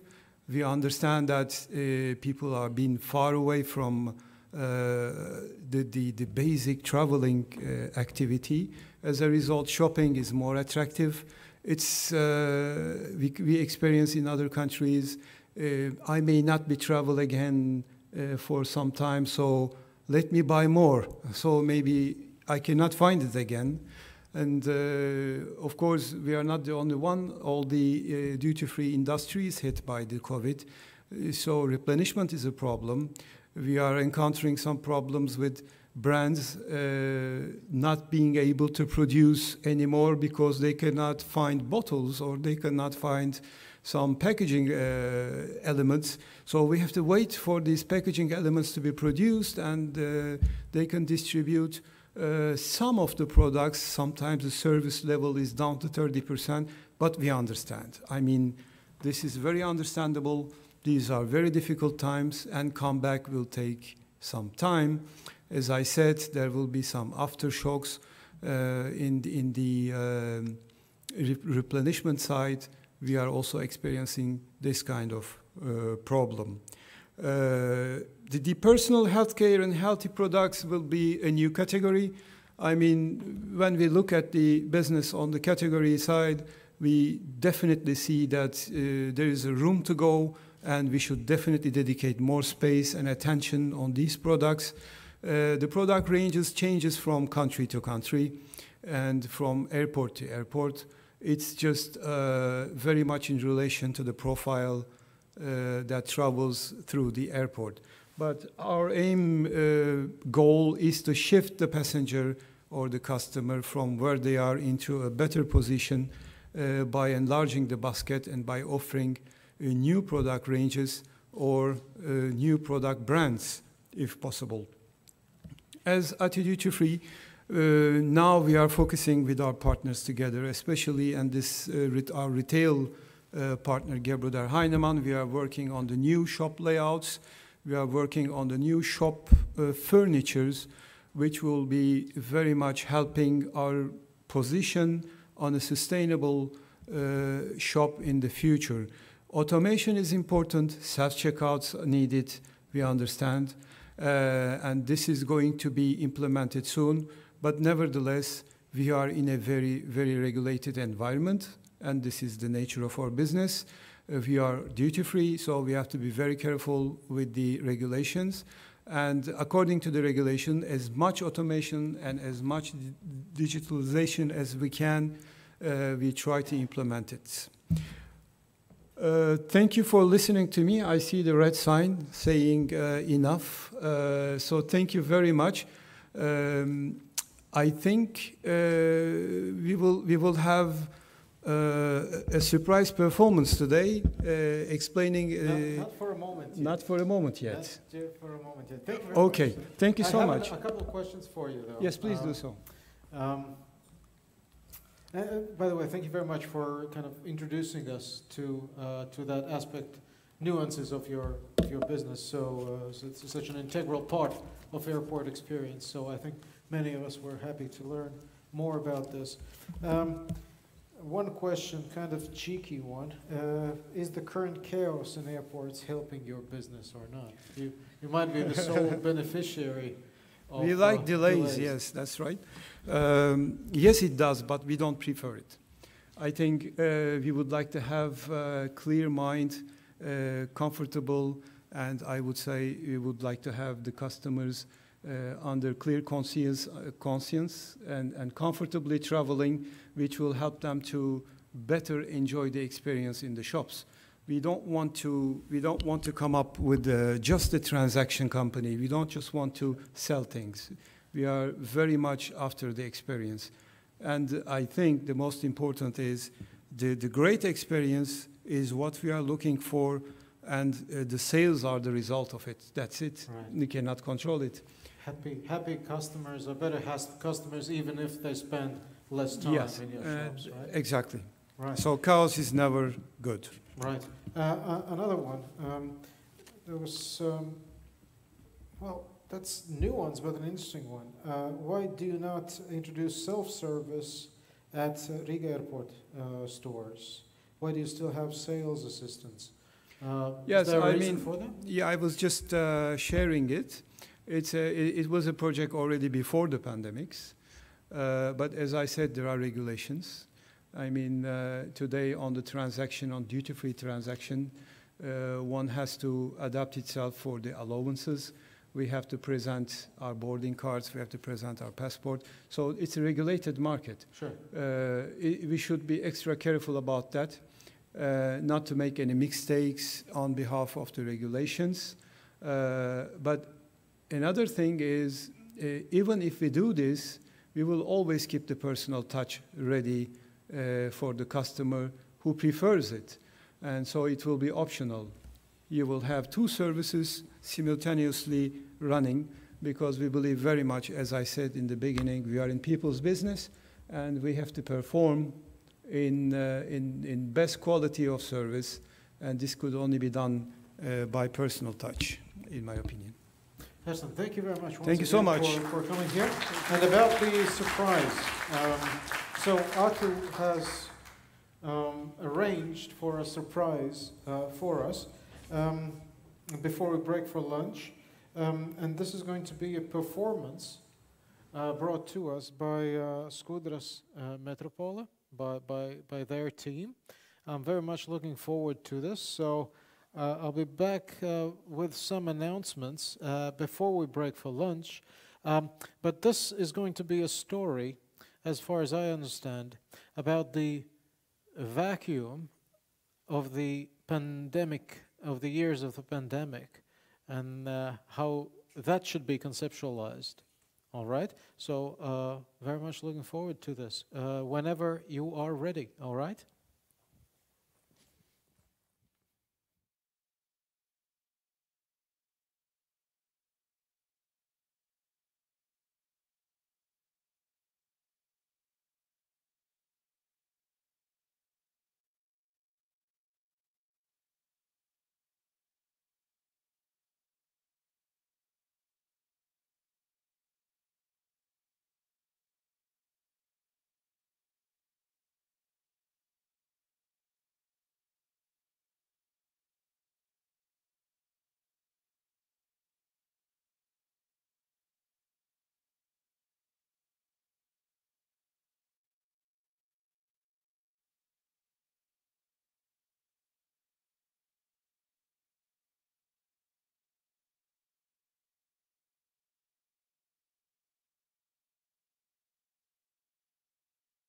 Just for a moment, the aviation was in a vacuum. Just a moment. This moment was experienced by the whole world when a pandemic took over in the spring of 2020. It changed every business, every person, every event. The airport traffic shut down, the airport shopping experience, as well as the catering business, was in a vacuum. Suitcases weren't moving around and people weren't eating at airports. It made us quickly break, made us freeze without asking if we wanted to. Companies, business plans, habits, and free movement were encapsulated just like in a vacuum. But the vacuum does not destroy. It encapsulates everything until it is released. Existing values, dreams, future plans remain in the vacuum. So, when everything is released, the existing one gets extra strength, extra power, extra value. Value of respecting and honoring the historical and the former, but adding to the new, contemporary, progressive. The time of the pandemic took a lot and made everyone overestimate a lot, but it also gave new experience the ability to adapt and creatively transform. All this is the right way for development to be relentless. Upward. By encapsulating thoughts, times, plans, things, events, it gave time to restart, focus on long-term business in the future, to develop the company's core values and implement new ideas and plans. Vacuum. It's not scary. It was an opportunity. And the foresighted people noticed it and were already steering their aircraft, taking the right course of business. The active do not fear. The foresighted act and adapt to the possibilities of the new times. The ATU company is actively developing without fear and stagnation in times of change, but bravely going through the difficulties, moving forward with new capacity, fresh breath of air, and big plans for the future. We were frozen in a vacuum for a moment to be reborn in a new, much stronger form. Travel happy.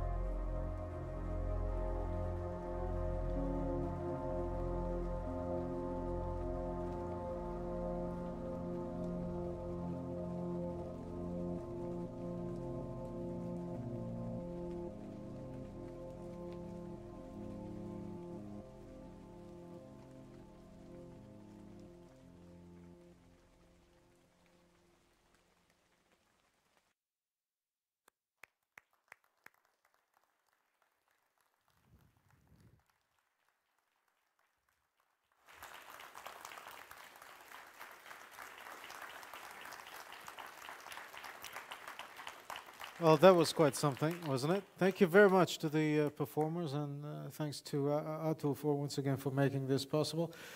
I'm looking at the Toblerone and I'm feeling hungry. Are you feeling hungry? So it is a lunch break now, but please do come back by. I will not be able to shout at you because the lunch is going to be served at the restaurant, but I please ask you to join us at 3:15, 15 minutes past 3. We're going to put a number, 7 individuals, 7 experts, 7 CEOs on stage, and we're going to ask a series of questions. So it's going to become pretty dynamic, the continuation after the lunch break. Bon appetit, meanwhile, and see you in a bit. Thank you very much.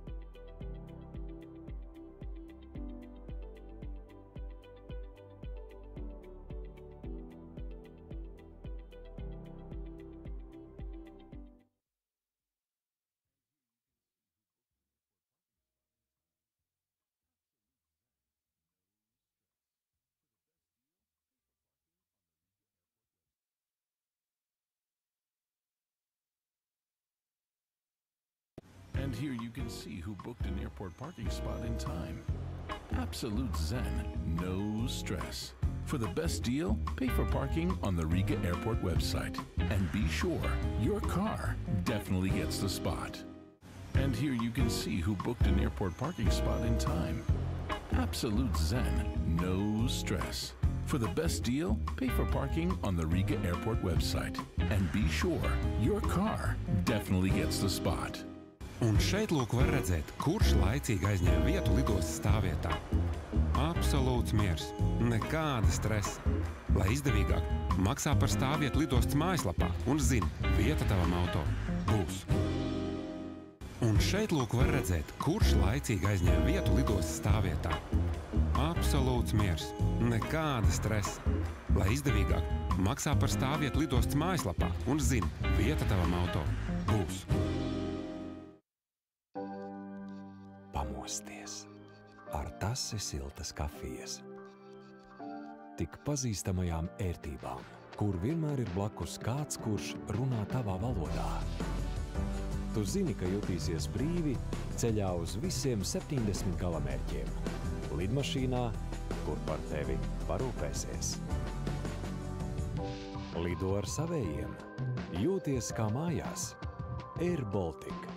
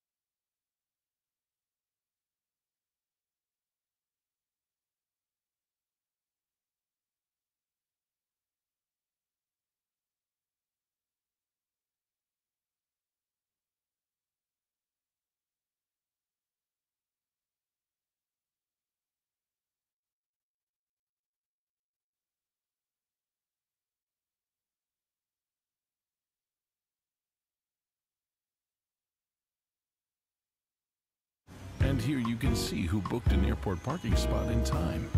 Absolute zen, no stress. For the best deal, pay for parking on the Riga Airport website. And be sure, your car definitely gets the spot. And here you can see who booked an airport parking spot in time. Absolute zen, no stress. For the best deal, pay for parking on the Riga Airport website. And be sure, your car definitely gets the spot. Un šeit lūk var redzēt, kurš laicīgi aizņem vietu lidostas stāvvietā. Absolūts miers, nekāda stresa. Lai izdevīgāk, maksā par stāvvietu lidostas mājaslapā un zini, vieta tavam auto būs. Un šeit lūk var redzēt, kurš laicīgi aizņem vietu lidostas stāvvietā. Absolūts miers, nekāda stresa. Lai izdevīgāk, maksā par stāvvietu lidostas mājaslapā un zini, vieta tavam auto būs. Pamosties ar tasi siltas kafijas. Tik pazīstamajām ērtībām, kur vienmēr ir blakus kāds, kurš runā tavā valodā. Tu zini, ka jutīsies brīvi ceļā uz visiem 70 galamērķiem. Lidmašīnā, kur par tevi parūpēsies. Lido ar savējiem. Jūties kā mājās. Air Baltic.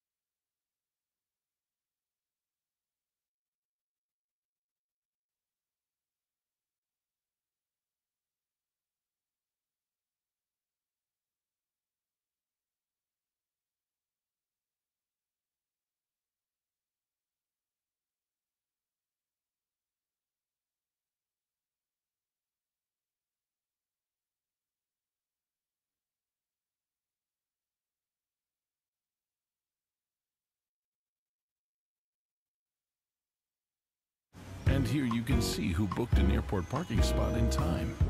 Absolute zen, no stress.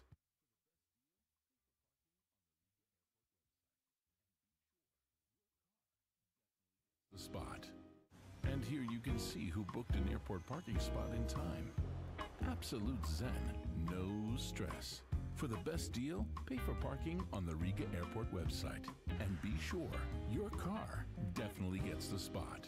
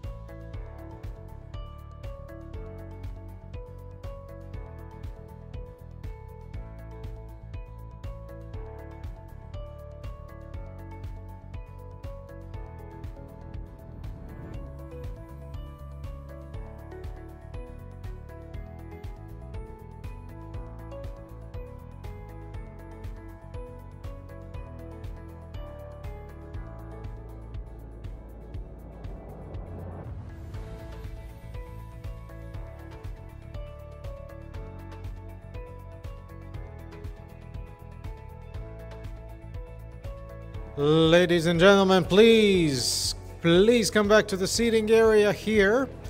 And meanwhile, I'm inviting, so that it goes quicker, I'm inviting already those individuals who are going to be in this panel to join me on the stage here. So Katrin, Laila, Edvinas, Serkan, Arturs, Mete, and Martin. If you could go join me here and take a seat here, whichever you like. So Katrin, Laila, Edvinas, Serkan, Arturs, Mete, and Martin, please join me here. And everyone else is welcome to join us here in the, perhaps we need to switch on the lights so that everyone sees where they're supposed to sit. That might be wherever, ladies and gentlemen, wherever is more comfortable, please. So what was the decision on leaving at 4 or at 4:15? We concluded 4:15, something like that. Yes, not something like that, but sharp. We need to conclude at 4:15 sharp because of the requirement for a number of individuals here to leave and to be on time somewhere else. So we need to be quite disciplined regarding our time here. So please, just another 30 seconds or a minute, and then we'll begin. I suppose there are still going to be people joining us, but there's already a decent amount of individuals in the audience, almost as much as on the stage, but that's okay. That's okay. I understand that the lunch is perhaps for some of you the most enjoyable part of a conference.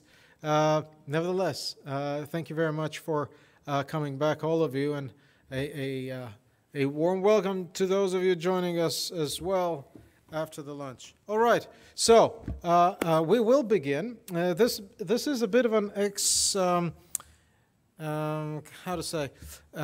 experimental part of the audience. We haven't done this before, this format. We hope it works well. So we have less than an hour, and what we're suggesting to do is to make this very brief, very brief interventions, and also with the involvement of the audience. So what we are going to do, we have prepared 5 questions.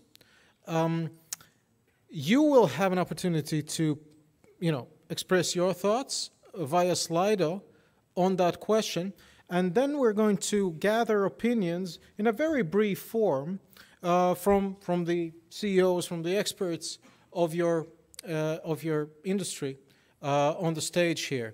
And we will have an opportunity somehow to compare what are your ideas about this and what are the panel here thinks of the same questions, okay? We haven't done this before, once again. If it goes to hell, it goes to hell. But we thought we'd try. Okay, you have those microphones you will have to share, so be friendly, please, with one another, if possible. And by the way, I have a time countdown here, so we'll have 10 minutes for each question, okay? I will not explain the rules anymore. Let's just begin and we'll see how it goes. Right, so if you could log on to your Slido, please, ladies and gentlemen, and if we could put the Slido thing on the screen as well so that we see the question. The first question, obviously this was covered in many of your presentations, those of you who addressed us before. Obviously, we are in a time of a couple of challenges. We have a new geopolitical context, but we also have obligations and ambitions regarding the European Green Course, the Green Deal. So what I would like you to do, the audience, and also the panelists here, if you could briefly sketch out what do you think are the challenges and opportunities. So we have the new geopolitical context,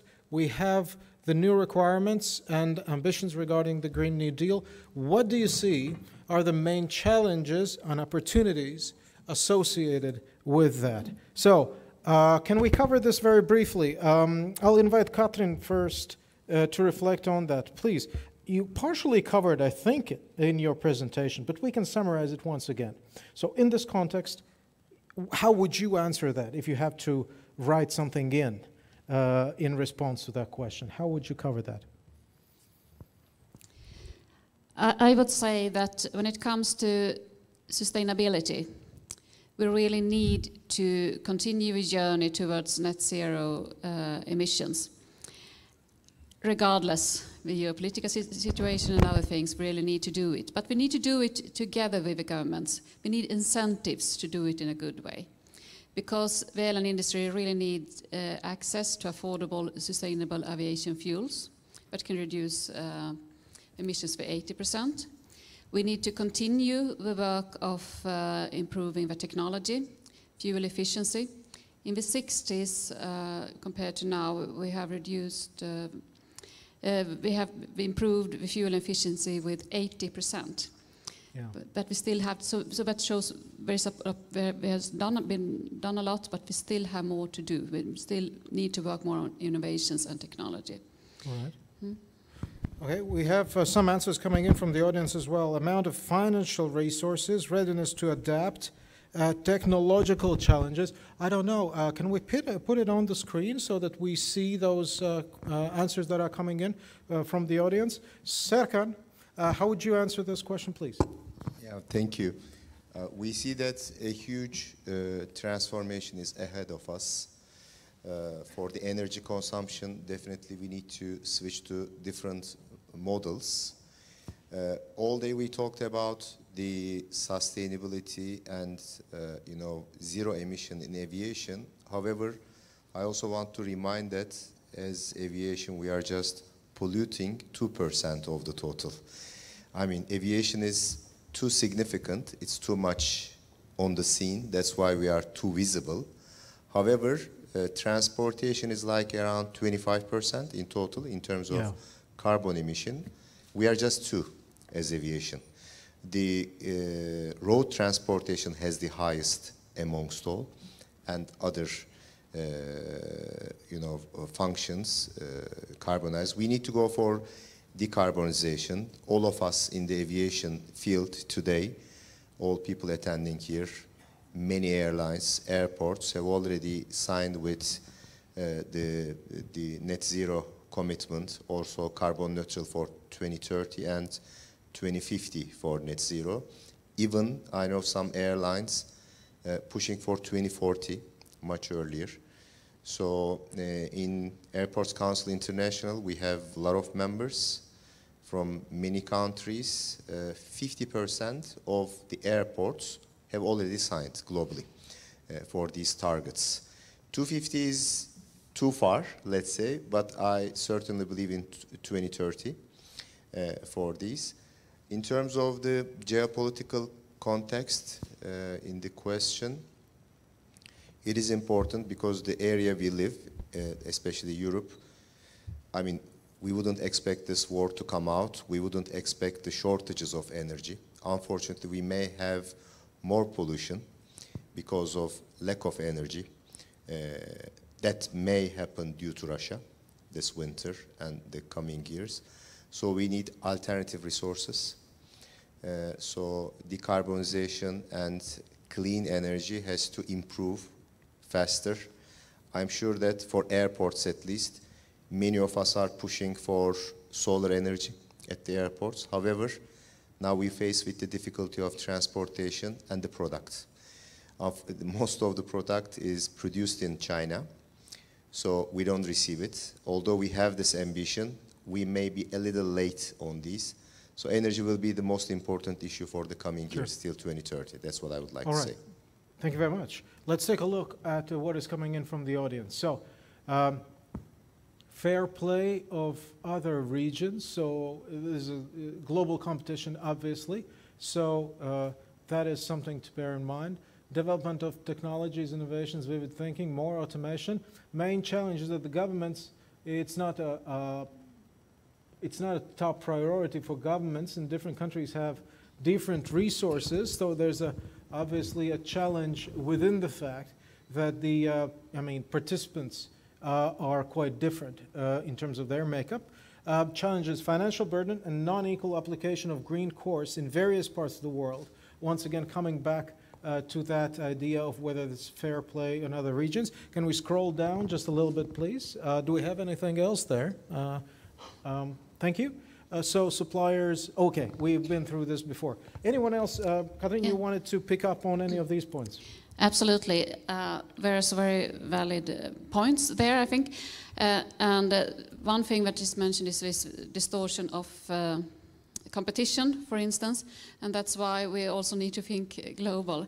And another comment was that we are talking about future technologies, etc., that there needs to be more development. But in the meanwhile, we also work with offsetting mechanisms like CORSIA, which is a tool which is global. So while we are reducing the emissions, we can also work with offsetting. All right. But the best is that we need to do this together also on a global level. And we need to keep level playing field in mind. It's crucial. So we have 3 more minutes on this segment. Artur, I saw you picking up the microphone, please. Just a short remark. If you're talking about sustainable aviation fuel, this is an issue about the demand and supply function. Today, there is no natural demand for sustainable aviation fuel because of the costs and availability. But European Union is creating this demand by administrative tools, and that brings us in a new perspective. And actually, that's also as I told in my presentation. It is very interesting how we develop, how well production of sustainable fuel will develop. And it's absolutely sure that e-fuels or synthetic fuels is the future. And we have targets, but we don't have technology still in place. That is, I thought it was a fascinating panel we had earlier today about alternative fuels there. Edvinas, we haven't heard from you before. Therefore, I'm picking on you just a little bit. We have a bit time remaining. Which one of those resonated with you the most? No, I'm just looking in the aviation, I mean in total, how this market is actually going. I believe we are facing challenges every single year. It's different crisis, different approach, where we all the time just need to follow our path, what we're doing. And aviation is probably the industry which is hitting the first and recovering the last one. And in general, looking in all these suppliers, amount of financing resources and so on, probably it will go every single year on the different perspective. But again, looking at what you are doing, and probably the following questions also will lead to that.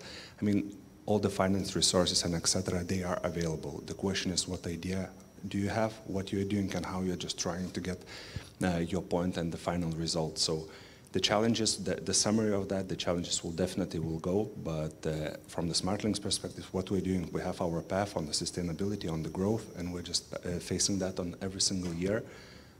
On the challenges and also on the solutions, what we're doing. All right. Anything else to add on this? Yes. I was going to compliment to Artur's as well on SAF issue. In one of the presentations, I've seen 30% usage of the aviation fuel as SAF. It's very costly, and you know it should be pushed by the regulatory bodies, because there's already a huge competition amongst the airlines. Airlines have very small margins. I'm not an airline guy, but I know that they work with very small margins, and fuel costs are higher. At such times, going green with SAF with 5%, 10% matters a lot if the competitors doesn't take care about using SAF.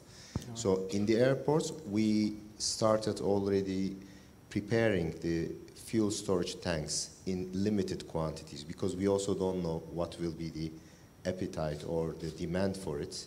So currently, we are creating like 5% capacity amongst the whole fuel tanks at the airports, but we are not sure. We hear from airlines repeatedly that they will use this, but there's a huge cost difference, and that cost difference getting low may take time, and there is huge competition. I mean, Sure. in terms of competition, at some point, people may not care that much.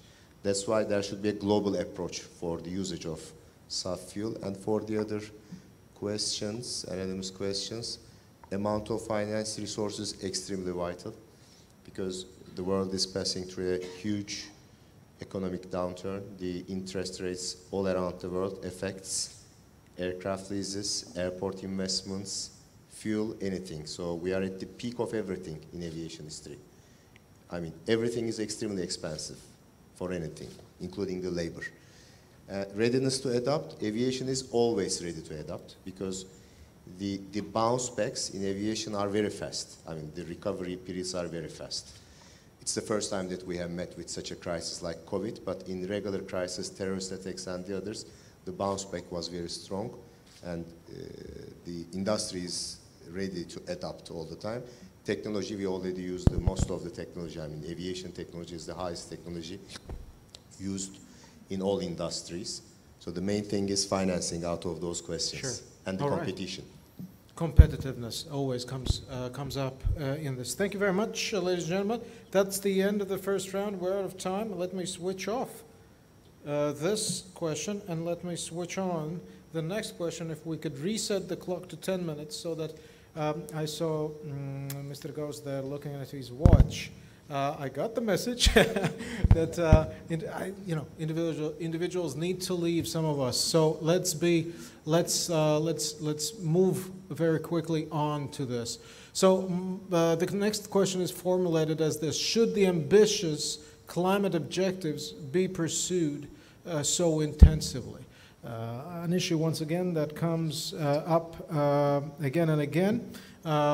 There are businesses, there are opinion leaders suggesting that maybe there's a need to slow down a little, particularly because we are coming from a crisis to a crisis. But then again, you know, if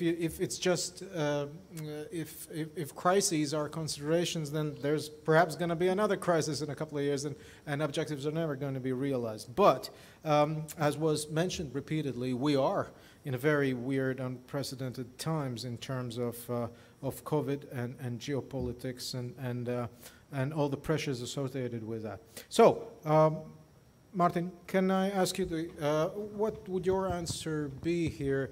Yes, no, should be revised? No, we as airlines just committed to say that we want to go net zero in 2050, and I absolutely agree.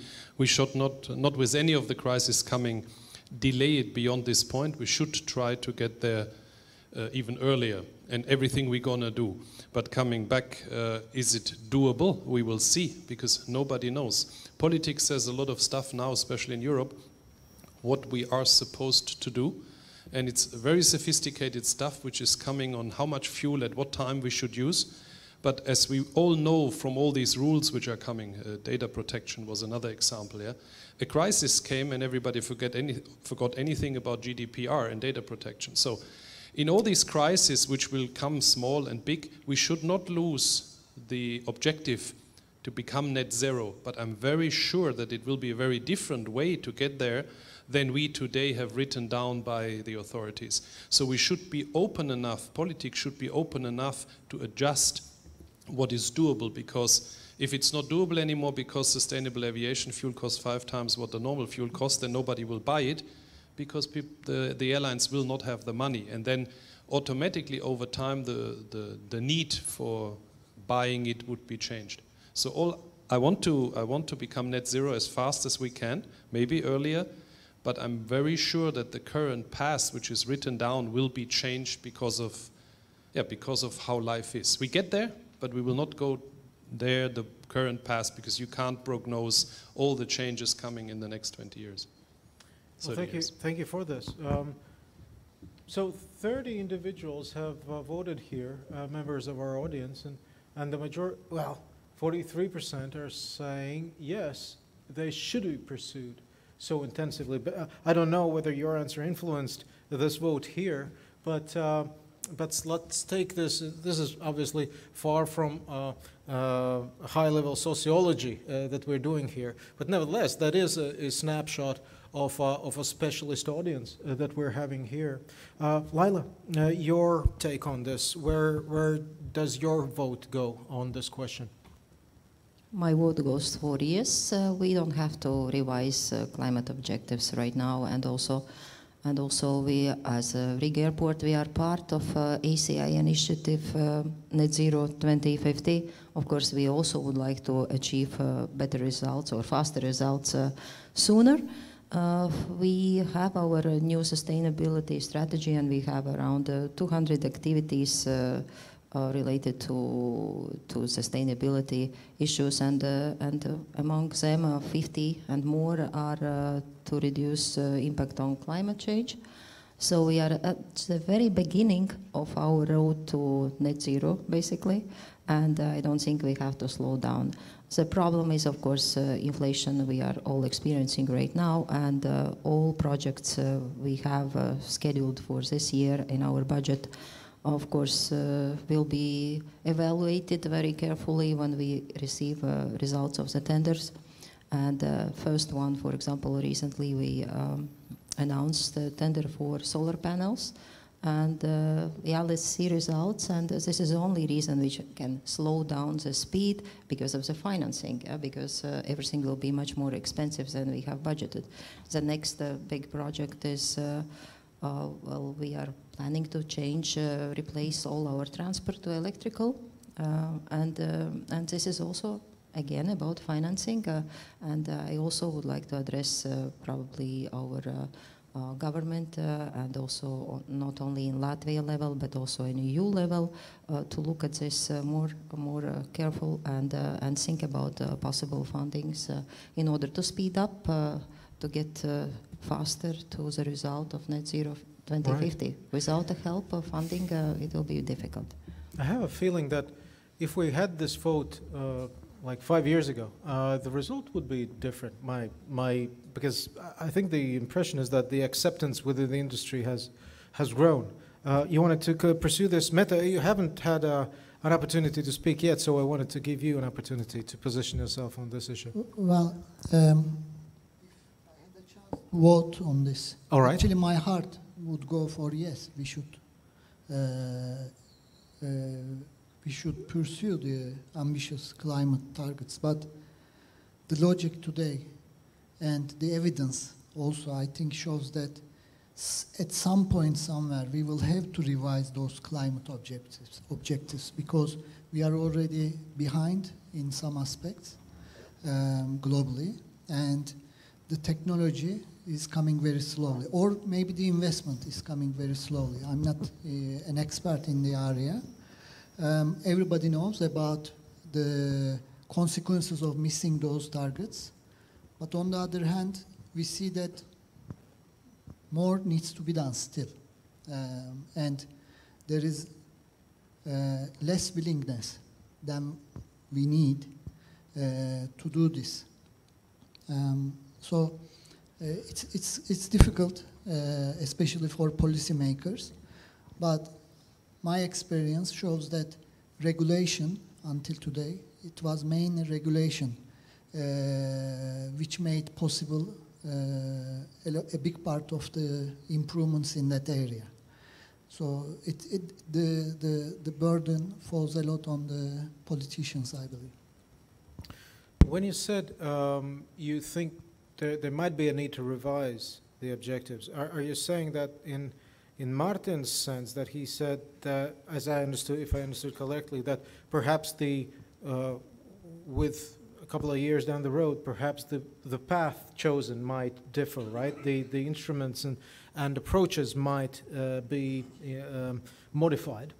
Is that you're approaching it in the same sense, or you're approaching it in the sense that these ambitions might need to be scaled down? Well, I agree with Martin, especially if we are talking about the possible potential technological developments which can be possible in the future. Probably we will see that something that doesn't seem possible today, maybe will look possible in 5 years' time. Maybe today we think it's too ambitious, but after 5 years maybe we have a technology and we will see that it will be possible. But looking from where we are today, it seems to me like we will at some point need to review our targets, or we will need to push those through regulation. All right. We've got a minute left. Anyone else wants to?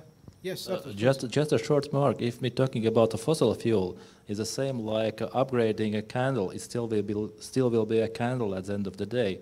We need to change to the light bulb. And today's legal framework actually making the push to change to the light bulb. But my soul believes that some adjustments will be in a period because the point that we still don't have sustainable technologies for this alternative source, and we'll see later how it will develop. But the path, I think, right now is more clear than ever.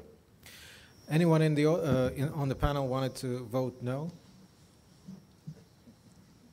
No. Okay, then we'll move on. I'm sorry for provocative questions here. All right, let's move on then, please. I'll switch off this then. Thank you very much for participating, everyone. Let us move on to our third question, which is this.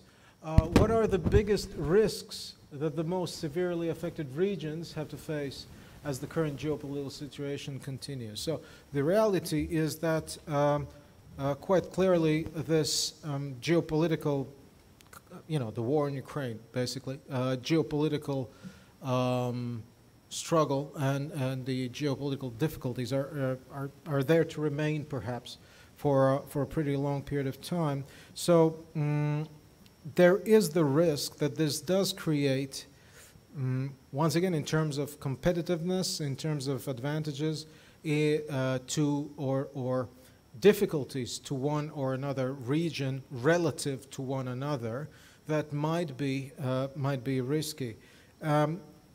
So we have questions coming, answers coming in. We can reflect on those as well. I'll invite Artūrs to reflect on this, please. Thank you. So first, when we had a volcano in Iceland, we thought it's nothing can be worse. Then we had COVID crisis. We thought that's the worst thing we can be in aviation. Then suddenly we was forced to close traffic with Belarus. My personal thought that's okay. Beyond on the edge, nothing can be even worse. Right now, the war in Russia, and I would really hope that we are really stopped this imaginations, crises, right? imaginations about what can be more worse compared to this. I hope that we are still we are finalizing this situation, and next developments will be just to recover the industry. And of course, there's some issues we can affect, but from point of aviation, aviation industry is very adaptive. And we see that even Riga airport, which is such a dependence from a transit traffic, has shown a very good result and still continuing its development. Thank you. So if you could spend a bit more time on this. So you're basically saying you're not seeing where we are geographically in terms of, then geopolitical context becomes important. It's not such a heavy burden, you're saying, to the development of industry here as relative to other regions, for example, in Europe. Those are fluctuations. Of course, we have in a worse position, but let's hope that we will stay in this position and nothing will go worse. If that will be okay, we will survive as we did it previously. But of course, there are issues which we cannot affect. Right. So this is still a digestible level of problematic. Okay. Katrin, you wanted to get involved in this as well? Well, indeed, the geopolitical situation impacts also aviation, especially in the neighboring countries and very closure of airspace. And when we talk about inflation, we talk about the spike in the jet fuel prices, etc.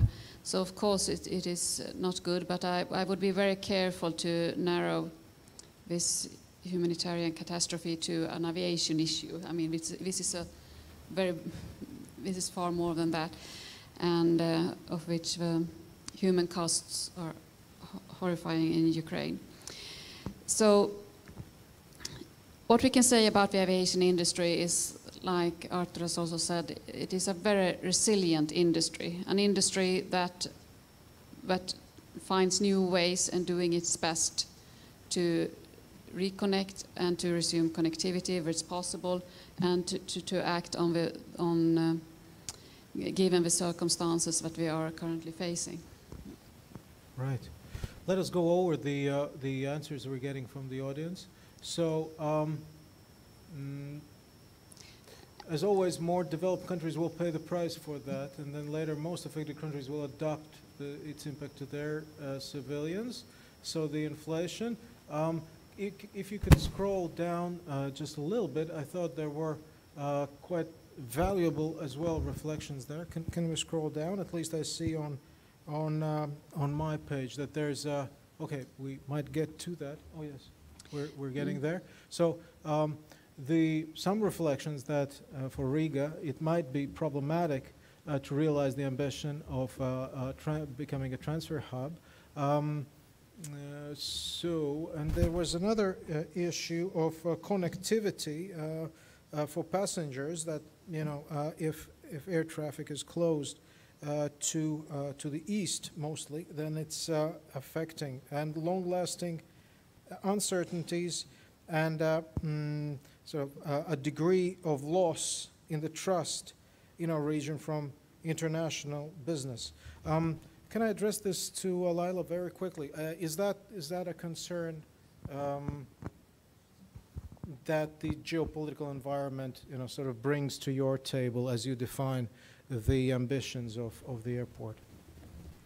Actually, quite good comments over there, and my personal biggest fear is about isolation down there, but I hope we will never come to that.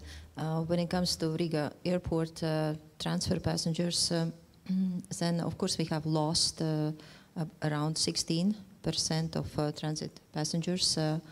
In 2019 we had around 30% transfer passengers, and right now the total amount of transfer passengers is around 18% from all passengers we are serving at Riga airport. So I cannot say it's so bad. And yes, there was a significant loss of markets in Russia and Ukraine, and we don't have this connectivity anymore via Riga airport, but we still have connectivity from other regions. Very successful flight is from Tbilisi, for example, and connectivity from Scandinavia to Western countries and airports, and also, yeah, it is still going on, and I see also there will be new opportunities for new connections. And on my right hand, there is a representative head of our national carrier, and we really hope that our strategy is quite similar, to have a hub in Riga, and yes, I see a lot of opportunities. Air Baltic will open new destinations, and they already announced a good destination to Marrakesh, for example, and Las Palmas. I think it was yesterday, so it will increase number of transfer also in Riga airport. In the time remaining for this segment, I'd invite Edvinas here to also reflect on this. I realized that I didn't introduce Edvinas Demenius from SmartLinks. You weren't previously on the stage. Right, Edvinas, your company is a global player. However, it is here. So, how do you see this geopolitical context affecting your operations? No, this is quite interesting, to be honest. As you just mentioned, we have actually one aircraft base here in Riga where we are flying, holiday destinations. So in general, it's already affected based on that for the Latvian customers, right? Going south, you know that you need to overfly Ukraine, Belarus, and this increasing, in example, the same flying time to Antalya for 45 minutes. So it giving like an impact for the cost is definitely giving the impact for the final ticket price for the customer. So this is exactly what we see, that sometimes demand is not meeting the supply, right, expectation, let's say. Being the global player, in general, we're operating more than 40 aircrafts and only one here in Riga, one is in Tallinn, right? So all the rest, everyone, especially in the UK, where it's our biggest market, where we have Germany, where we have, let's say, Portugal and so, it's a bit far away from here. Everyone is like, we see that not so much attention from this part of the world we are getting what we face here in Baltics. On another hand, having these terrible, let's say, terrible situation in our neighborhood, it's a bit creating us for some of the opportunities. We have more than 100 people from Ukraine working in SmartLinks now as a cabin crew, as a office people. So in general, probably what was in discussion for the lack of people, lack of manpower in different areas of the aviation sector, it's also giving some of the opportunities if you are using them wisely. And in general, yeah, it's really, really, let's say, unpredictable. But again, coming back to the February 25th, it was so difficult to understand what will go afterwards. For now, you just a bit, what is bad from one side, but on another side, you just get used to the situation, what is happening, and you're just going for the plans in your path, what you had previously. Right. We're out of time for this question here. We did analyze this, discuss it a little bit from a business opportunities and threats and opportunities perspective, the war in Ukraine. I agree with Katarina at the same time, obviously, that there's a degree to which we can look at this issue from this point of view. Obviously, this is an ongoing tragedy of a scale that we haven't seen for 2 generations in Europe. So horrible. Anyways, let us move on then. Thank you very much. Very useful contributions also from the audience there. Let me switch on. For some reason, I'm clicking all the wrong buttons here, but I hope it does appear on the screen. It does. So this question is related. How can the decision-making authorities contribute to the responsibility and action of all the stakeholders in the sector? So this is formulated more briefly than perhaps is useful. The idea here is that airlines and airports are usually the players in the aviation sector that are discussed in the context of sustainability objectives that need to be achieved. At the same time, as we see so here today as well from the different stakeholders and different presentations, this is a wide sector. There are many participants, right? And perhaps they need to work more as a team in terms of the achievement of these objectives as well. And then perhaps decision makers need to something to do about it to foster this sense of a community that needs to achieve those objectives. So how can that be facilitated? I suppose that's in a nutshell the question. Anyone wants to take this? Mete, please. Yes. You're precisely the object I was referring to. Receiving end. You're at the receiving end, exactly. Of the authority. So let me give you examples from our past. For some reason, your microphone is unstable. Just take the other one. Yes, please. I remember how we first made our investment in electrical equipment in the air side. It was because of the regulation coming from the airport authority in Turkey. We had baggage tractors going underground the terminal in the baggage sorting area to collect the baggage. That was a covered area. And to protect the health of the employees over there, at one point the authority forbid diesel tractors to enter that area. So we made our first investment, and then it became norm in time. Then once we started using them, we discovered ways of improving their efficiency. For instance, at first we had to charge them for 16 hours just to operate them for 8 hours during the day. Then we developed facilities where we could have we could change the battery of the tractor with some lifts and continue using them round the clock, 24 hours, by using 4 different batteries for each unit. So that increased the efficiency of the investment also. Just to put it in context, what that means. In Havaş in 2019, we handled around 300,000 flights, and our total emissions were more than 15,000 tons of carbon dioxide. So that makes around 20 liters of carbon fuels consumed for each flight that we are handling.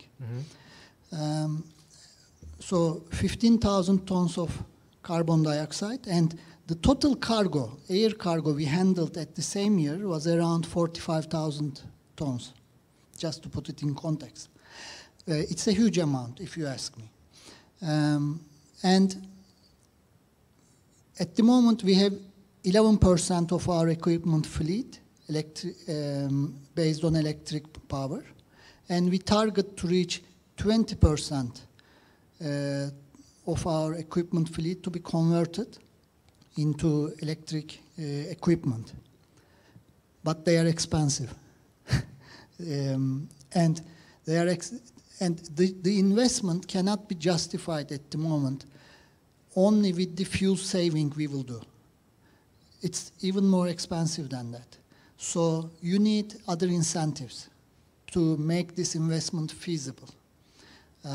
Of course, the moral obligation we have against the environment is one thing, but you need also to make it tangible with some financials. In the end, it's a commercial business that aviation industry is doing. So, and what you're saying is that it doesn't necessarily that additional incentive. Obviously, the easiest way for it to come from the government, right? From somewhere in terms of tax or something like that. But it could also be that incentive could be found within the community of how those interactions. Absolutely. I mean, if the government or the authority only puts the regulation, then they leave airlines and ground handlers face to face with each other, because our revenue comes from the airlines. But this is the problem of the whole community in the end, of all the industry and eventually of the whole country. So the authority can contribute. They can have a stick in hand by putting regulation, but they can also offer carrots in the end by allowing some incentives to the service providers. For instance, in many airports, we are paying certain fees for each equipment that we are bringing in there. I remember Riga Airport made a very good thing when they installed ground power units in every parking position in the past. I think that's a very good example for the airports to consider. And it makes a big difference. I mean, Havaş is not an extremely big global ground handling company, but in the end, the amount of carbon dioxide that we emitted in 2019 is quite a stunning number for me. All right. Mette, thank you very much. You spent quite a lot of time there, but I think it was very relevant, so I never wanted to interrupt you at all. I think it was very, very, very useful contribution. We've got 3 minutes left on this. How do we foster this community approach to achieving these sustainability objectives? Martin? Yep. Yeah, we have a lot of lobbying going on, of course, from all parties. Yeah, if we look at the EU Parliament, there is the dominance now of people who would like to shut us down, if possible. We have the airline, the airport sectors, we have IATA, we have all different bodies doing lobbying and lobbying and lobbying, and then we have endless rules coming on us. The authorities, of course, take a lot of decision. The question is, as we said earlier, will this decision lead to change, or will the pure competitive or financial situation, the reality, then lead to the change? And I think we show as an industry, airports and airlines, we don't need too much regulation. We have not had any regulation on us in Air Baltic to buy the most modern aircraft. We did it ourselves, and Riga Airport wasn't forced to put the ground power units underground. So I think we are all mature enough, but we get a lot of lobbying against us, and then rules are made at the EU level especially, which put us, our industry in Europe, in a difficult situation if we compare to the global. If we look at the Gulf carriers, they enjoy a lot more freedom, but they're also buying the latest aircraft. They're also going for net zero. So I think authorities and decision makers, their responsibility is to understand what can we do and what can we not do. So because we are all stakeholders in this, yes, but the authorities at the end of the day make the rules, and some of these rules put a burden on us, which makes it difficult to go forward overall. All right. Please, yes. Yes, just to add, for instance, some of the green labeled regulations aren't really green, like aviation tax. I have not seen any result coming from aviation tax, national aviation tax, rather than a distortion of competition, and the money has not been reinvested into better technologies or sustainable aviation fuels. So we really need to look into what kind of regulation will actually promote it, or is there any other way to work with it, with incentives, etc., and investments. And one thing that decision makers can do, and can do very soon, very quick if we want to, is to move forward with single European sky, which has been discussed for about 2 decades. And that is a decision that is laying on the decision. It's upon the member states and the EU to decide. All right, guys. And we could reduce emissions by between 6 to 10% in Europe if we could move forward with single European sky. All right. Thank you very much. I was wondering constantly why such inactivity on part of the audience on this question. But then I figured out that it isn't set up correctly. So it's set up as a vote, but it's not actually a vote. It needed to be set up as a free text kind of exercise. I'm afraid the same technical problem is what we're having with this final question. How will the aviation industry change?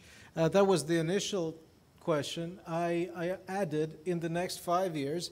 You could add next 25 years. And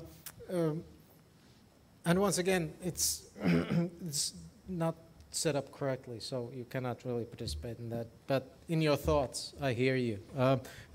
So let us go then. Let us conclude this panel. But I will address this to all of you. So to be fair, I mean, present your. Oh, it was changed. It was corrected. Thank you very much to our technical staff. It should work. Thank you very much. That's not the exact answer. That's a comment on our technical things. Anyways, I'll begin with whoever wants to begin, because it's easier to begin this kind of thing, because you'll run out of answers if you answer the last one. Anyways, I'll begin with Arturs here. So if you had to identify top 1 or top 2 or top 3 issues over the next 5 years, surprise us. First, I think in the next 5 years we will see sustainable aviation fuel in all airports, and that will be the game changer. But how it will develop in long run, we'll see. This is really dependent on how efficient this production technologies will be. Will it also be affordable? Yeah, that's the question we can't answer now, because today this fuel is extremely expensive, but when it reaches scale, then is a big question. It will be cheaper or more expensive. It depends on scientists, on technology, on producers.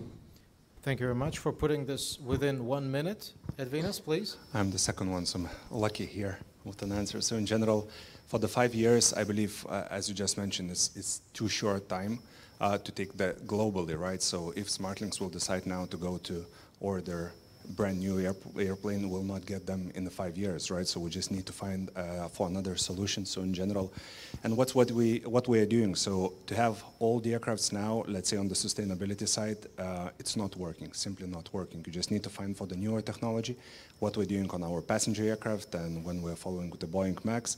And even in the context of this so expensive fuel and can we afford that and how we can do, but this is the only one way now to make a savings in general on the fuel, which is like a 20% comparing with the 320 what we are operating.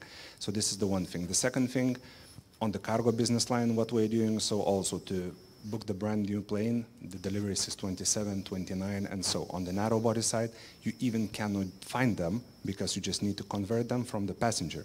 And this is also like how we see the narrow body cargo plane. It's like a brand new, right? It's 30% less fuel consumption that with the competitor 757, let's say, if we're comparing. But in general, even on the IATA, they actually were getting the 0 point on the score that we're using like a newer technology, which is actually saving the fuel. So looking in the short term, we know what we're doing. We have our absolutely plan to renew fleet, and this is giving us the efficiency on the CO2, on the fuel consumption, which is in general following the path, even on the context of geopolitical or any sense what we're doing. So 5 years, very short term. On the 20 years, probably is the thing what we can achieve and what we're discussing on 2050 or so. Martin, I'll give you an opportunity now, so because you're most pressed for time, I understand you need to leave, so I'll give you an opportunity now to come. I fly with Air Baltic and we are on time today, so therefore, when you need the delay, then it's not there. In the next 5 years, definitely we will see maybe a little downturn now with a recession, but we will see more passengers. We will see them asking for more sustainable travel, not to the extreme that you are net zero, but passengers will be very conscious of what they do, so they will pick their flights in the next 5 years watching for is it sustainable or not, because education is there and the younger generation demands that. So you're saying not only Swedish passengers, but in general passengers. In Europe we will, because the education works and the generations now coming, they demand it, so we'll see more passengers going for more sustainability. We'll see a shift in sales and how airlines present themselves to the Web3. So that's a big thing. In 5 years it will be there.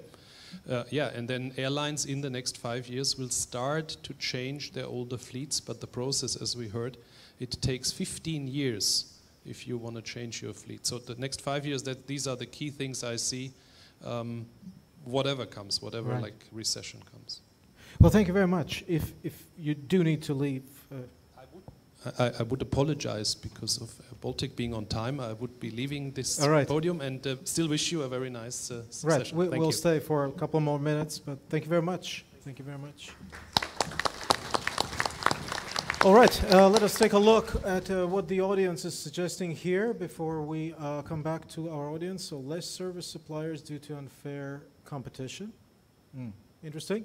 Everybody talking about sustainable fuels, the second coming of Jesus, but not about resources and emissions required to produce and transport it. Airline consolidation, especially in Europe. Electrification, and industry is changing constantly. In 5 years, there will be new challenges again. More rules to use only green aircrafts. Anything else interesting there? Prices will get higher. Passengers will use even more digital tools. Sustainability. All right, thank you very much. Where shall we restart? Mette, will you, please? Okay. So, it's fine. Me or you? Okay. So, I don't expect two major changes in the next 5 years, because 5 years is a very short term for aviation, as we all discussed.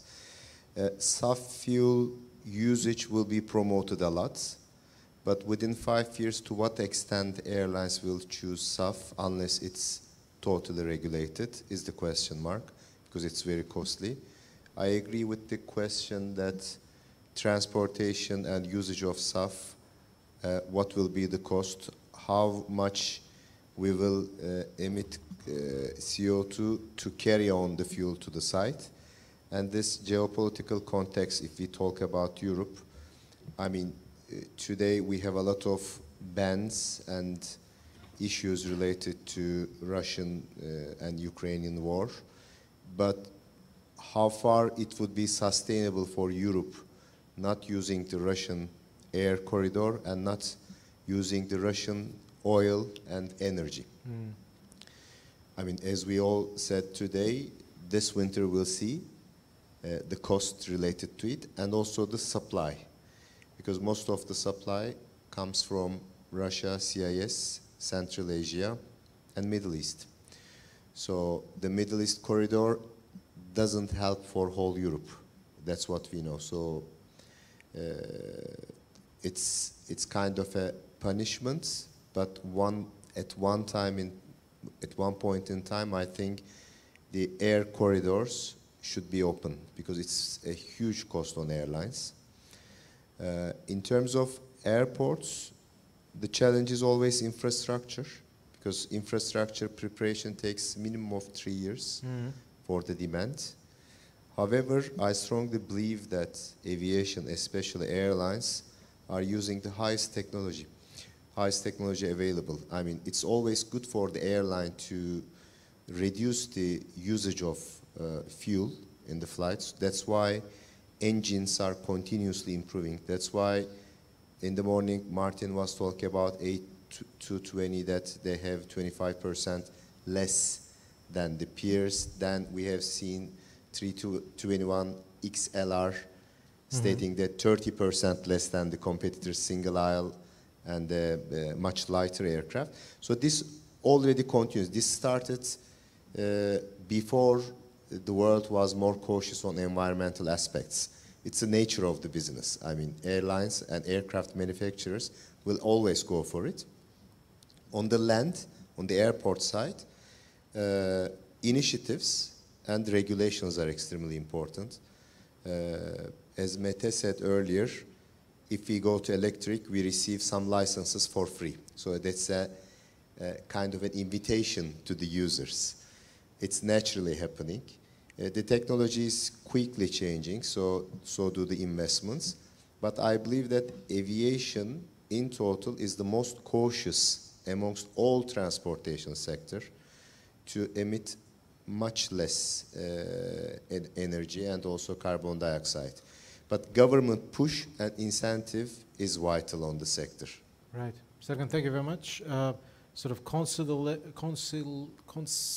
consolidation and expansion of the current trends in that direction is something that we're going to experience over the 5 years. So, Mete, can you do it in 1 minute? Just 30 seconds. Cheers. In 5 years' time, when we do this forum, we will be talking a lot more about the drones. Right. There's going to be a panel on the drones, by the way. So yes, I'm looking forward to it. Right. Me too, by the way. Thank you very much. Please, Katrin. I think I really got a glimpse of a future for a few weeks ago already, because I attended with an historical milestone when the first regional commercial flight with 100% sustainable aviation fuel was performed between Malmö and Stockholm-Bromma. It was due to a collaboration between Bratens, Neste, and ATR. And this shows, this was a test flight, a demo flight, but it shows the possibilities. If we get access to more sustainable aviation fuels that is affordable and accessible, and so it gives hope for a future, I would say. And I think also in the coming 5 to 10 years, we will also see some of the first electric scheduled flights as well in short haul. And I think we will also see how hydrogen is developing. Maybe not ready, but we will see new technology developments. So I think it will be very exciting years to come. Thank you. Laila, you have the opportunity to conclude this, please. Yeah, I'm the last one there today.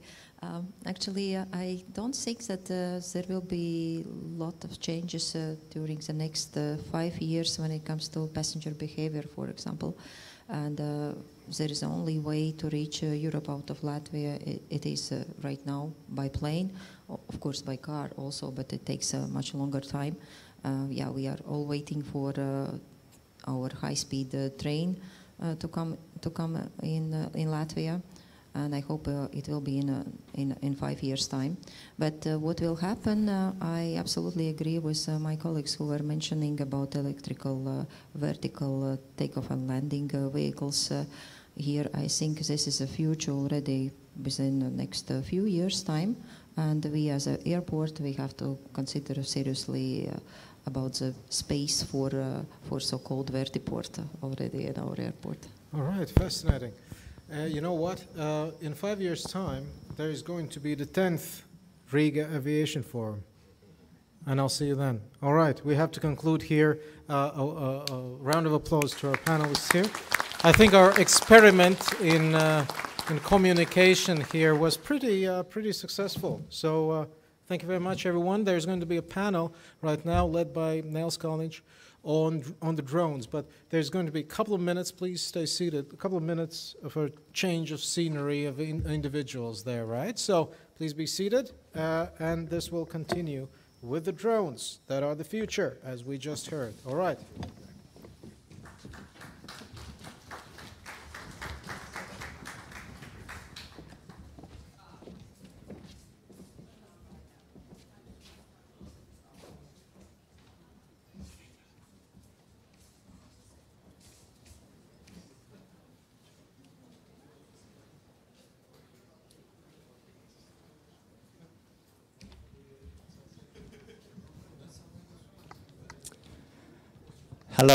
Hello, dear ladies and gentlemen. As my colleague told, please take your seats, and I promise next 40 minutes still will be very exciting. I hope so that you can hear me well, yeah? So, my name is Nils Kalniņš.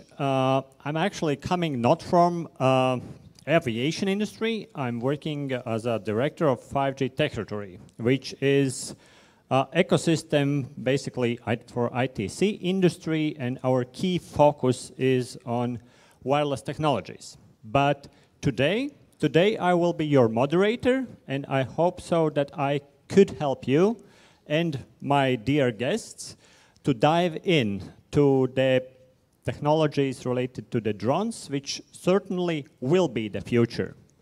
Why?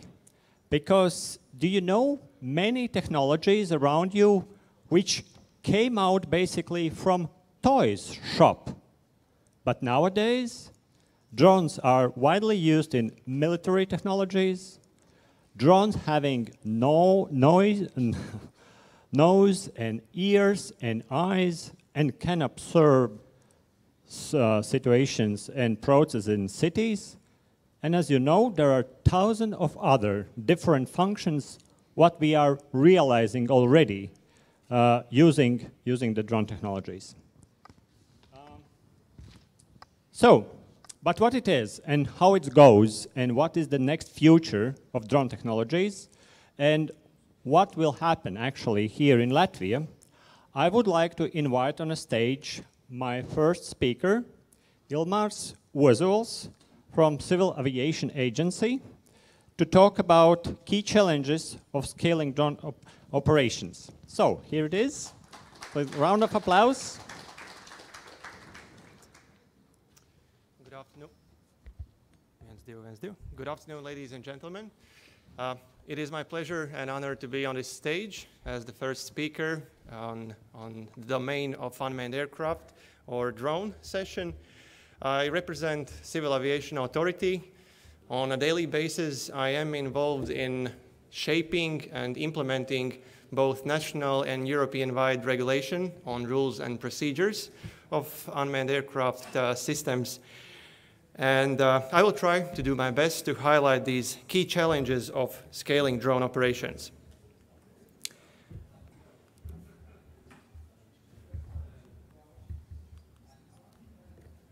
Well, it doesn't work. So, okay. As this drone domain brings together different stakeholders, it is not related to conventional aviation only, but also kids are using drones, industry are using drones in their daily operations. As I said, it's not related to the aviation only. There are new innovative technologies, and unfortunately, we are not having enough and sufficient data sometimes to base our decisions on. And I would say that the key challenge is actually finding the consensus between all stakeholders. And as it was mentioned by Mr. Kalnic already, these technologies are coming into the aviation. However, sometimes we might challenge, is it really a true part of the aviation, or it is related more to the civil sector, that they are just a tool used by everyone.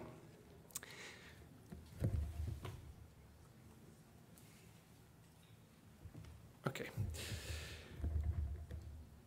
We might say that the first hype of drones is already over. However, according to our registration data, we can still see the steady increase in terms of numbers of operators and remote pilots. It means that the interest of this sector is quite big, and we can see more and more legal entities using these drones to do their daily tasks in more efficient and cost-saving way. And if we look at the time scale, we are at the moment at the phase where we need to expand drone operations. There is more need and demand for highly automated operations, operations close to the people or in close vicinity of airdromes. But the key enabler, I would say, is the operations outside the visual line of remote pilot, so-called beyond visual line of sight operations. Of course, we already have quite clear roadmap on fully autonomous operations. There is already ongoing work on international IFR operations and the transportation of people. And most probably this is something that would be expected that I talk about this future. However, I would like to focus during this presentation on our current situation with expanding, I would say, more simple operations.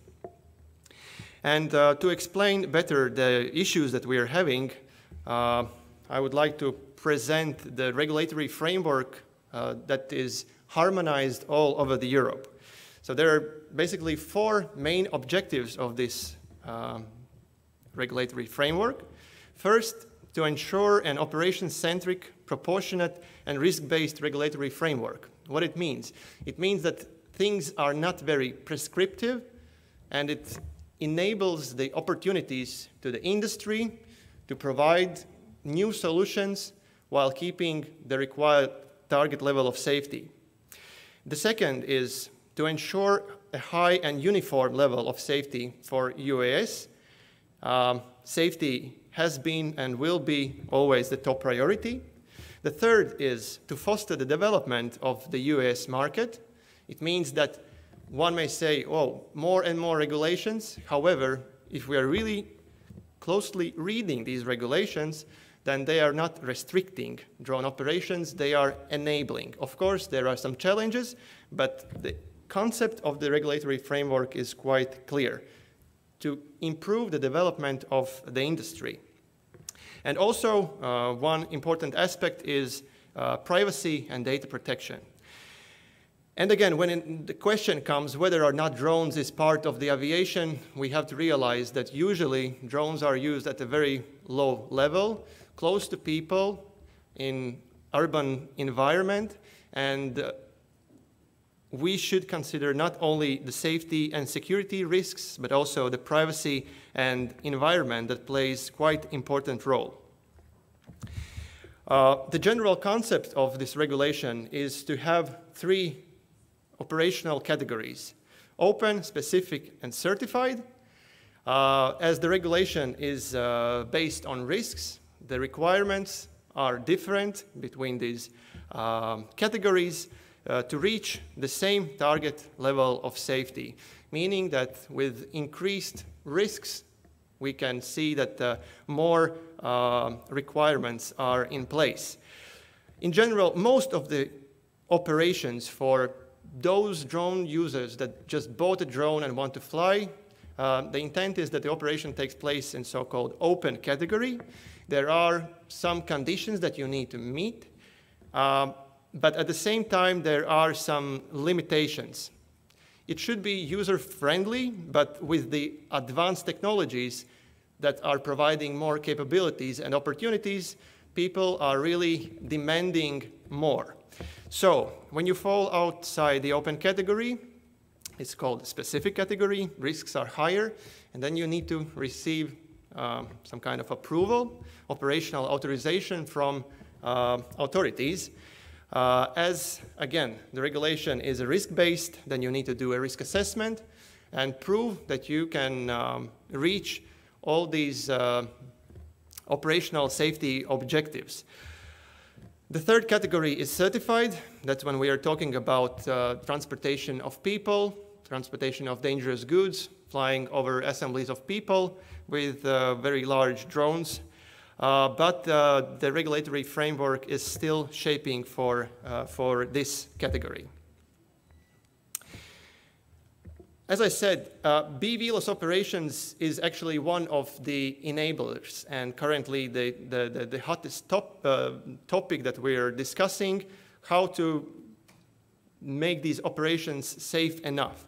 What does it mean? It means that remote pilot is not able to see the drone, so he or she have to rely on technical means to avoid any collisions, and not only with other airspace users, but with terrain, people on ground, and so on.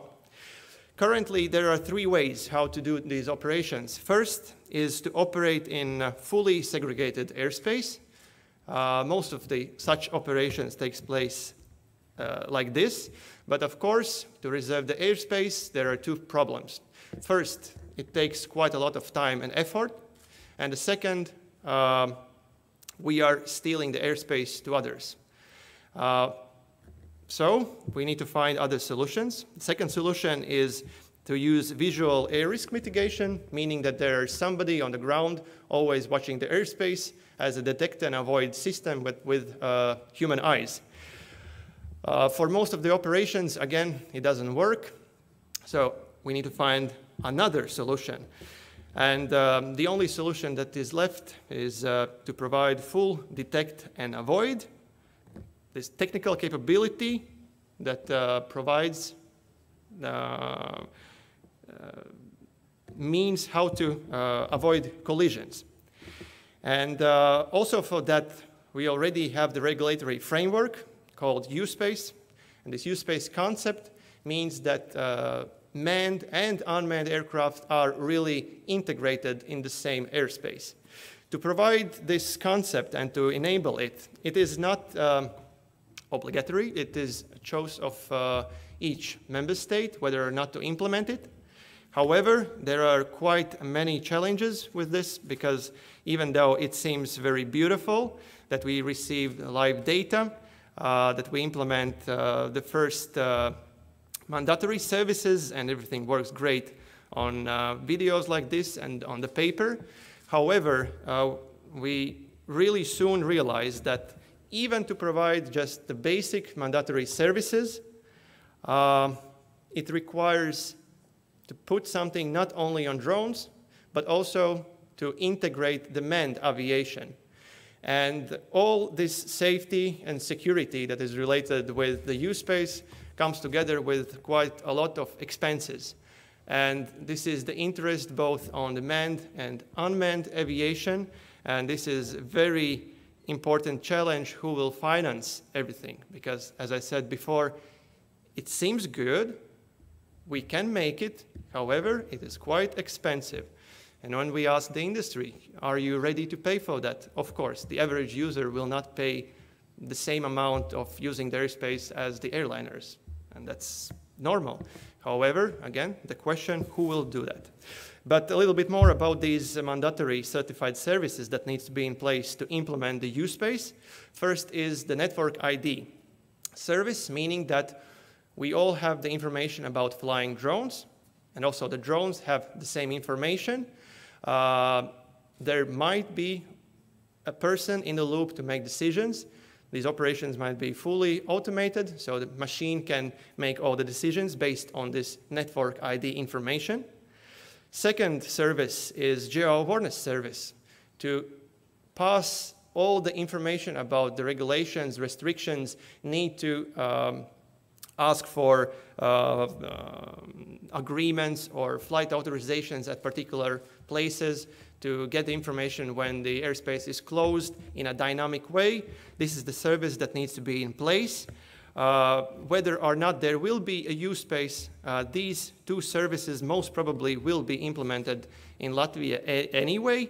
And it gives a great benefit not only to the use space and to avoid the collisions, mid-air collisions, but also to mitigate the risks that are related to the security, privacy, when there are quite big concerns about drones flying over the city, people, or some critical infrastructure objects.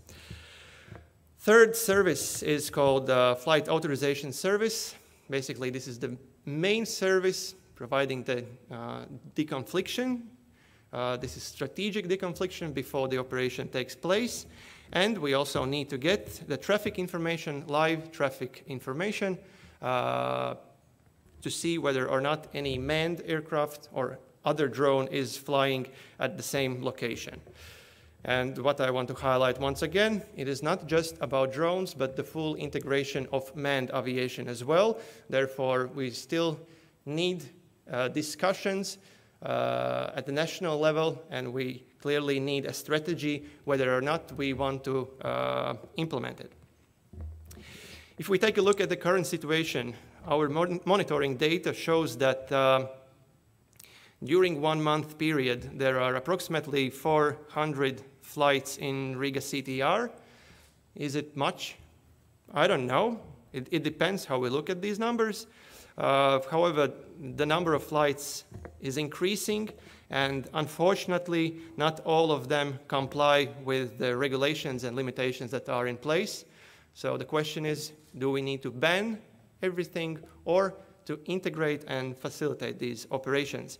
And unfortunately for the Riga International Airport, or fortunately, it is close to the city, and therefore you can find more drones than in other airports that are not so close to cities. So to sum up the key challenges, I would say that demand is increasing. However, we are facing multiple bottlenecks.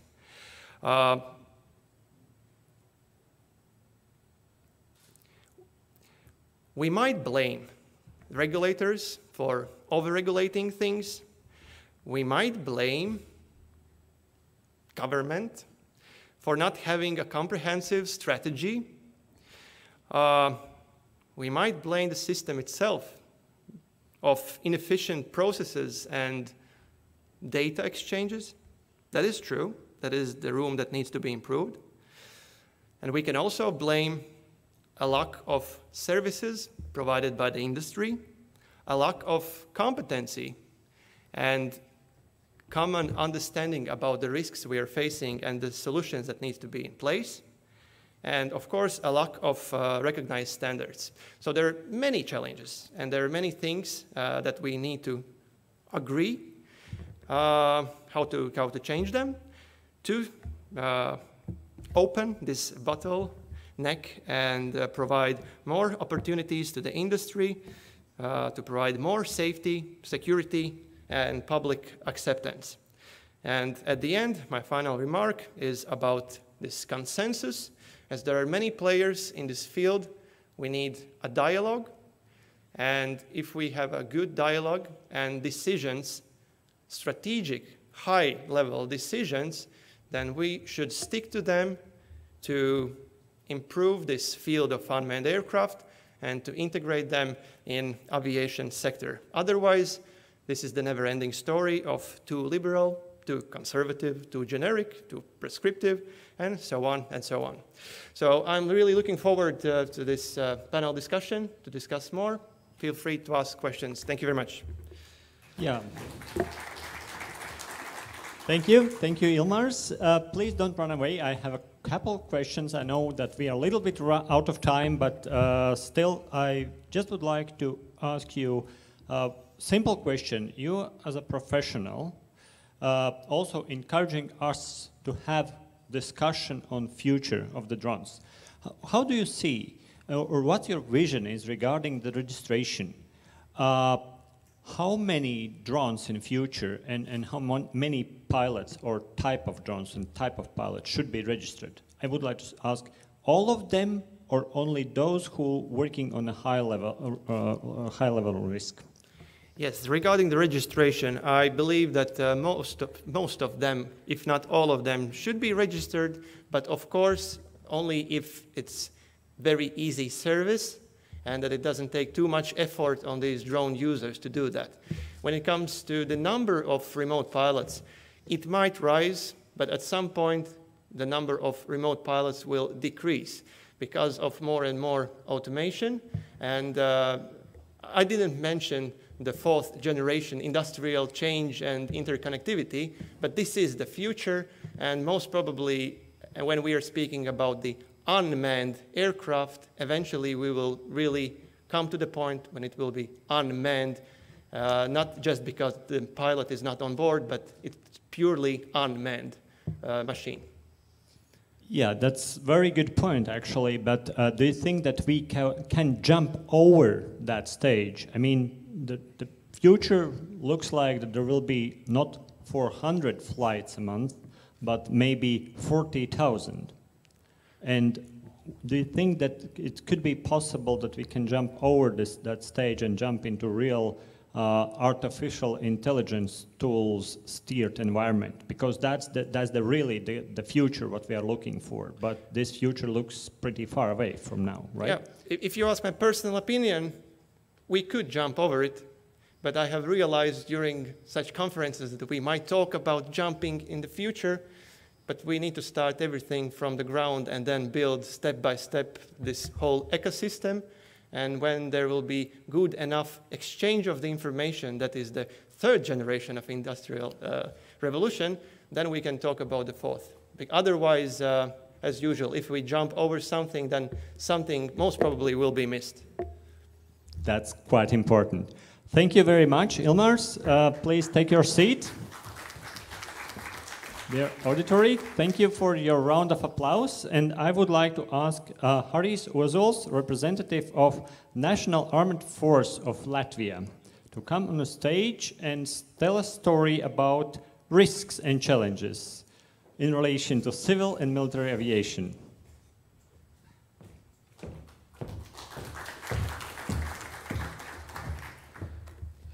Good evening, ladies and gentlemen. Nice to see you. Hanging on still and not asleep. This topic is very sensitive, actually, and it's quite deep. I will try to be very brief and fast. As already our moderator said, I'm from National Armed Forces. I'm representing the counter-UAV field, and today my topic is mostly about the risks and threats that we actually have these days because of the drones and because they are so much in the skies. So let us start to ask some questions, and 3 questions you are seeing are actually maybe separately written, but they are very linked together, and there is a correlation, and you cannot ask one question and answer to the one. You need to answer to every question.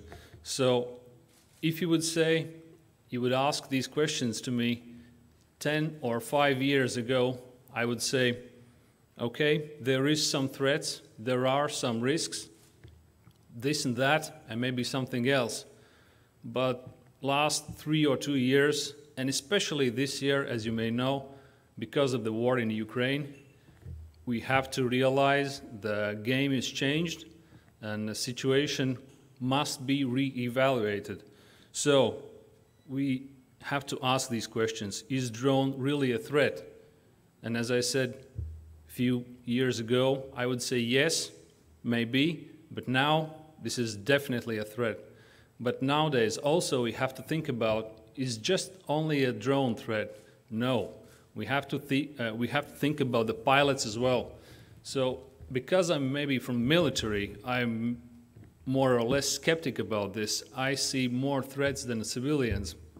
And I must say, we are more interested now in pilots as well. A few years ago, we were just interested in drones because it was a thing that everybody had, maybe like a nice piece, nice thing to have, and it was a spectacle to see. Now everybody knows what is a drone. 10 people will say me, then 5 of 10 people have drones in their home, but please ask the question to them, do they know the regulations, how to use the drones? This is very important. The next one is what is considered to be a drone threat, and that's quite deep. We still need to understand what is a drone, what class drone we're using, and where are we using that. And the third one is, are commercial drones a weapon? So we must answer this question, what have we learned from this year because of the war in Ukraine and other things happening around? So yes, every single drone, big or small, is a weapon you can use to make a big impact. And that's what we see in the news. So let's dive in a little bit more and ask more questions. Who really uses these drones nowadays, and how are they used? What for they are used? So if we talk about Latvia, I will talk only about peacetime, because wartime, this is an additional story. If we ask who uses the drones, well, about everybody. Governments, it's not only militaries, it's police, it's firemen, police and rescue missions, you know. Then there's companies, contractors, science, engineers. And there's the biggest slack, civilians, 80 or more %. Of course, we must keep in mind, there are those people who uses drones for bad intent, like criminals and terrorists. If we talk about Latvia, terrorists, of course, that's a very slim percentage, but criminals, yes, that's true. There are that smuggling and use drones for bad intentions as well. But how about what are they used? As I said before, a few years ago, the drones were mostly for hobbyists and scientists and aerial photography. Nowadays, it's hobbies, videographic, engineering, security, you name it. You can use drones for every point. So why I'm showing this slide? Because a few years ago, people could get these drones, off-the-shelf drones, not so easily. There wasn't a big demand, but there were a few companies. Now there are 5 big companies and 10 small or even more companies not registered. And the situation is that everybody can now buy a drone. And it's not only a commercial drone.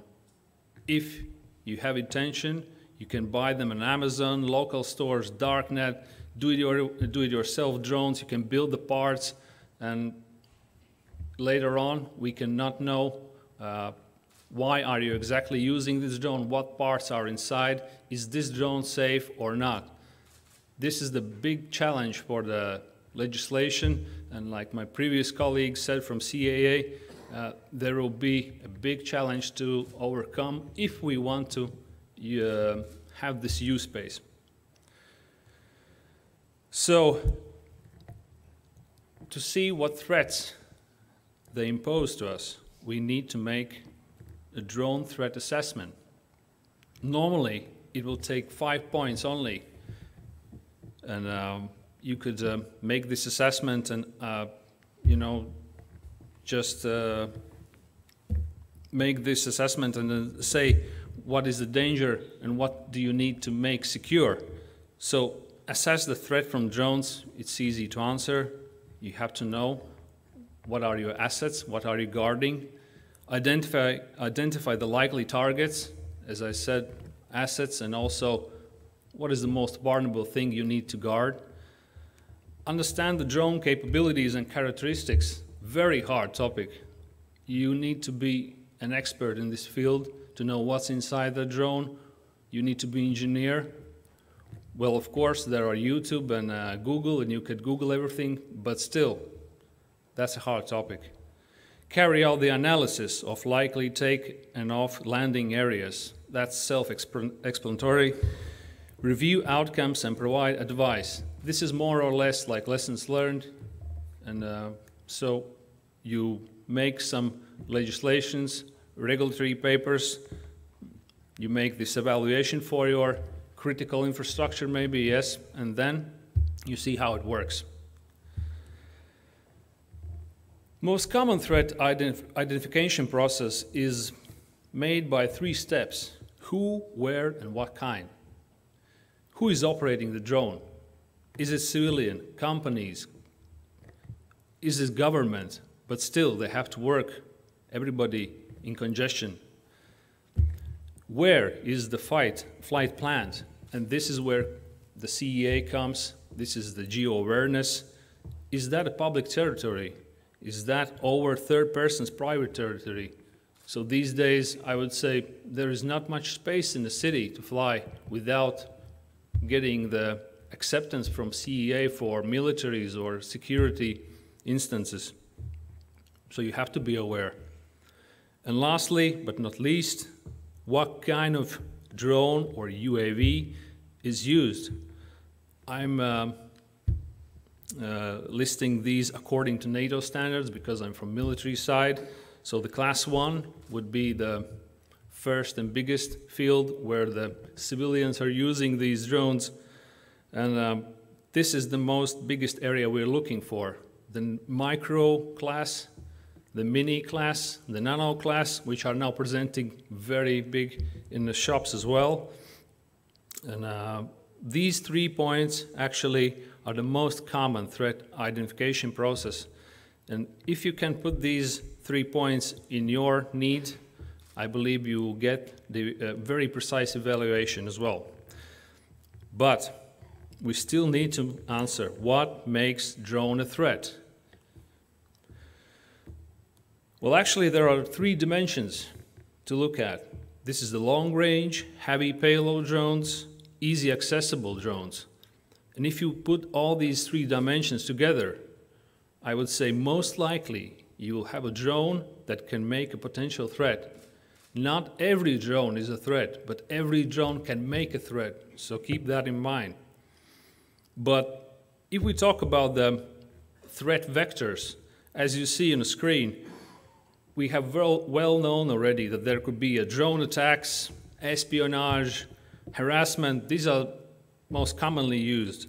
Collision, smuggling on the borders, but most recently engaged the new 2 types. There are swarms and cyber attacks. And this is where civil perspective needs to come together with the military, because swarms are now generating more and more technologies. They're getting intelligent. And cyber attacks, you wouldn't even know, but they are real, and they're happening already now. Something about the statistics. Risk level analysis example. So this is a little small chart, and my main use of this is for you to see that not always gravity overcomes the occurrence of the drone. Like vulnerable targets, VIP targeting, or hijack the fleet, you know. If we talk about aviation, of course, the gravity always will be bigger than occurrence.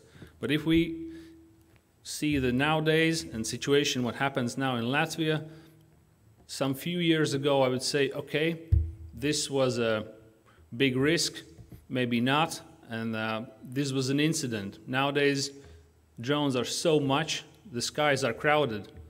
So these are just cases. We have nothing to worry about.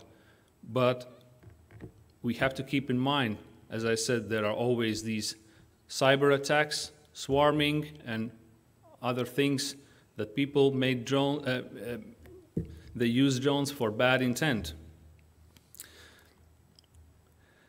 Drone threat mitigation. So counter UAV solutions are always 3 steps behind the drones because, well, this is a technology. We have to accept that. The drones are the bigger market, the counter UAV, but it comes now to balance. And there is no silver bullet.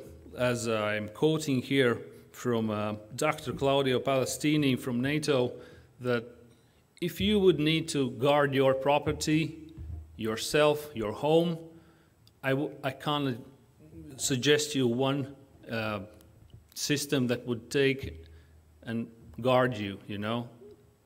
There must be evaluation, there must be some process to go, because it's very deep field.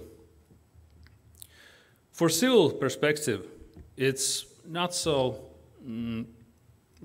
hard, because there are 4 points, and actually you could go through, and you would see that it works for you for guarding your property as well. So, like counter UAV system integration, if possible, if you have money, if company have the money, you could buy these systems, and this is mostly the passive systems that guard. Then it's cybersecurity protection. If you have something to hide, if you have something to store in the servers, you must do that, because latest news says the cyber attacks are quite new. Individual awareness, geozone awareness. So every country have these geo-awareness zones. We must look them up.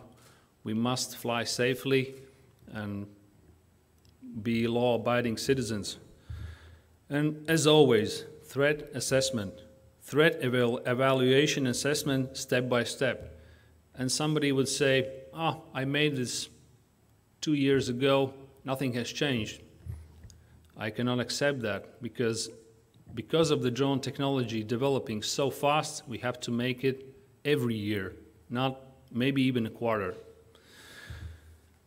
If we look from military perspective, it's a little bit deeper field, and it's harder.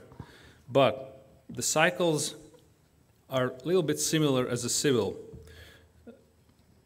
So we keep and use the tactics and procedures like find, fix, track, target, engage, and assess.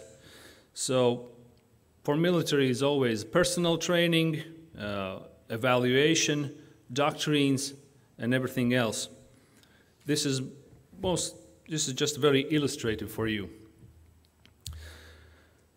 But how can we actually reduce drone threat levels to minimum? And to minimum, I would say risks can only be reduced, but not ruled out altogether. And this is true. And from my perspective, I think we have to come together. The government, third-party contractors, individuals, other security institutions. Everybody needs to come together and ask these questions. We need to make unified counter-UAV equipment, C2 systems, trained personnel, civilian awareness, unified regulation and laws, not only local Latvian, but as well from European as well. And then we can have this use space. But this is a little bit far dream for us. Still, we need to work. Thank you very much for listening. Keep safe. Thank you. Thank you. Good words. Keep safe. Yeah, few questions. Actually, I would like to ask the same question regarding the registration, because this is important, and this is from many perspectives the initial starting point. Who should be registered? Should be all registered. I mean, the drones and the pilots. from your perspective? Well, if we look from military side, that we actually work hand in hand with CAA and other institutions, and we would be only happy if every pilot would register their drone. But of course, it would be thinking naive that this would happen. And this is the risk we must accept, that not everybody will do that. And I actually understand somebody will use their drones for hobby level, and maybe they think, I'm not in a city, I'm not imposing the risks. But in the same time, if you look at this, he maybe not have read the law, he maybe not looked at Google where are these geo zones and everything else. Maybe there are a corridor for planes. So I would ask everybody in here and to spread out this, that we need these actual pilots who are aware and they're law-abiding. This is the goal we are reaching. Thank you. Last but not least question, who should start the initiative about cooperation? Because both of you mentioned that there should be collaboration started between government and army forces just to provide really safe environment for drone technologies and for society in general. Who should be the first? Well, it's not my place to say that, because military will never be the first who will make the safe skies, you know. We are safeguarding the country for bigger risks, you know. But of course, we are looking forward to work together with every security or governmental institutions to reach the one integral goal, to keep the sky safe. Thank you. That's also good wish for and good news for everyone. Yeah. So please keep your seat. And I would like to say thank you and invite as a next speaker Vladislav Chashchin from Latvian Air Traffic Management Agency. And I know that you have very special topic for today. So at least the name is wonderful. UAS and UMT impact on ATM. So what it is, Vladislav will explain you in a minute.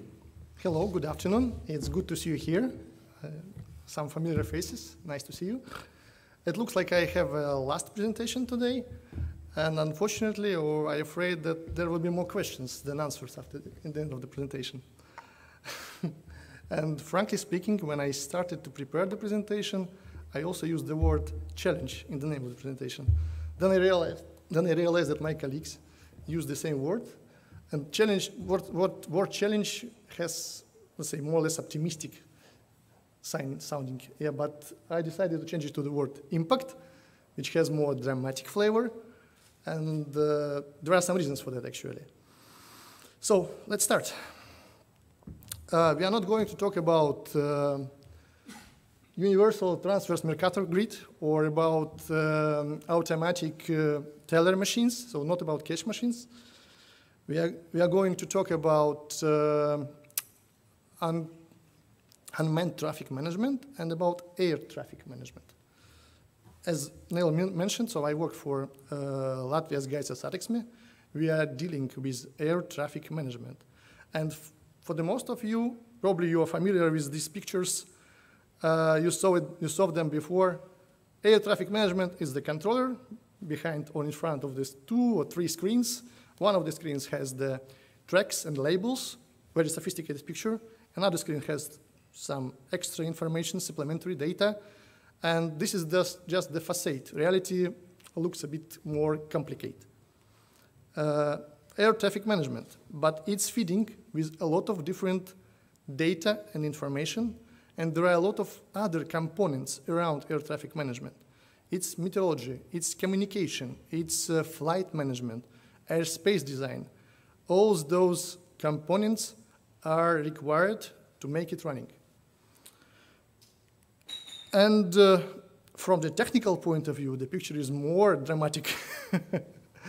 So that's the set of different technical systems, which might be the source of data, might be the data processing components, might be the data presentation components, and of course, all this data is also feeding with external systems from external data. And that's everything is integrated between each other, everything is running together. So that's the reality of air traffic management. And this world, ATM world, is not frozen, it's changing, and changing all the time. There are a lot of different drivers who push us to do the changes. And for example, one of the major drivers is the regulation or regulations from different authorities, from international standards, from international organizations, from local organizations, lawmakers, and so on. They push us to do the change in the systems. The other driver, stakeholders, we work not alone. We work together with the airport, with airlines, with other ANSPs, with data suppliers. They also do the changes, and they also require to make the changes in our systems as well. And of course, we use the equipment. Equipment, time to time, is getting obsolete, unfortunately. And we have to do something with the equipment as well. So a lot of drivers. But anyway, our world is very stable, and we live in a safe and reliable environment. But UTM comes into scene, and what's happened? For example, FAA and ASA provide the concept, and they told us that UTM will transform the ATM world from man-centric to the machine-centric, from centric to federated, from federated to the managed, and the world will become a group or consortium of different players who should interact with each other, who should collaborate with each other. And the pictures provide very, very bright future for us. Yeah, looks very interesting, but how to achieve that? We should also understand that UTM is another driver for the changes in ATM. And if you can see regulations, there are a lot of new regulations. There will be more new regulations, as from the concept point of view, as from the technical point of view. We have a lot of new stakeholders, drone pilots, US operators, other players, and they also impact on this. The airspace, the place where aircraft flies, airspace will be transformed or should be transformed, just give away to drones as well. And it's also quite a big impact on this. And of course, new technologies. Drones initially were born from IT or with IT, and IT technology has a lot of new challenges for us as well. Oh, sorry, I started to use the word challenge, sorry. Bright future, again, bright pictures looks very nice. But we should take into account that if we plan to take the UTM and put it in parallel with our systems, in parallel with our ATM world, we might come to something like this, where instead of two smooth screens, we will have a lot of different information together, maybe not connected, maybe not integrated, and this will be the nightmare for the controllers, for those who should manage the airspace, who should manage the air traffic. So this is not possible in our scenario. In our case, it's not possible, and we shouldn't allow this actually. Yeah, UTM, the same picture which I showed you before. So to which component it will be impacted? Maybe to one, maybe for two. It looks like not. It looks like the UTM will have an impact on every component of our system, of our stable system, which was developed by decades. And UTM world is developed by the last, 10 years, less than 10 years. So every component of our system will be impacted, and we should do something with this. Just one example. Ilmar talked about this. We have, for example, the system which provide the air traffic control or manage the traffic around the airports, around the aerodromes. Very important system for us and for the airport as well. So the system consists of different sensors, data processing modules, data fusion, external interfaces. It works based on the certificate which was provided by the CAA. So that's the reality. That's the reality which we have. What should we do with drones in that case? There are different options. The easiest way is say, oh, let's treat the drones as aircraft. In that case, for us, it's nothing will be changed. But is it really possible to push them to do it like this? The other options, let's distinguish drones from the aircraft. Oh, that's another story. That means that we should change our system, connect it with the UTM world, get information from there, understand how to distinguish them, then present it to the controllers. The more risky task, the more interesting task. We wouldn't like to see all the drones. We would like to see only a few of them, only some of them. So how to filter them, which to show, which not to show, which to manage, which not to manage, separate story. Or the scenario, the worst case scenario, we wouldn't like to integrate it. We wouldn't like to see the drones in our ATM system. Let's see them in the separate screen. In that case, we return back to the previous slide with 7, 8 screens around the one. And this will be the real catastrophe for the controllers.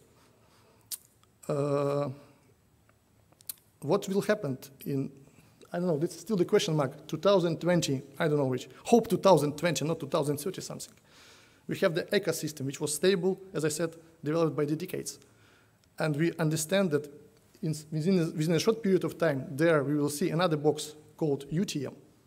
And it's not only the case. We should see also there some part of the systems which will be added to the sensors, some systems which will be added to the data processing, some systems which will be added to the data management part. And what will be the systems? When we will implement them? How they will communicate to each other? That's the question.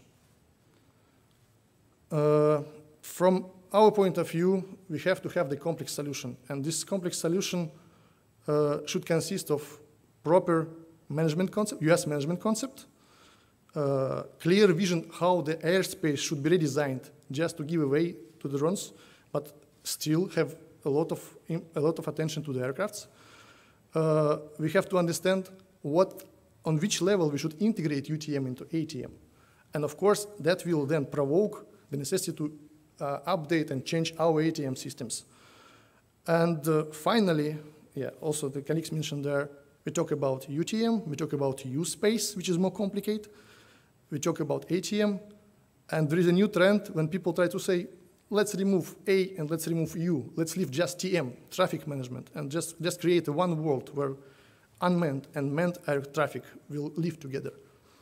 This is really tough and really difficult. We suppose that this transformation of UTM and ATM to the TM might be based on at least on the four pillars. Regulations, of course, no doubts. Regulations, procedures, and oversight. Interaction, you also mentioned that interaction between the different stakeholders. We should know the rules of engagement. We should understand how to live together. We should also understand what the technical basis will be on the bottom of it. We have to have the clear implementation plan or vision, what should be done on this pre-U-space stage, what should be done in this U-space stage, and what should be done then in the, let's say, long-term perspective. And last but not least, and you also mentioned that, who will finance that? This is probably the most hot question in that case. There are also different options. Just three of options are there: state, business, own financing, funding, some other stuff. So only when we understand how these pillars will be established and developed further, only with this clear vision, we can go forward and make the reality when the UTM will be integrated or will be the part of UTM, and maybe in some time we just remove both letters A and U. Thanks. Thank you very much. So, I would like to insist in my initial question about registration, because this is a very, very important part. So, what's your view? Because this will be part of our future discussion in the panel. I suppose that definitely everything should be registered, which will have to fly in the zones of our interests. No doubts, it should be registered somehow just to give us information about this and make available the safe air traffic management together with UTM. So this is the first suggestion, or the first initial, let's say, topic which should be then taken into account. But from the other reasons, I would also suppose that maybe the obligatory registration of each flight might help us a lot and sort out the potential problems. So, Yep. registration. Thank you. It's quite clear and quite logical, and I hope so that our dear auditory will agree with that. If we are really going to have a safe airspace and, let's say, a safe environment around us. Actually, one other question about cooperation and your potential partners in development of safe environment. Do you have any ideas and feelings what the future cities' tasks will be in relation to air traffic management and unmanned traffic management? I suppose Ilmar also mentioned this in his presentation, that we will be faced with the situation when the unmanned drones will deliver the passengers, for example, from the cities to the airport. And in that case, on this way from the city to the airport or vice versa, they will be the part of our business as well. So they will come to the area of our interest as well. And in that case, I'm quite sure that this scenario, this particular way of doing business with moving of the people from point A to point B should be quite carefully reviewed and then approved by all parties. It means that system will become even more complicated. Unfortunately, yes. If nowadays we're planning in the cities streets and roads and houses and shopping malls and parks, it means that in future we will also, the cities should be competent, first of all, and will impact planning of airspace, roads and streets, and tiny little roads as well. Yes, the question here will be, will we leave the airspace segregated all the time for the unmanned and manned traffic, or we'll have to admit that somewhere it might be joined? And this is a real challenge, as the guy said. Yeah. Okay, thank you very much, Vladislav. Please come here, and we will continue with the panel discussion. So we still have some time, and I hope so that, dear auditory, you're not so tired, and you are happy to raise your hand and provide your question if you have one. But actually, I prepared already some initial questions to you, friends, in regarding to this. I would like to say very, very, very complex story, how to realize safe environment for future drone development. And you discovered brilliantly what kind of threats we have, what kind of challenges we have, and what eventually we can do together. And in one way or another, but all those things are related to future business for smaller companies, for bigger companies, for governmental needs, for city needs. There are a lot of use cases around. So basically, to deploy drone technologies properly, I think we need 3 main blocks. So technology, maybe it's there, not just drones, but also various management systems. Use cases or business cases are also there. We have seen them already for postal service, for medical service, for many other services. And also regulations. Regulations should be developed still, I think so. Not all regulations are set yet. I know that there is global discussions and European level discussions about that. But if all those 3 blocks will be realized, then we can start to talk about really safe usage of drones. Do you agree with that, or there is still some things which are missing in this drone ecosystem if we're looking in perspective of 5, 7, 10 years? If everyone can share your opinion briefly.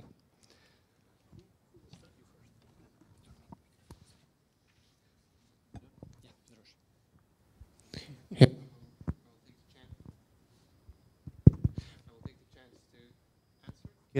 Can you? Yes, I will use the chance to answer this question. I think the very first question that we need to raise is how we actually treat drones. Is it a threat or the actual airspace user that we need to consider? Because until the moment it is just a threat that we need to mitigate. We're not talking about the integration, about use cases, and about any businesses. And if we take high-level decisions, the strategy, that this is something where we would like to move, that we really want to foster this industry, and we stick to that plan, the second question will be, how much does it cost? Is it feasible? And can we mitigate safety, security, and other risks as well? But as you mentioned, technology most probably is already there. The problem is that we don't have enough data to say that it's safe enough, and not only safe but secure, because when we are relying more on the automated systems and taking person out of the loop, we need to rely more on these technologies.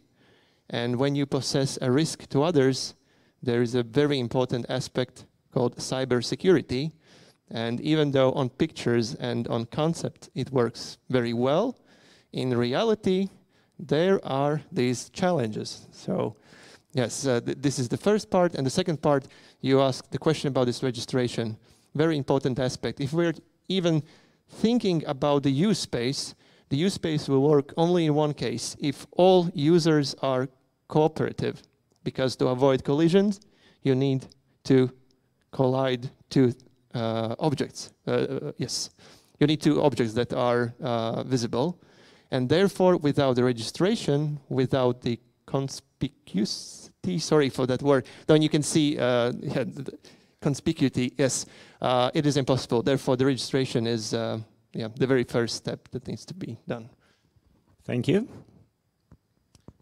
Yeah, thank you very much for Ilmar's already said enough, and I can only add a little bit that for us, from, as I said, from military perspective, this is the first step for everyone to come together, and we actually just need to take this as a fact that in second 2 or 3 years we will have this technology. We will have these drones which deliver packages, deliver coffee, and etc. You know, I'm not talking about the people traveling on the drones. You know, this is a far dream, but still, use space is something we need to chase. And as my colleague said, the first steps always are the regulations. And regulations are always not always a dry field or a dry science. We also need to make these news to the public as well. We need to show the people how to do it. What is the nice thing that we will have in the end of this? What we will gain of this all? And I believe that the people of Latvia especially will come and see what is the biggest plus of this, and also the government regulations will come together as well, and we will make this happen, you know.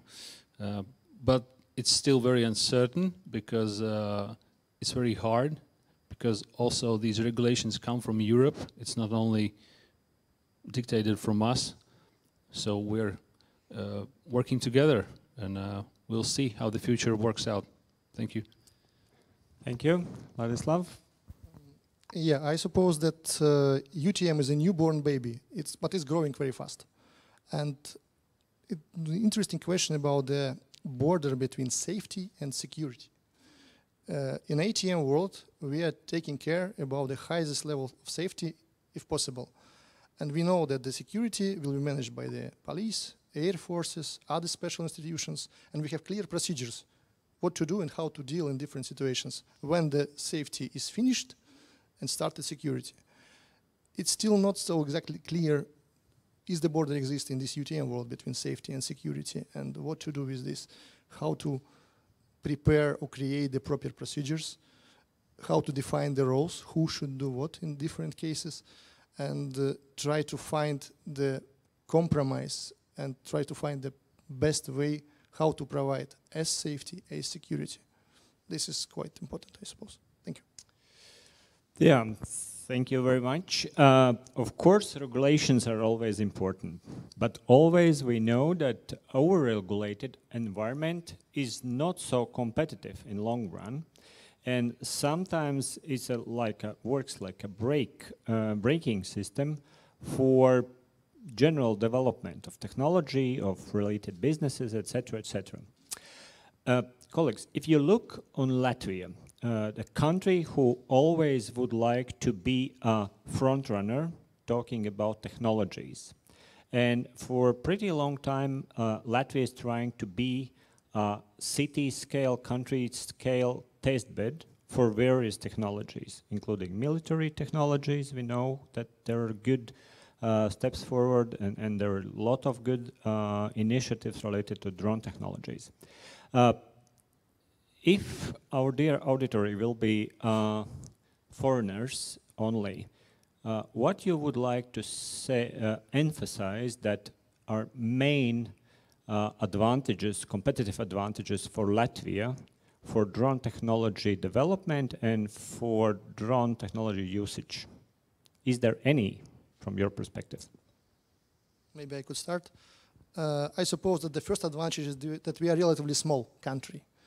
And the second advantage that we already have the number of so-called, let's call them champions, the business who is willing to work with drones, who is relying on drones, and who is able to support the drones either financially, technically, and then we need to build the proper, let's say, ecosystem around this and give them a chance to work.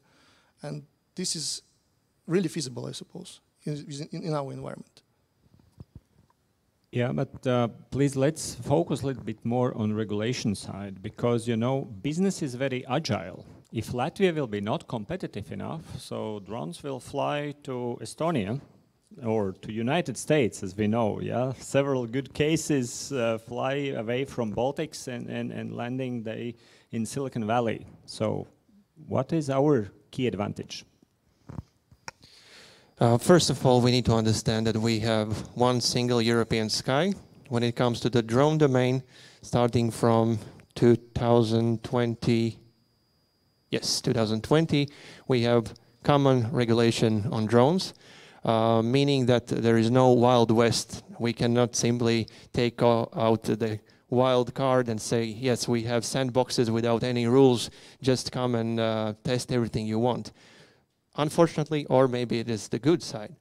The great benefit, what Vladislav already mentioned, we are a relatively small country. And sometimes it's not very complicated to talk with high-level people in our country. And I would say it is about, again, these strategic, high-level strategic decisions. And when we read the strategic document that we have in Latvia, there are no drones mentioned directly, that this is something where we are going, this is something that we really need. And until we don't have anything like that, I simply assume that it is just a small country where we can reach right people in a very easy way. And we have quite a good contact list of people that are involved in the drone industry in Latvia. When it comes to actual sandboxes, I would say we can already make sandboxes like this. There are conceptual guidelines how to do it. We simply need the expertise, the people from the industry who are actually ready to invest themselves.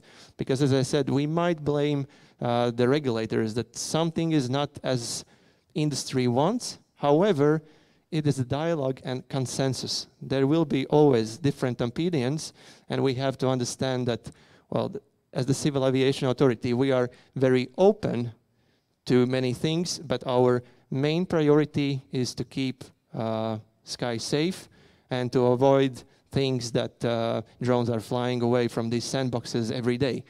But as I said, there are quite clear guidelines how to do these tests, and if anyone is interested in that, it is just a matter of investment of time. Thank you. So, defense industry, would you add something to that particular regard? Not much to add, but I still must say that regulations will come one way or another. this is still to come. And from my side, I would say that we have everything we need, actually. We just need to a little bit push harder. We have industries, we have stakeholders, we have relatively small country, but we have a climate, we have an ecosystems and grounds to do that. Everything we need, we have. We also have even in engineering industries that making drones, so why not helping them a little bit by, as my colleague said, by giving the financial terms, injection, I would say. So all the ingredients are here. We just need to come together and see what's important and what are the priorities. Thank you. Yes, and if I may add, we're talking about the regulations, but a colleague who is not here today, unfortunately, he would say that we have also quite good mobile network that is one of the ground infrastructure that needs to be in place when we're talking about potential tests and the potential implementation of the use space. But coming back to the regulations, one thing is missing, I'll be honest. It's not the regulation itself, it's about commonly agreed industry standards. And as it was mentioned already, it is not that we can decide many things nationally. This is pan-European regulation that we need to follow. And until there are these commonly agreed standards, there are some things that we simply cannot do. But what can we do? We have good contacts. And even though we are a small country, we have possibility to impact the European regulation. And if there is the expertise and the interest from the industry during discussions and communication, we can impact how the European regulation is shaped. Yeah, thank you. I would like to go to next topic, actually, which relates to society and society perception. So could you briefly tell your opinion, what's your feeling, how society actually reflects to drone development around us? Yes, 5 years ago, drones was something beautiful, great, interesting. Now it is not just a threat. This is something that many people hate, really. When you go to the concert, there's a drone. When you walk in the city, there's a drone. When you walk in a park, there's a drone. Of course, everybody hates this sound. They don't like it. And it is a question of public acceptance. We are talking about the transportation of people, urban air mobility, great topics, beautiful pictures. However, when we ask the question about the physics, about the sound that is created, would it be accepted? This is a very important aspect. And public acceptance is something that we need to take into consideration. And I can give one example. If we take, again, these high-level strategic decisions that we need to support the industry, sometimes there is a sacrifice for that as well. Because if one or two people on the ground are telling that the sound is too high, they are breaking our peaceful life, is the question, do we support the industry or do we support these two people on the ground? And again, about the consensus and the right balance. So society, of course, should be taken into account. Yeah, I suppose that the majority of the population is still seeing the drone as a toy. And what Ilmars mentioned, that it's noisy toy, it's a toy from my neighbor who is flying over my yard sometimes, and some other reasons for that. So it's really important to try to focus or try to divert people from that and focus them on the idea that drone might deliver the parcel faster, your parcel faster. Drone might make some procedures which now are costly, but with drone it might be less costly and of course quickly. And this opinion should be somehow should be a message to the people, and then people might understand that this is the part of our reality which make our life easier, not noisier or let's see, not noisier. Yeah, thank you. I think I could add a little bit, as my colleague said, that we take drones as granted maybe sometimes, but actually there was a time we didn't think that those big telephones and mobile phones and tablets will need to be as an accessory every day, but I must remind you the drone also will become as well like a telephone or a mobile phone. So as my colleague said, it will help us, but for now the things are not quite so well explained about drones, and everybody sees this as a toy. I will agree on that, because it's still a shiny and nice thing to have, but when you realize what can it do actually, so you still can do with the phone as well. You can hack in maybe in a White House, so with the drone it's possible as well. So we need to just understand how this technology runs and what can we use for. Thank you. Yeah, and just to add what Harry said, we all know that heavy trucks help us to transport goods, and then suddenly someone takes a truck and drives into the people, right? And suddenly trucks become a huge threat during public events. The same with drones. It depends how we look at them. And when it comes to the integration, is it a toy? Is it a threat? Or is it a useful device, tool, that we use to improve our everyday life? Yeah, regarding people's or society perception to the drones, I think so in one way or another, but it relates very much to education, because education creates understanding. And here I would like to ask very, let's say, question related to our kids and to education system. If you look today to the school, we know that people should learn how to move in the streets. Later on, they should learn how to ride the bicycles, and later on, they should learn how to ride a car. Should we start to talk about drones in schools already? Should we prepare our youngsters for that kind of technology?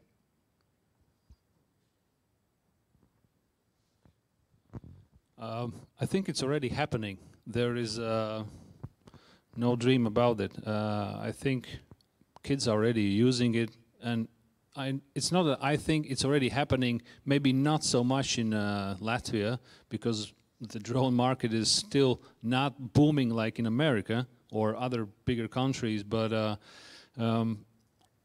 you're right, we have to talk about the drones, but not only as a hobbyist level. We need to talk about them, how serious they are, because as Ilmar said, drone can be as a good tool and a bad tool. It possesses the same threat as a car or bicycle. It's just how you use it and what is the intent of the drone. So yes, we need to talk about it, but not only to kids. I believe kids are more actually smarter than our grown-ups. We need to talk about this to the public as well. Thank you. I bought a small drone a few years ago to my 8-year-old daughter, and then I showed her the simulator how to train to fly with drone on the computer. She tried once, and the second time said, "Okay, so now I can fly. Can I fly?" I said, "No, you can't. You should try again, just to be sure that you can do that, and then be careful because it might kill somebody in case of any other problems." And then she looked at the user manual which was attached to the drone and said, "Oh, okay, but it's nothing about killing the people." I said, "Yes, it's nothing about killing the people because it's just about how to control the drone. But there is the other side of this, which is much wider than just user manual. So we should pay attention not to the user manuals, but to the other sides." Who could start this kind of initiative? Drones in schools, drones education about what drones are and what they can do and what impact they could have. It's a good question. I don't know the answer. Well, we as the CA, we have done some initiatives talking with the kids participating at television shows, but about implementing something at schools, maybe it is the CAA, maybe it's the Ministry of Education, but it's a good question. I don't know. But as we are a small country, it's just a matter of decide who takes the initiative, if it's valuable, and just do it. It's again about cooperation, right? Because we discussed this several times, that actually this should be an agreement between society and business, between business and government. The question is, what kind of terms, what kind of topics are we including in this contract, let's say, right?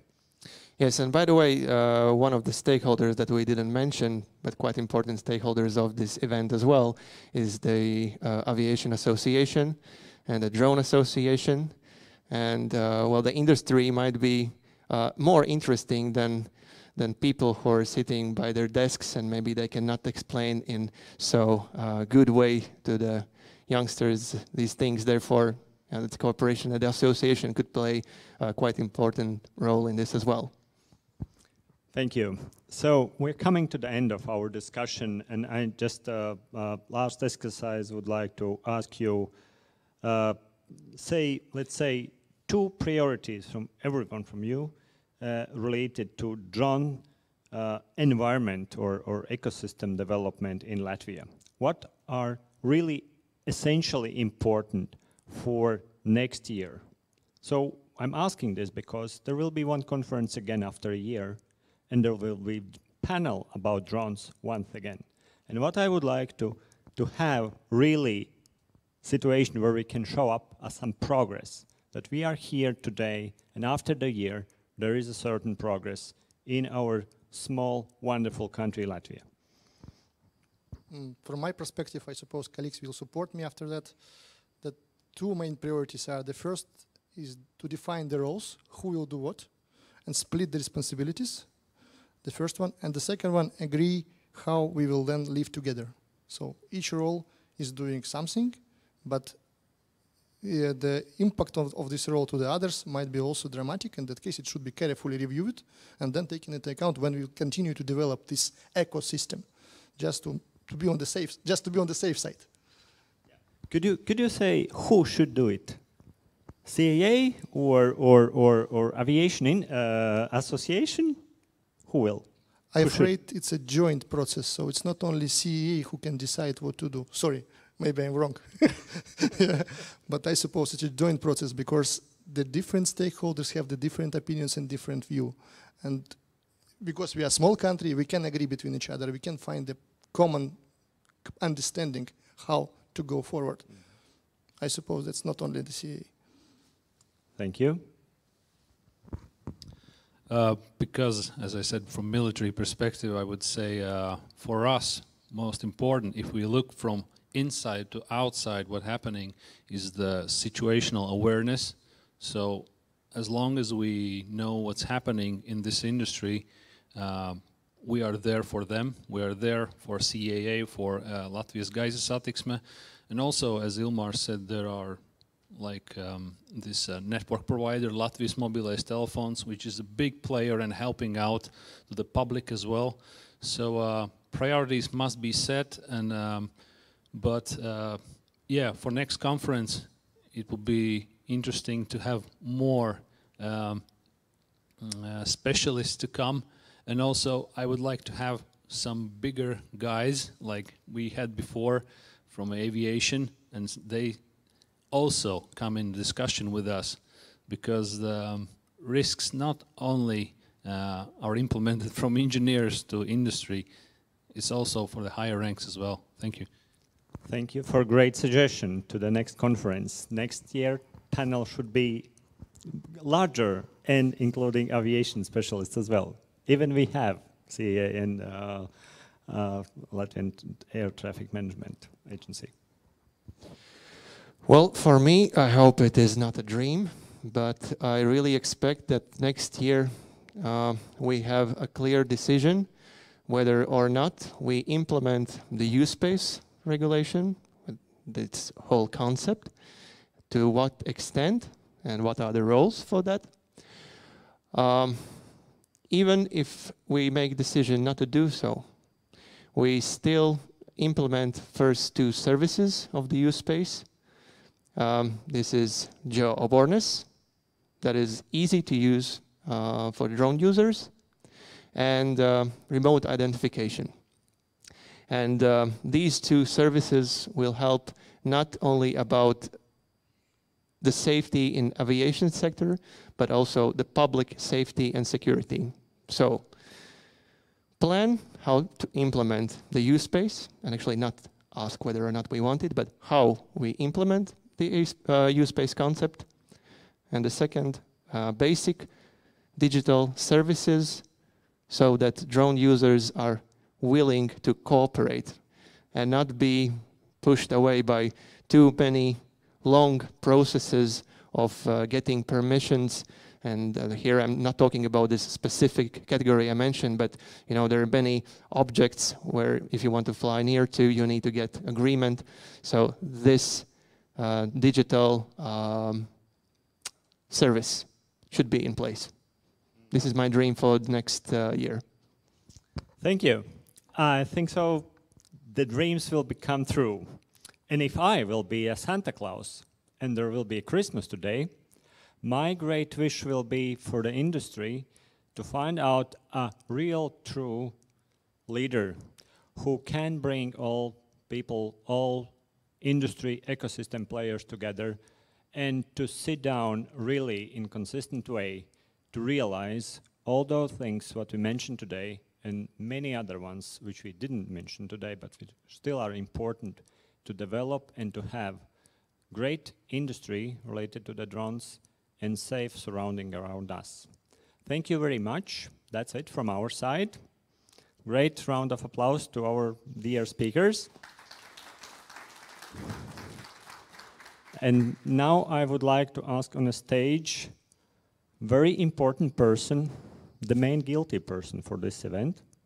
I hope so that he is coming somewhere. Please come and make a greatest summary of the wonderful day. The floor is yours. Thank you very much, Niels. Thank you, everybody. Yeah, this was a very wonderful discussion, I guess. And yes, this is true. Next year, we are planning to have a 2 days conference, and I'm pretty sure the drone panel will be much wider, much more longer, I would say. And yeah, like you already said, with big guys from airlines as well, so that we can speak about many other topics as well. So thank you very much. So, but yeah, it's about time. I don't know what about you, but for me this day was too short.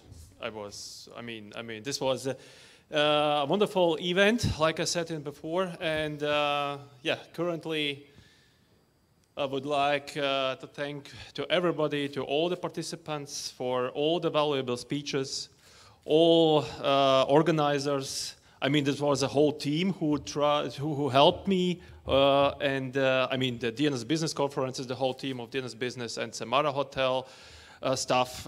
Thank you all. Of course, all the companies and airlines who are also contributing to this event. Thanks to everybody. And yes, so I would say I would like to invite also to the next conference next year. And so hereby, I'm officially closing the forum. Thank you very much.